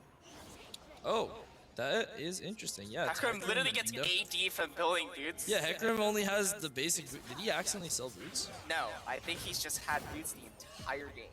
He hasn't got tier 2. But that being said, the jungler is down and the Infernal Drake is spawned. At least that of Rice Eaters does have the positioning against them. But with that, the jungler isn't ready for this, and now Hecarim is positioned, and it's a little bit dire. I mean, Hecarim can use the ultimate to just engage onto them, and that's going to be really dangerous.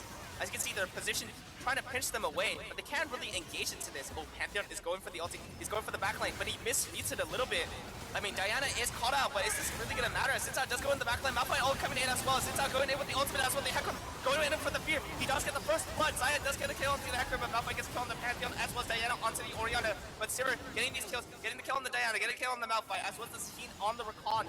Even Xayah all alone in this 1v2 scenario as the Inferno Drake is still alive. Zaheen with this GA as well as the Sivir. I mean, Xayah's looking for a desperate play. Xayah can't really do anything. Barrier Earth Pop Zaheen is just running forward, and Xayah can't really do anything. Gets the root, but it's still 1 HP, and now Inferno Drake, Inferno Soul does go in favor of Run It Down mid, and Xayah is gone, and that is an ace. Yep.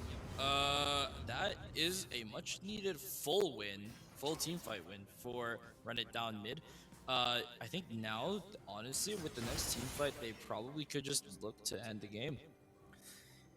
Yeah, for sure. I mean, even being said, if you look at how the position of the map is, you see that Rice Eaters are in advantage of towers.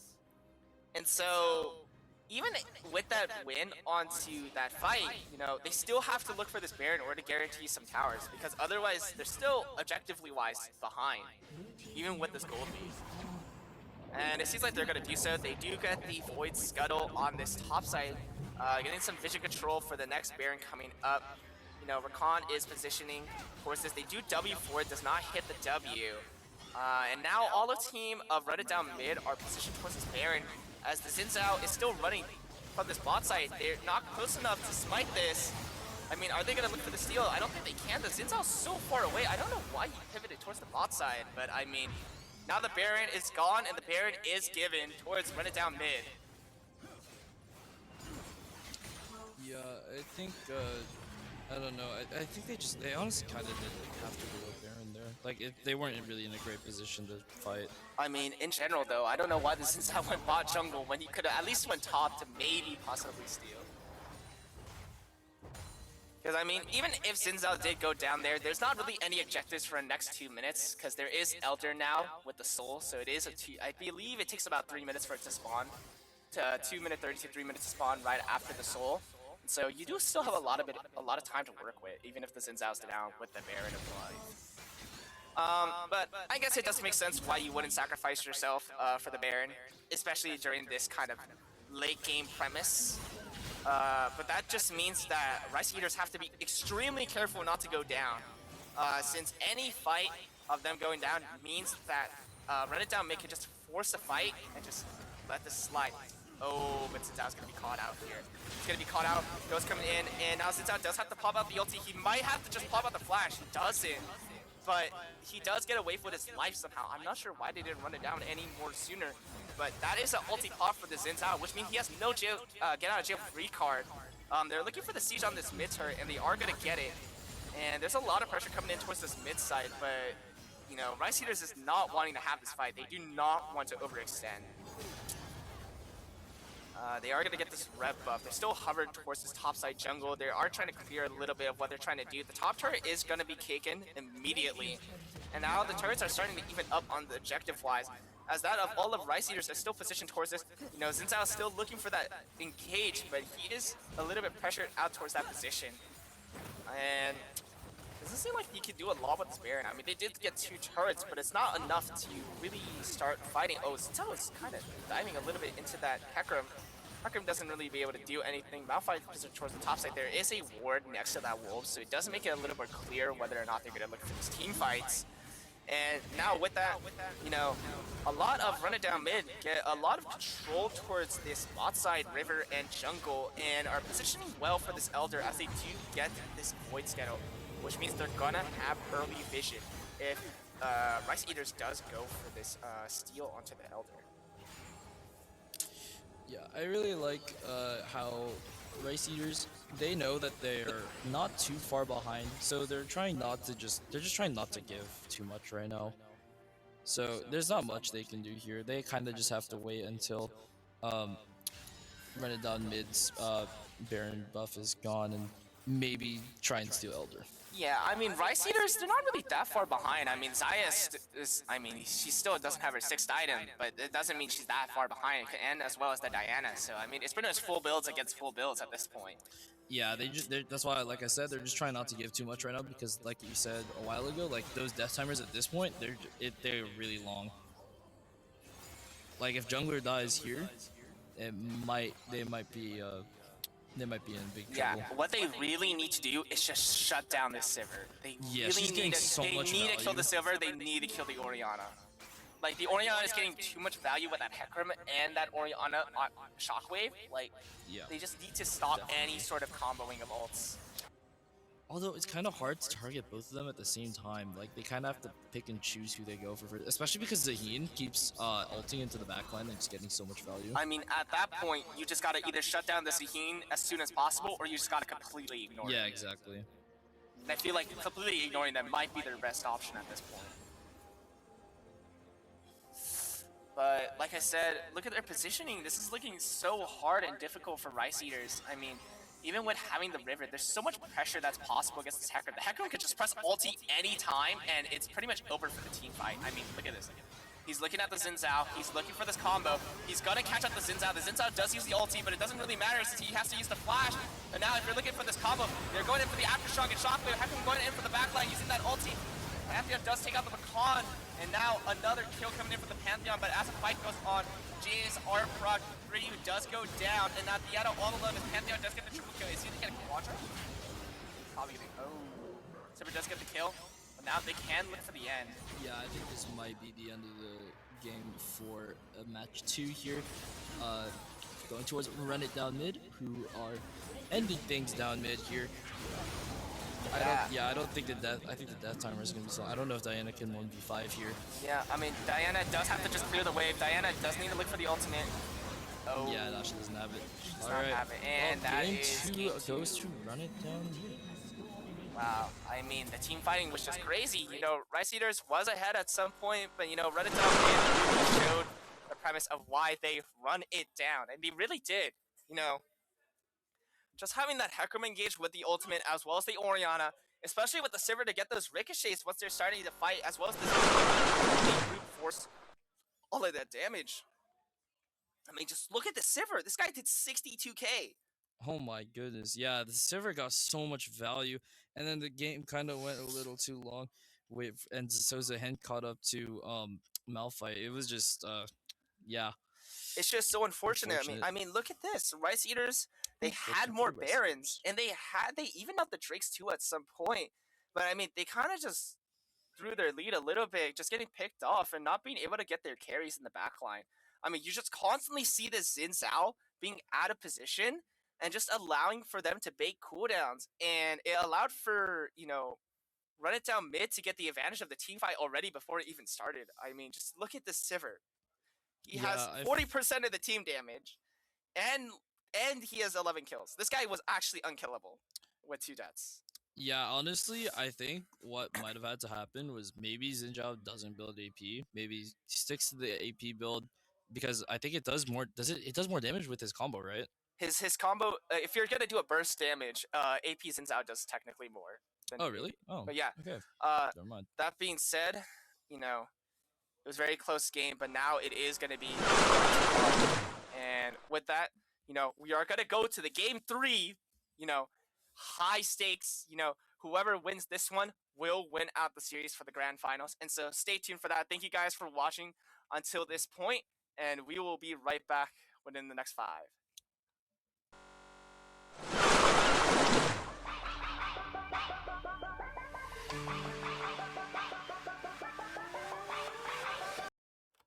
If you're not, build a campaign plan for another tax increase? San Diego politicians are proposing another tax increase.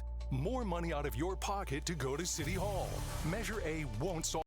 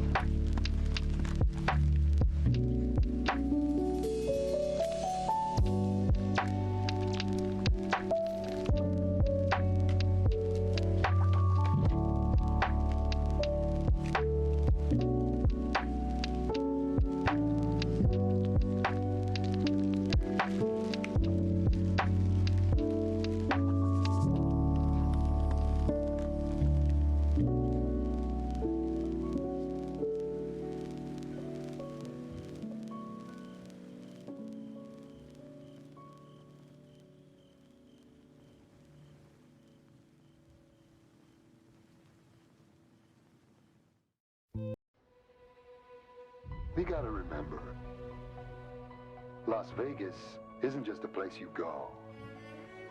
Las Vegas is a place where you let go.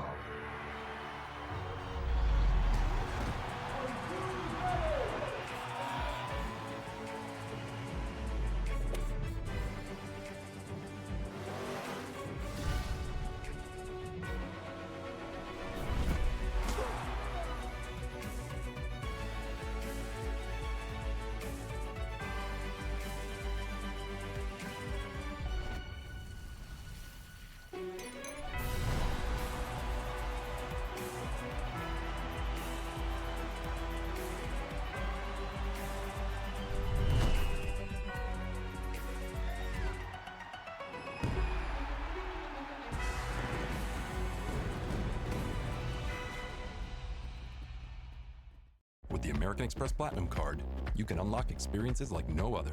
Find out your welcome offer. Get up to $400 in Resi credits and earn 5 times points on eligible flights and prepaid hotels. There's nothing like Platinum.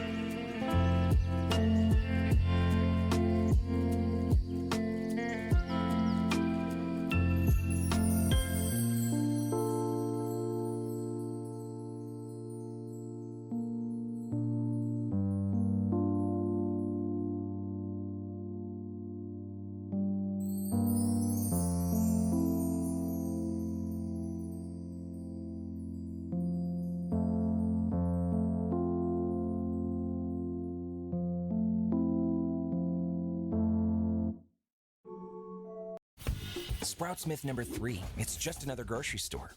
With fresh organic produce everywhere, it's a bit like a wellness retreat. Sproutsmith number 45. They don't carry the weird stuff I'm into. Oh, we've got your weird stuff covered. Sproutsmith number 1. I'm not a Sprouts person. If you like fresh finds and better-for-you discoveries, you're probably a Sprouts person.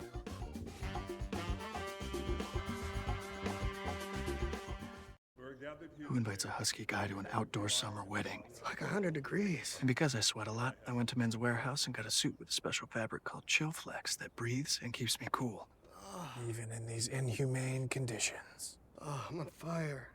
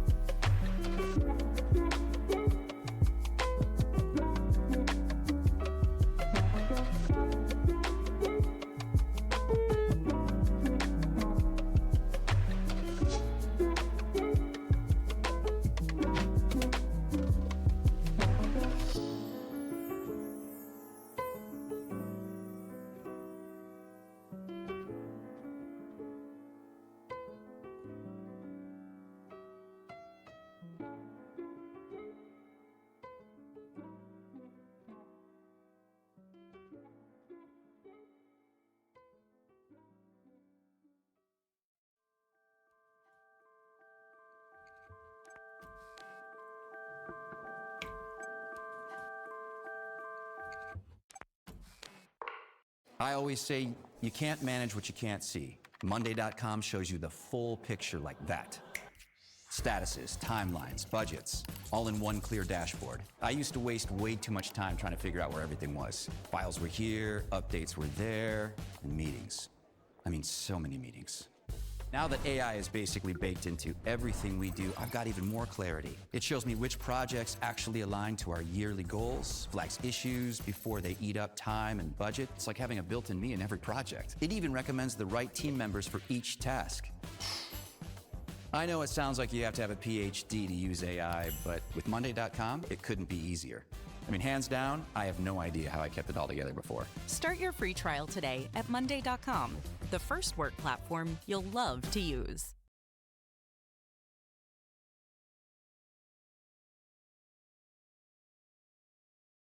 I built a Wix website overnight, and it helped launch my career as a sketch artist.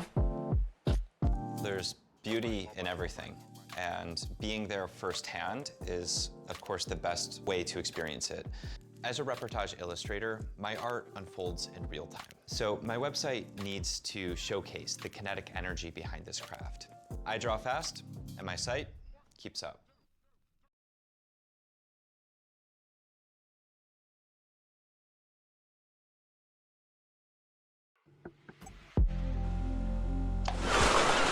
Hello, guys, and we are back live to you. And if you guys weren't here for the last game, we saw that Run It Down Mid actually, contested back Rice Eaters and was able to grab themselves a win. And so now it is going to be 1-1. And so this is the final game of tonight.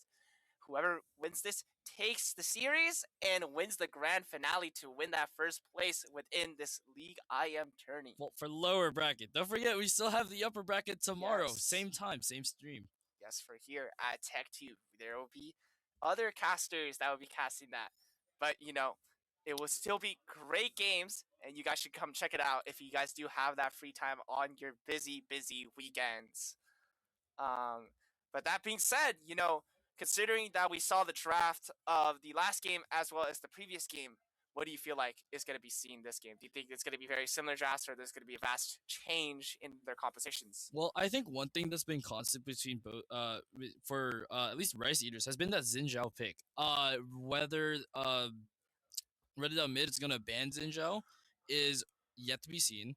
We know they're not playing Fearless, so that means he can still play the Xin Zhao if they don't ban it.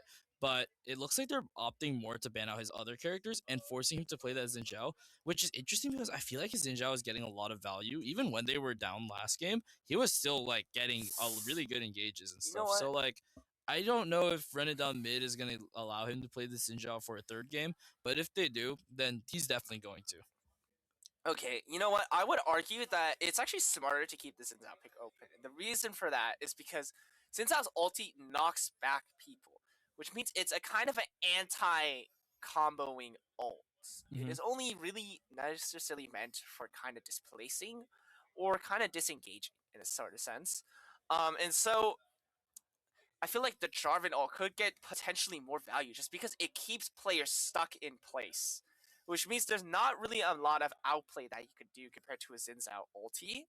And because Jarvan still has the same mechanic of a QE, where it's a lot more of a faster knockup than Xin Zhao, where it requires you to W onto them and then get the E knockup with the Q, that I feel like they're allowing for that Xin Zhao to happen compared to the Jarvan. That's less reactable. That's true, but also I feel like Jarvan for their like style it's not great for them. I don't know. Because like, yeah, he'll have the circle up, but they they played a lot of like jungle fights last time, and Jarvan would be cutting off some like outlets to like go past the person that's isolated, and then also just like start killing the back line. I mean, that is fair, but I mean, the Xin Zhao was trying to do the same play of getting into the back line in general. Yeah. So I mean, having that Jarvan ult to stop them from moving. He was back there. It's just they were killing him really fast towards the end. I mean, yeah, at that point, then isn't locking down the back line the main priority? Yeah, but even when they locked down Sivir, it just wasn't enough. So just unfortunately, I think it was just like I don't know, but I think definitely they will play Xin Zhao again because it does appear to be his main. Okay, do you think they're gonna probably play the Pantheon again then? If they let Pantheon in, yes, but also Pantheon was only a problem last game because the Sivir got really far ahead, and so Pantheon went with her. In the first game, if you remembered when they had Pantheon, he wasn't doing much even when the Twitch was slightly ahead. So this game, because he was playing more with Sivir, and Sivir got like mega far ahead, then he also scaled up pretty high. But that's not to say he wasn't doing anything. I'm just saying, like, I think they were dealing with the Pantheon already before is what I was trying to say. So Okay. I don't know if they would ban Pantheon, and if I they think don't, I then would they'll probably totally kill ban Pantheon. Zaheen though. Actually, honestly, after last game, I would keep that scene ban. They didn't ban him this game. They banned him the first game. They let him in this second game, and it was a mistake. That guy, like after I think like halfway through the game, backline gone to Zaheen. If they wanted to focus Zaheen, then they leave too much open to Orianna Hecarim or Sivir just by herself. So yeah, just having Zaheen in general be a backline menace was just not good for Rice. Also, the fact that Zaheen can buy both GA and his ultimate healing himself, a little bit ridiculous. That is true. That guy had 3 lives in one fight. That was crazy. And he didn't even get through all 3. That is true. They also just never got him through all 3. Yeah, I would definitely shut down the Zaheen in my opinion. But also another pick I would totally take out of their pool. Probably also. Or Orianna. I mean, I think the Orianna made a lot of money. I think the Orianna probably. The Hecarim, I don't know. I think the Orianna definitely though. I think the junglers are both like pretty equal in terms of like skill when it comes to like the champs they're playing. So, because like let's think back to game 1, Orianna wasn't there, but they played the Nocturne anyways, right?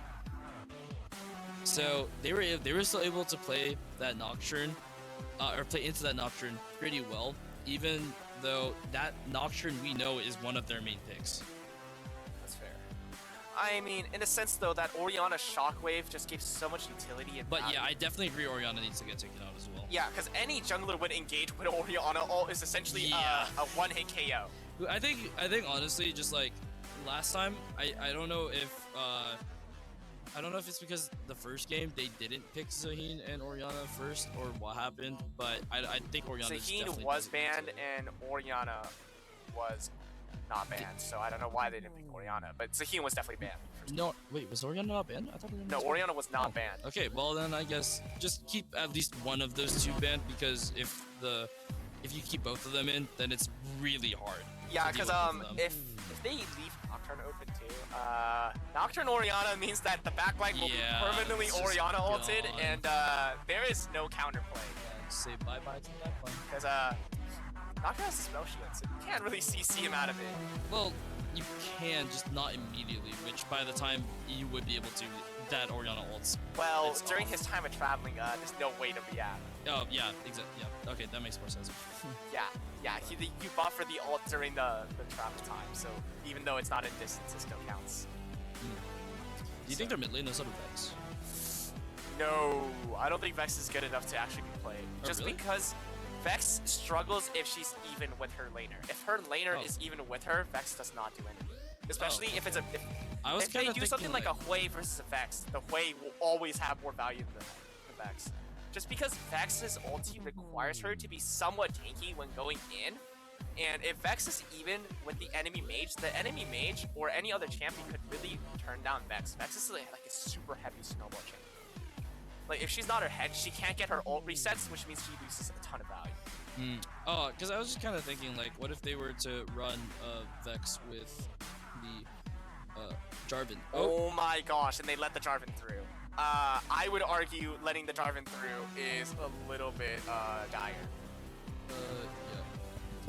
In my opinion. I think allowing the Pantheon to go through on the Rice Eaters is completely fine. Considering, even though the Pantheon is still a good pick nonetheless, it's not the most dangerous pick that Rice Eaters has. But definitely Jarvan is something you definitely don't want getting through. Yeah. And the fact that they let it through is kind of insane. Yeah, despite what's on the screen right now, I believe Rice Eaters are actually blue team and Run It Down mid is red. So, Run It Down is red? Yes, because Rice Eaters have 3U and Okay. yeah. And So so- Rice Eaters. Wait. So run it down mid allowed for the driver to get through by not banning it. Well, no, run it down mid, let Jarvan through. Because run it down mid picked Jarvan, right? No. I'm saying Rice Eaters is blue. They picked Jarvan. Okay, yeah. Well, why would run it down mid by Jarvan? I don't know, but I guess they're. Oh my, wait, they let the Orn get through too? And run. Oh my gosh, this is so disgusting. Oh my god. Please play this. If you want. They are picking the Simmer. They are for sure picking the Simmer. They're not letting Rice Eaters get Simmer. There's no way. Is it Renata Glass like really good for Yes. Sivir though? Yes. Sivir because No, she's good with any attack speed ADC. Any ADC in the game. Okay. I think she's the most broken with, unironically, any AoE ADC, which is Sivir, Ashe, Aphelios, Zeri. All four of those champions, Yunara as well, way too broken with it. So what do you think about the Xayah? I think the Xayah was decent last game. I don't think it's the best ADC, but I do see the Xayah idea. is being used by Run It Down Mid now instead of Rice Eaters. Last time Rice Eaters were the ones that used Xayah. I So think this is really they're interesting. using it as a way because Xayah is still a good ADC while also denying the Rice Eaters pick. Okay. I will say though, having Jarvan and Ornn on the same team and Renata is something I would never allow through in draft if I knew any of those champions were going to be picked in synergy. Yeah, that's a lot of stun. I will CC. also say that Sejuani, as me playing Sejuani before, she really falls off at some point. Yeah, she's good. Like she's really good at like ganking during the laning phase, but like She's also actually good at engaging is isolating so- picks. Yeah. So I think picks are going to be a lot more of a priority for running down. Yeah, and honestly, that shows with the Pantheon pick and also Xayah. I think Xayah is also really good at Yeah, getting I those think picks. they're only going to look for picks this game, for sure. Which There's is no way interesting they can because go for deep they've been fights. playing those like really like brawly team fighting. Okay, and Rice Eaters, yeah, ban the Zaheen. Do not let that through. Do not let Mordekaiser through. Heck no. Cannot let these cruiser healing champions get through this draft. I don't think they were gonna play the Zaheen again though. Just judging by this. No, Honestly, they could definitely still play the They honestly Zaheen. might have actually They been could fine. still definitely play the Zaheen with that call. Ooh, are they going to run that Aurelion Soul back that we saw against Big Fish? Okay, Aurelion might be nasty against this. Especially because of Ornn and Jarvan being like such high health champions. Aurelion Yeah. Soul will definitely help. Aurelion would be really good. I think it's gonna get through. Yeah, Aurelion gets through. I mean, they do ban the Aurora and Ashe. I mean, Aurora against their team would immediately shut down anything they do, in general. Really? Yeah, Aurora. Okay, unless Pantheon immediately ults, Aurora stops Sejuani from going in. It stops Xayah from even going further up, and Aurelion is stuck in place. Okay. Because if he WQs forward, he can't go anywhere. And then he could just get instantly CC, because they could do the CC chain with the Jarvan and Ornn inside the Aurora ult. Well, it looks like we're going to see Rice Eaters. pulling Ooh, out I the did predict Hui that. again. I did predict the Hui. You did? Yeah. I do Yeah, remember the this. Hui is very strong. Like, this combo with Hui and Jarvan, that's an instant one-shot combo. We saw it from the previous game where they went Hui and Jarvan. That did numbers of damage. Yeah, this is Especially definitely with Ornn. both teams are definitely Malawi. playing a slightly more pokey comp. I will say Run It Down Mid can definitely still get up in there and like team Yes. fight just fine. I will say, though, they do have less engage. Yeah, I was gonna say that too. Which is like kind of a problem. Like if that Sejuani isn't with them, they have no engage. I will say that is the biggest problem, though, in my opinion. Because the thing is, Aurelion can only respond to what Rice Eaters does, and the Xayah as well. If they go in first, the Sejuani, although could get an ulti, if the ulti is not on the correct person, they kind of lose the fight. Just because Sejuani's ultimate is only good for getting a pick, in my opinion, and Pantheon's ult as well. If they're not able to get in the backline properly, and Rice Eaters goes first, their carries are just gonna go away. But I will say, the biggest thing that will happen is how fed this allowed you. Because even if the Aurelion gets fed, he can get bursted down somewhat. So that is okay for Rice Eaters. But in terms of the Sejuani, if the Sejuani ever gets ahead, that's kind of Yeah, that's true. It's gonna be the same issue with Zaheen as it is gonna be with the Alawi. Although I think Alawi, like if Alawi's not in the fight, she gets poked out so easily. Okay, but I mean, like what I'm trying to get at is that this Ornn into Alawi in the top lane is, I feel like it's kind of in favor of Ornn in a way if he plays it right. Because Alawi is a winning matchup against Ornn. Ornn has to play perfect for you to but win like against Alawi. I don't know. I feel like Alawi's not that great. Alawi's a bully against Ornn. Like, I played Just Alawi. dodge the tentacles, bro. No, Alawi. Oh, W first Alawi. Okay, no, actually I can kind of see that now. Yeah, and then you go E second. If you ever get hit by E, Ornn can't play the game. Yeah. So Ornn against so Alawi, slow, Alawi though. wins Alawi, and especially with Grasp, you do not win against Alawi. Okay. Just because you steal a certain amount of HP depending on the max HP. Oh, okay. It's a percentage. I didn't know about Grasp. Yeah, it's very annoying. that. Okay. And Never also mind, Grasp I can see heals that you, then. and she already has healing in her kit. So yeah, but as we see the runes, okay, we're gonna see the same fire rune coming in from Hui, as well as the ghost. This Hui pick is definitely really good. Yeah, like, Hui is super strong. Hui's not gonna let this But both of them are gonna go for that fire. But I will say, definitely the crucial matchups that are gonna come into this game are definitely gonna be the Hui versus the Aurelion, as well as the Alawi versus the Ornn. Because even though both of these ADCs scale decently for the late game, these ADCs can both get squished out very fast. They don't have any way of really doing a lot of damage at once. But in terms of Hui and Aurelion, if even of them get dived, Aurelion at least has ulti E immediately to do a lot of damage, as well as Hui to just put out that ultimate, and that ultimate is just a huge AoE bomb. So, I mean, it's going to be very important that these two lanes at least do not give up a snowball. I mean, it is still going to be important if the bot lane gets a snowball or the jungle, but I will say towards the late game, whoever's more fed on the mid and the top side is going to be really volatile for the team fights. As I said, look. Yeah, I can see the W. I can see the W first. Yeah, W into E, as I just called. Yeah, he hits the E. That Ornn loses half his HP because Ornn has 0 movement speed, especially because the W does do a slow. Does it not? Sorry, I'm wrong. It's the E that does slow, right? If you kill the Spectre, E slows. Yeah, but also sorry. if he leaves the range, it slows. Yeah. Oops. Yeah, but W does do a lot of healing for the Alawi and does give a lot of sustain. It also does make her auto attack longer. Yep. So it just makes it so Ornn can't really walk up properly without getting poked out. As for the bot side, I will say it's going to be a pretty passive lane, just because the Renata and W does allow for Jinx to still be alive somewhat even after death. I mean, it doesn't mean that they should never to just play a little more aggressive. Yeah, it doesn't mean that you should always fight, but it doesn't. It doesn't mean that just a little bit of insurance. Yeah, like, you know, even if you fight them, there is the possible chance that Jinx can still revive herself from it. So you do need to be wary of that. With that being said, it's going to be very common that Alawi is going to shove into that Ornn, as it is a more favored matchup, pretty much like a +1/+2 kind of favored matchup. Jarvan is going to come to the spot side, but there is a ward, which means that allows for the bot lane to kind of rotate away from it. Renata does miss the Q, which means they're not going to be able to get engaged onto the Xayah. If we try to look at the summoners, it's going to be heal versus exhaust. I mean, I feel like the exhaust might come a little bit more handy, but you never know. The heal is also still pretty good for the movement speed as well. There is going to be a little bit of rotate. Oh my gosh, the Jarvan gets the first pick of the game, and Flash comes out already from the Pantheon. Wow, I mean, 4 players are ready towards this mid side, and that allows for you to get the scuttle towards the bot side. Not looking good so far in terms of the momentum, but I mean, it's already in the early game, but an advantage is an advantage nonetheless. Yeah, I'm just looking like at the map, and I'm just like seeing like the lanes where we were saying like, yeah, it's gonna be like this advantage or this disadvantage. Like it's definitely showing. Like Ornn is playing like all the way back, Hui's playing all the way up, and then bot lane is just kind of swapping back and forth.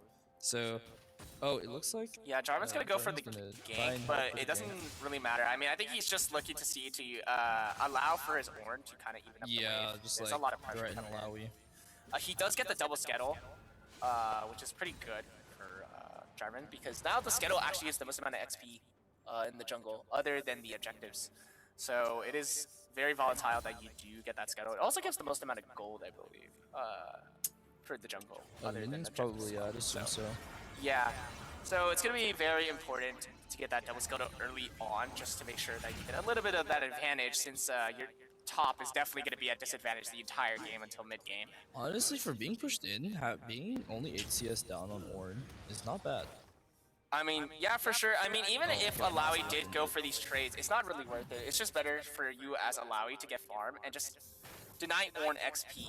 Yeah. Right. As long as you deny Ornn XP, it doesn't really matter if you're even in gold because Alawi is always just going to get slightly more value in terms of at least creating more pressure. He's actually slightly ahead.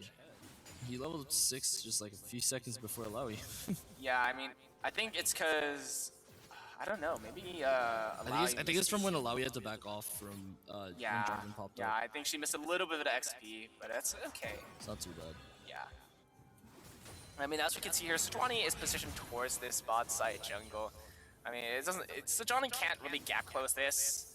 I mean, Hui has a fear, and also it would require Sejuani to do Q flash, which is not really worth it because I don't think they have enough burst damage potential currently. So it seems like the mid laners are going to be level 6. You know, bot lane is going to look to be level 5 and hoping to get to level 6 at this point of time. You know, the Drake is up. It's going to be the Infernal Drake. You know, Sejuani is spotted onto these wolves, and so that's going to create a lot of knowledge for how Rice Eaters is going to play out this positioning so far. I mean, Ornn is technically unkillable top lane, considering Alawi does not have Ignite. But other than that, it seems like 3U is going to go in for the gank. Good stun comes in, which means 3U can't get the QE. Good Q coming in. Traps are set behind, which means that Xayah is potentially able to be killed, but a barrier does get popped, which means that Xayah does live. No Jinx rocket yet, Jarvan though, is so gonna unfortunately, look she's for gonna get away. this kill, but, you know, doesn't get it. Yeah, You know Xayah what? doesn't have Jinx.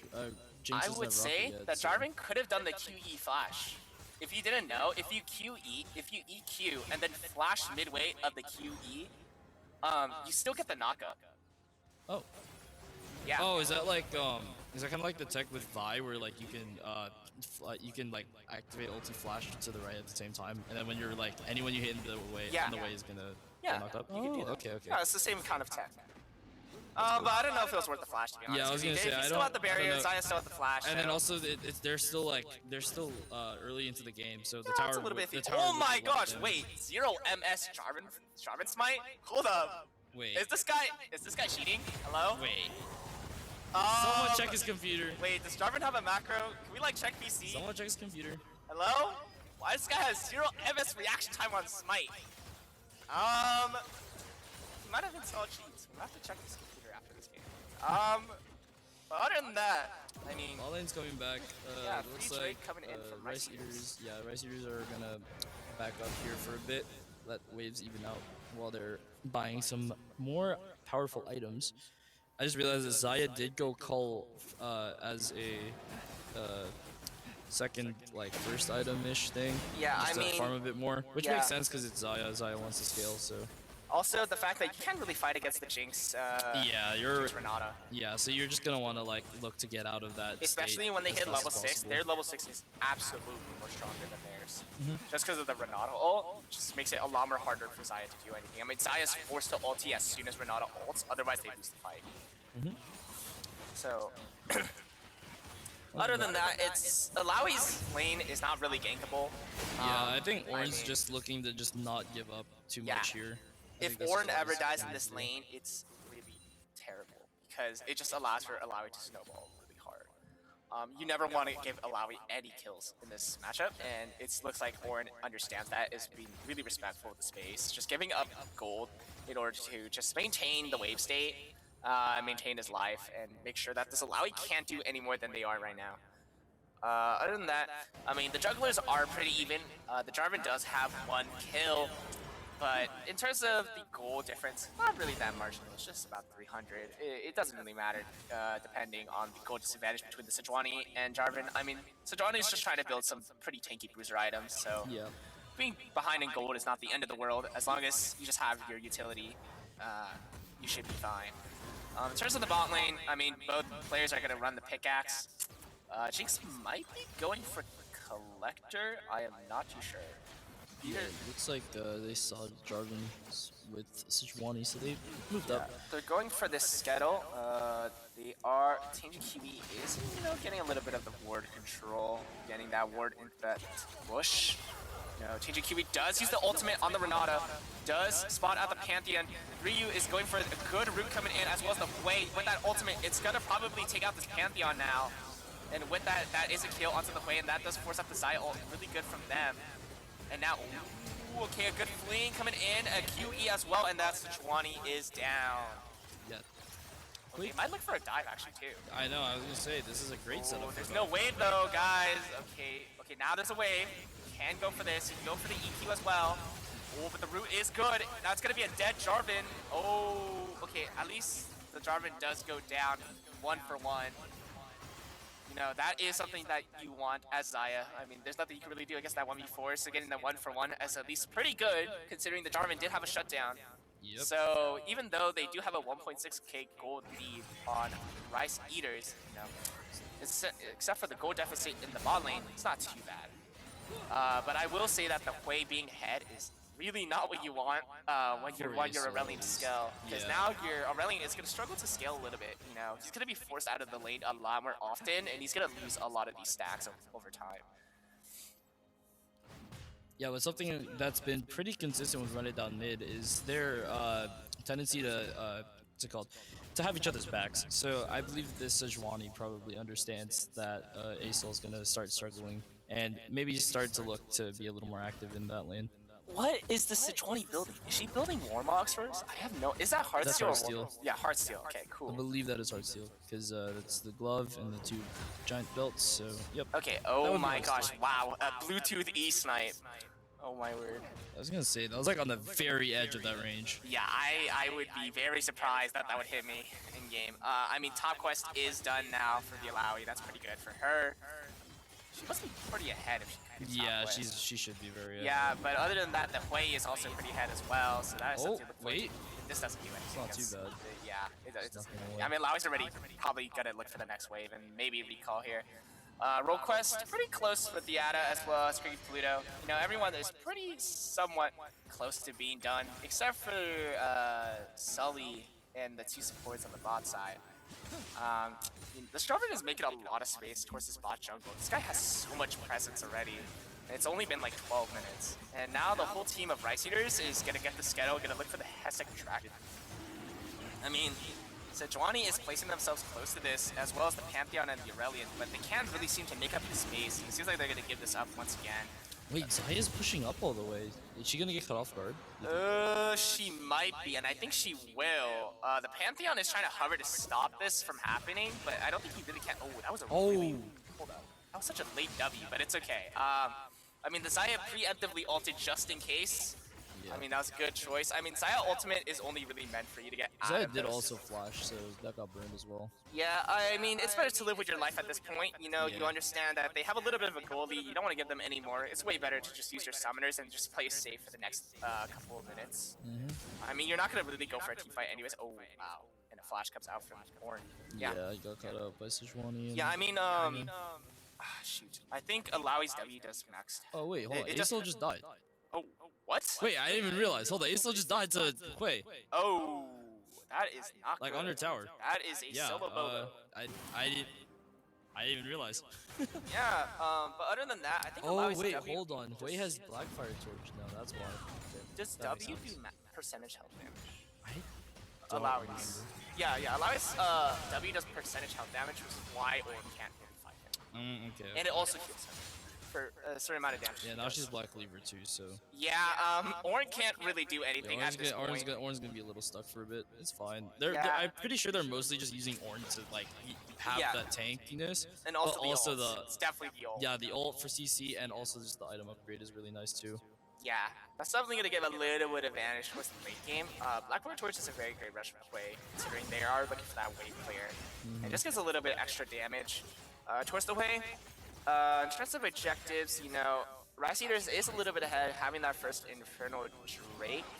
There is a little bit of Brock Pryor coming out from Rice Eaters as expected, being a little bit ahead, having slightly more gold, but not too much to really fret upon. The soul is gonna be Mountain Soul, so whoever gets this soul is gonna be pretty tanky nonetheless. You know, especially with what's going on in the game, you definitely want to run it down mid to have the Mountain Soul over Rice Eaters, because Rice Eaters is already tanky enough. You do not want them having that Mountain Soul compared to mid. Ooh, but this engage coming out from the way. It's pretty good. Does Quay get the kill? Oh my gosh, and he does. Wow, what a great play. Coming with the slow, being able to ulti in the WW, just takes down the Xayah immediately. And now this Quay is 4-0 with 4 Darksteel stacks.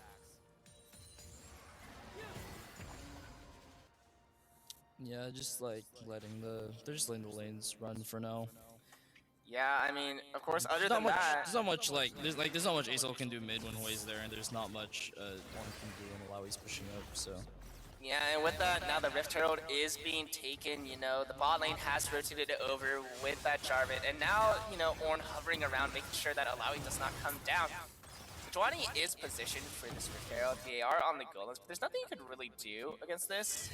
You know, already a lot of the team of Rice Eaters coming in. Oh, never mind. I scratched that. Aesol is going in. He does get the stun. He's going for the E. He's looking for the Q. Go to Ornn ulti coming in. Jarvan ult as well, but Jir is going to get taken out. Now Xayah does get the first blood onto that fight and looking for the next. And they are about to get it. But now Animal is forced to flash and barrier out. Good play coming out as well. Wow, what a play. I mean, yeah, unfortunately, Ornn couldn't run down with Alawi to help his team out. That looks so dire, but I mean, the bot lane rotated so fast. Yeah, I was gonna say, like, it's also that. Oh! Ooh, that rocket, hold up. Yeah, that let's not get too greedy. Nice. Oh, that way. He might be looking for the WW. No, he doesn't. Okay. Well, that was a great play nonetheless. You know, even get out mid the goal. tower if they clear wave fast enough. Oh my gosh, this way has a 3.5k goal lead. Yep. But that being said, at least the Xayah has a little bit of a lead against the enemy ADC. They're looking to probably look for maybe Mortal Reminder or LDR. Probably LDR. They don't have a lot of healing on their team. Yeah, I was gonna say, let's say LDR. I was gonna say LDR first might be the play here, just because like they don't have a lot of anti-heal, and Ornn is still like really tanky despite him not being as he's not actually he is can't keeping up with Alawi. Oh, but the Xayah might get caught out though. There's nothing available for this Xayah. The Xayah's just gonna die from the Jarvan. And hold up, and he does. Okay, Alawi is getting in with the E. The Sejuani is coming in as well, but there's no real actual follow-up available. And that is a free Xayah for them. Yeah, it looks like Rice Eaters is just they're just looking. Yeah, I mean this Jarvan is creating so much impact. For that ulti WW combo, but oh, this is a replay of. We're looking at the replay. You see Hui coming down, you know, a timing as the Pantheon puts down a ward in the tri-bush, and the Xayah is looking for this fight. You know, the slow comes out with that burst bubble, and then the WW, and even with the barrier. Even with barrier, okay, that killed through barrier. Okay, now I see why. He has yeah, that's something. Brenda mid is definitely going to be looking for this pick off way. Okay, but that being said, there is a amplified Aesol ult online. That is true. They have but the Mountain Drake is taken by Rice Eaters, and that's already 3 Drakes in 18 minutes. Yeah, that's not a great sign for Endowment. That is not what you want here. No, especially since that's just making the Ornn even more tankier than he is. Yeah, and you don't really have like a solid for running up mid. They don't have like a really solid lead anywhere on. Oh my gosh! Okay, well, how much damage is? Wow, that Alawi's gonna already take the. No, but after that. Yeah, this Ornn might be in trouble. Yeah, that Ornn cannot fight Alawi. If Ornn ever fights Alawi, he is automatically losing. Yeah, I think he understands that and backs away. Just like respects the Alawi space. Yeah, and even with the Bramble, that guy is healing gig. And so yeah, I think Jinx is gonna have to look to build something against Alawi. I feel like though Jinx can't really do anything into their composition purely because there's just an Aurelion and Alawi. That is true. Like, I'm not sure if Jinx could do much against Aurelion, who's gonna hit an AoE global ultimate. And Alawi, if you ever get anywhere near melee range or tentacle range, you kind of just die. I mean, I feel like it's the matchup between the top and mid at this point, because the ADCs are just gonna look to try and avoid all these crowd controls and looking for the cleanup crew. I don't think they're gonna be the ones to really find these picks or do a lot of the damage. I think they're gonna be mainly for just catching these people off guard and be able to, you know, finish them off within range. Because if they do fight in these initial fights, they're gonna get bursted down immediately.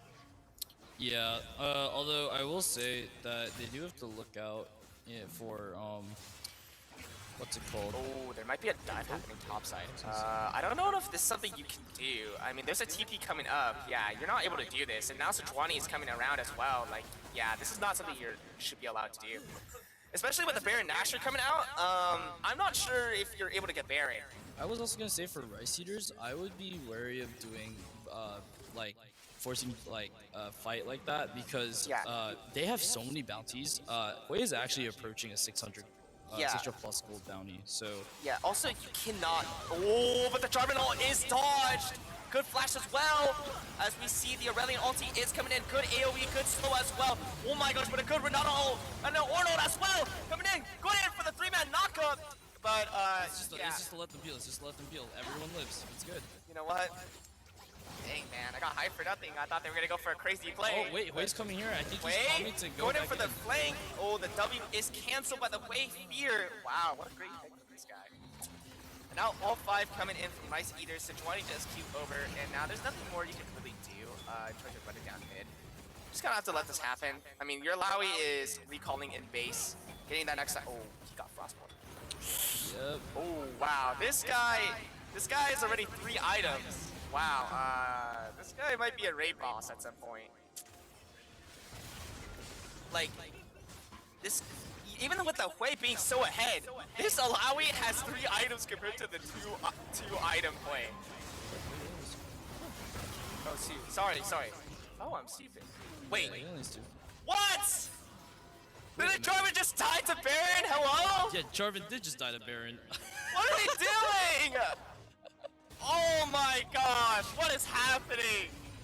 Yo, can we get a replay of the Jarvan died to Baron, please? I need to see this. Yo, what? Okay, so he's the only one hitting the Baron. So, hold up. Oh no, everyone's hitting Baron. Wait, so everyone's here at Baron, and he decides it's a good idea to tank the Baron at 1 HP, and now no one can do Baron. Okay, I did promise very hype gameplay, but that does not mean that everyone plays perfect, and we see exactly right there what I mean, as the Jarvan gets diffed by the Baron. Yep, Ornn is going to take hit that top tower now, finally, so as to not let top lane just be, like, in terms of towers, just I think the biggest enemy against Rice Eaters might just be that Baron. I don't even think it's running down. I was gonna say, like, it's always been Baron. Like, the misplays have just been with Baron, like, in terms of when they want to get an objective. And unironically, that stopped the gold lead a little bit for bleeding. But they're gonna go for the Baron once again. And this time, they should be able to get it for free. Honestly, it wasn't. Because there's no vision. That bad. If Jarvan had a bounty, that wasn't too bad. I'm not even gonna lie. If Alawi went for this 1v5 with ultimate, I unironically think she might win that fight. Honestly, maybe, because Hui isn't gonna... Also, they're shredded by Baron, and she has Black Weaver. But in doing so, you know, run it down mid, do get the free Drake. Hold on. And that's a little bit... Rice Eaters are coming to push this tower with that Baron. I don't know if... they'll probably take the tower, yeah. I mean, they take the tower, but I feel like it's so much more better to get that Drake. Because they get that Mountain Soul at least. That is true, they would get Soul. I don't think it's worth giving the tier 3. I think they just want to... Do they end? Wait, hold on, they might end! Wait, ulti coming in! Oh my gosh, that might kill the Alawi! Oh my word, the Alawi list was 1 HP. Oh my gosh. If Alawi dies there, I think they genuinely could have ended it. They could have. They really could have. Wow, what a play. I think what happened is Ornn got CC'd because I saw that Ornn's ult didn't go back. For sure. So I think he got CC'd. Yeah, I think Ornn got CC'd. Yeah, but that being said, I'm not sure why they wouldn't go for the guaranteed Mountain Soul. Oh, wait. Oh. Because the Mountain Soul at least makes it so you're allowed more tankier and like guarantee the next fight. Yeah, Plus, like, you get the guaranteed Baron too. Like, you don't have to rush the Baron in. Because now with that Baron, you're wasting you've wasted about like how much seconds is this now? Like roughly 30 to 45 seconds of a 2-minute Baron that lasts, and it's not something you want to really do with Baron. You kind of want to use Baron when you know for sure that you're gonna like get a guaranteed something. I mean, they did get the tier 3. They got the inhib, they got the tower. Realistically speaking, if you're behind, if you're ahead in gold, you do not want to take the tier 3. Or if you want to take the tier 3, you don't want to take the inhib, because if you take the inhib, you're giving them super minions, which means they get more gold overall if they just stay and farm. And so you give them a slight advantage in terms of getting back on track. As you can see, even though when taking the tier 3 and the inhib as well as the Baron, it's still the same gold deficit. I don't know, it's just like it's a really interesting. Yeah, but there's 3 people on this top side as well as 2. Jarvan hovering towards the top jungle. He's looking for a little bit of a flank. Oh, he's going for that kill, going for the stun, going for the ulti. Alawi's got hit by the nuke. Alawi is getting hit by the nuke. She dies. Wow, she dies by the Hwei passive. That's insane. Yeah, that's a... Hwei is about to be 5,000 gold ahead of that Irrelevant Soul, which is crazy. And with that Alawi dead, they could look for a siege, but I'm not too sure they want do have Barons. Honestly, it might be worth it if they get another pick. Oh my gosh, they might! Oh my gosh, that Ornn ult might be good. Wow, the Jarvan ult as well with the Ornn ulti, and now that's already 2 players down. Oh my gosh, Jarvan's gonna die. Hold up. Jarvan's only about to next. Oh, this is a little bit iffy. Jarvan is solo, but they can get the second turret. I think they're just gonna go for it. Yeah, they're gonna go for the end. Wow, that's so unfortunate. And now the Renato ulti as well. They do kill the Jarvan, but it's not enough. And with that misplay, are champions of the lower bracket. Wow, I see this really just outplayed them. Yeah, I was gonna say that was a great outplay. Like they knew that Alawi. Unironically, was one I of the feel like that Alawi needed to just flash forward and ulti. Yeah, Alawi is definitely playing a little too bad, but that's what I was talking about. She's gonna get poked out like really easily. I was telling you. No, this I feel like the Alawi needed just to be more. No, but the reason why Alawi is so good is because the whole entire gameplay of Alawi is that you're not supposed to get poked out. You're supposed to just run forward. Well, yeah, but like they were also playing like what Jarvan or like all these CC it doesn't matter people. though, because the W ignores the CC. Because you can still W during, if you W on them before the CC, the W still goes through. Yeah, that's fair, but she was dying the way before she could even like get close. So which is why you just engage on the flash first. Yeah. But I mean, I guess like they thought like they could just wait it out. But in doing so, they got crunched. You saw that, right? The Hwei was able to isolate the pick as well. The Jarvan from behind just stopped them from running down mid to really do anything, and that allowed for Rice Eaters to really win that fight. Yeah, no, that Alawi pick there, like, I think they definitely saw the opportunity after that to just end the game because they were like, yeah, I think everyone else is just gonna. I mean, they also realized that Alawi was like the most important pick of them all because if they left Alawi alive, they can't end. Okay, we're not gonna get any stats, but you know, I have to assume that Hwei did ridiculous damage. Well, that was like a 5,000 gold lead, 700 bounty, 0 deaths. Yeah, that might have definitely been the biggest gap we've seen in a lane today. Or actually, I don't even know if there was a bigger gap during the entire tournament. No, that is the biggest gap. I did say that Hwei is a very strong champion, and that with that Jarvan combo, it's pretty much impossible to like not get a kill. I don't even know if the combo was good, but like I'm just remembering like Alawi died to the nuke through shield. Well, it's also because of the Hwei passive. Was it? I forgot the Xayah. Yeah, the Xayah died through the thing. Well, it's because of the Hwei passive. The Hwei passive is like it's kind of like a small storm surge. Yeah, I know, but she also had, or Hwei also had the Deathfire touch thing, like the rune, and that is also adding more burn. Also, the WW is an execute. Game. Like, oh my goodness. The WW is an execute, by the way. Oh, okay. It does do more damage at lower HP. So it is something to fret upon, and because that guy also had Shadow Flame, yeah, that does like almost 800 damage. Even with only 3 items. He had like Shadow Flame, like he had like a full burn like loadout. Like it did it did a lot of damage when it hits. It does a lot more damage when it's like burning. Yeah, for sure. With that being said, oh, thank you, producer. Anyways. Thank you guys for watching, tuning in to these games, whether you were here from the beginning or just watched the last game with us today. You know, thank you guys for coming up to the League I Am Tourney stream today. You know, we saw some great teams coming out if you were here, if you just came in, it's it was Corky Fan Club, Rice Eaters, Run It Down Mid, and Big Fit. And ultimately, the winners of today was Rice Eaters in the lower bracket. Thank you for all the players and teams who are coming out today. We appreciate you guys giving your time. You guys had to be here since in the morning, so that's great. Otherwise, thank you to our sponsors, Turtle Beach and New Egg, for providing us with a bunch of equipment and all the resources that we use, whether it be our peripherals, our PCs, or just overall anything that we use here today. Oh, and we're getting word now that we do have a post-game interview Otherwise, available.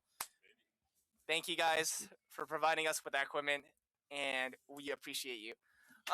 Otherwise, we do have possibly a post-game interview, but Waiting before on that happens, confirmation. I will mention we do have an upper bracket that will be happening at the exact same time tomorrow. So if you guys are free on your weekend tomorrow, make sure to check it out. The stream will be from 12 to 6 p.m. Fortunately, this one went a lot more longer considering we had a little bit of a rough start. So thank you guys for being patient if you guys were here in the beginning, since we're an hour 30 past scheduled time. But we are going to have a little bit of an interview. So if you can come over here. Okay. Okay. Okay. Yeah. Okay. So hello there. Hi. Hello. Okay. So what was your name? My name in game or Yeah, just do your in-game and your actual name. my in-game name is 3YRU and my real name is Elias. Oh, okay, Elias. Yeah, 3YRU. Yeah, I saw your jungle was really strong. The way that you're like positioning around the map, and definitely I could tell like you're really calming like the types of positionings and plays you're trying to do, whether it was being to like try to pick them off or like the way of how you guys were comboing your utility or your priority towards which champions you're trying to pick off. Like how was that during the in-game process? Honestly, I'm very grateful for my really good teammates. I feel like because we just practice a bit and we all know our roles, it actually wasn't that hard. We just know what we have to do and we know what we're looking at, and we make sure to clear that, clearly calm that beforehand. So Yeah. when we're going into the fights, we just know what our roles is. Okay. As terms of like your champ picks, like how did you guys decide that? Honestly, we initially had slightly different positions. We had our top laner as ADC and our ADC as top, and we just realized their playstyles like did not reflect the way that they were playing. So we kind of swapped that. And then as for the actual picks, I watched a lot of LCK, so I just got a lot of inspiration. I just tried it, and whatever we played a lot of flex games, and whatever worked best, we just ran with it. Okay.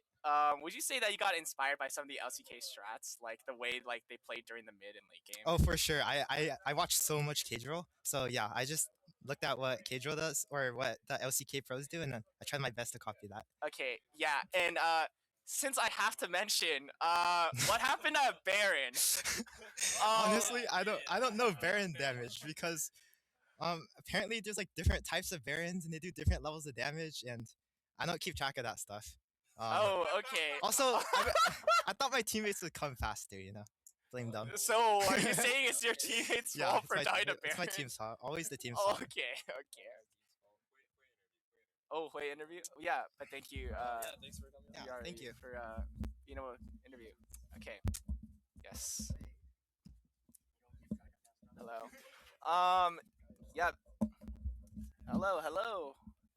Welcome. Can you give us your like in-game name and your name? Oh, my in-game name is Yohwani. Okay. And then my real name is Johan. Okay. Yohwan. Okay, I did not butcher your name during the casting then, because I did say Wani. Okay. How do you feel about the last game that you just played? I mean, you must have felt like Faker because you did not die the entire game.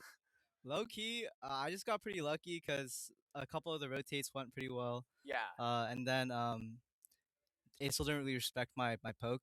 Yeah, for sure. Yeah. I just like zoned him off the waves too, like a couple times. Yeah, I mean, like Hui pretty much wins the matchup because as soon as like Acel keeps, like, you just pretty much like spam all your abilities. Yeah. Basically, right? yeah. I mean, at some point, you just like one-shotted the Xayah with ulti WW. Yeah. That was kind of disgusting. I remember that. I'm not gonna lie. Dude, I was more surprised that I actually even killed the Alawi up top. Oh yeah, okay. Yeah, that was crazy. Yeah, I mean, I guess she didn't have any MR, so like you just did pretty much true damage to her. Yeah. Yeah. Wow, that's crazy. Like, why did you decide to pick the Hui on the last game? Low key, my team wanted me to pick a Akali, but then I was like, nah, put me on Hui, trust. And then I'm pretty confident with Hui, because I play him a lot. So yeah, I was like casting a little bit. I was mentioning that if you guys didn't watch the previous game, there was a Jarvan Hui combo that. Oh, there was. Yeah. Oh so shoot, I missed that. thought you guys were gonna do the Jarvan Hui as well because I saw the Jarvan pick go through. So I was like, okay, you're probably gonna pick the Hui. Because like the Hui has like really good AOE, and in terms of like the way they were playing, like yeah. The main issue with them is that they weren't able to get in the back line, and so like Oh, that makes sense. I feel like I thought like you were thinking like, oh, what if we have that problem? And like Hui kind of gets rid of that problem.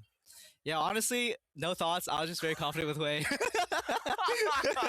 Okay, that's fair. That's fair. That's right. Like a couple of the beginning games, like how did you guys feel during that first and second game? Because that was very back and forth for sure. So the first game, I was also on Hui. I low-key thought it was cooked because like Twitch was 6-0 at one point. Yeah. But luckily, we were able to capitalize off of Twitch being like pretty overconfident. I think there was like a Seraphine mid play where Seraphine like flashed. Yeah. And then we kind of comboed him off, and then we were able to capitalize off that pretty well. Yeah.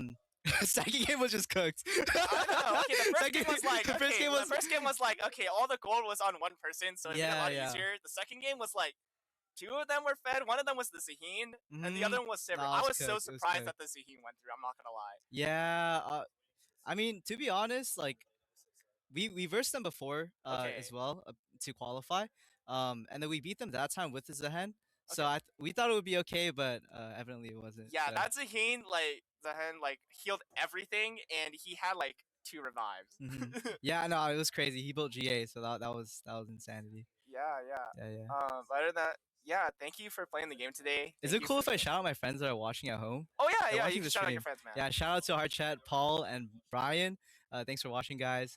Glad you guys were able to make it. Yeah, for sure. And thank you for coming out. Thank you for giving us these great games. Oh yeah, no, thanks for having us. Yeah, I'm glad we were able to have this opportunity. It's pretty cool. Oh yeah, for sure, man. Anytime. I mean, we definitely will have more like these. So if you're interested, we'll always like let you guys know, and you guys can always be part of it. So. I'll definitely be there. Yeah, that sounds good. Thank you. Well, yeah, you can. The interview is over if you want to take your leave. Okay, thank you. Yeah, thank you so much. But as my other caster is coming back, again, thank you to all the players once again for coming out. We appreciate you guys for coming in, using the text-to space, and being able to show what League of Legends is all about to all of you fellow audience out there. But, thank you for watching. As we close out, we will have another stream again like this, as I mentioned for the last time, from 12 to 6 p.m. on Sunday on the upper bracket. It will be another semifinals of the top 4 teams into the grands. And so, my name's Tim. My name's Aaron. And thank you guys for watching. See you guys. Yep.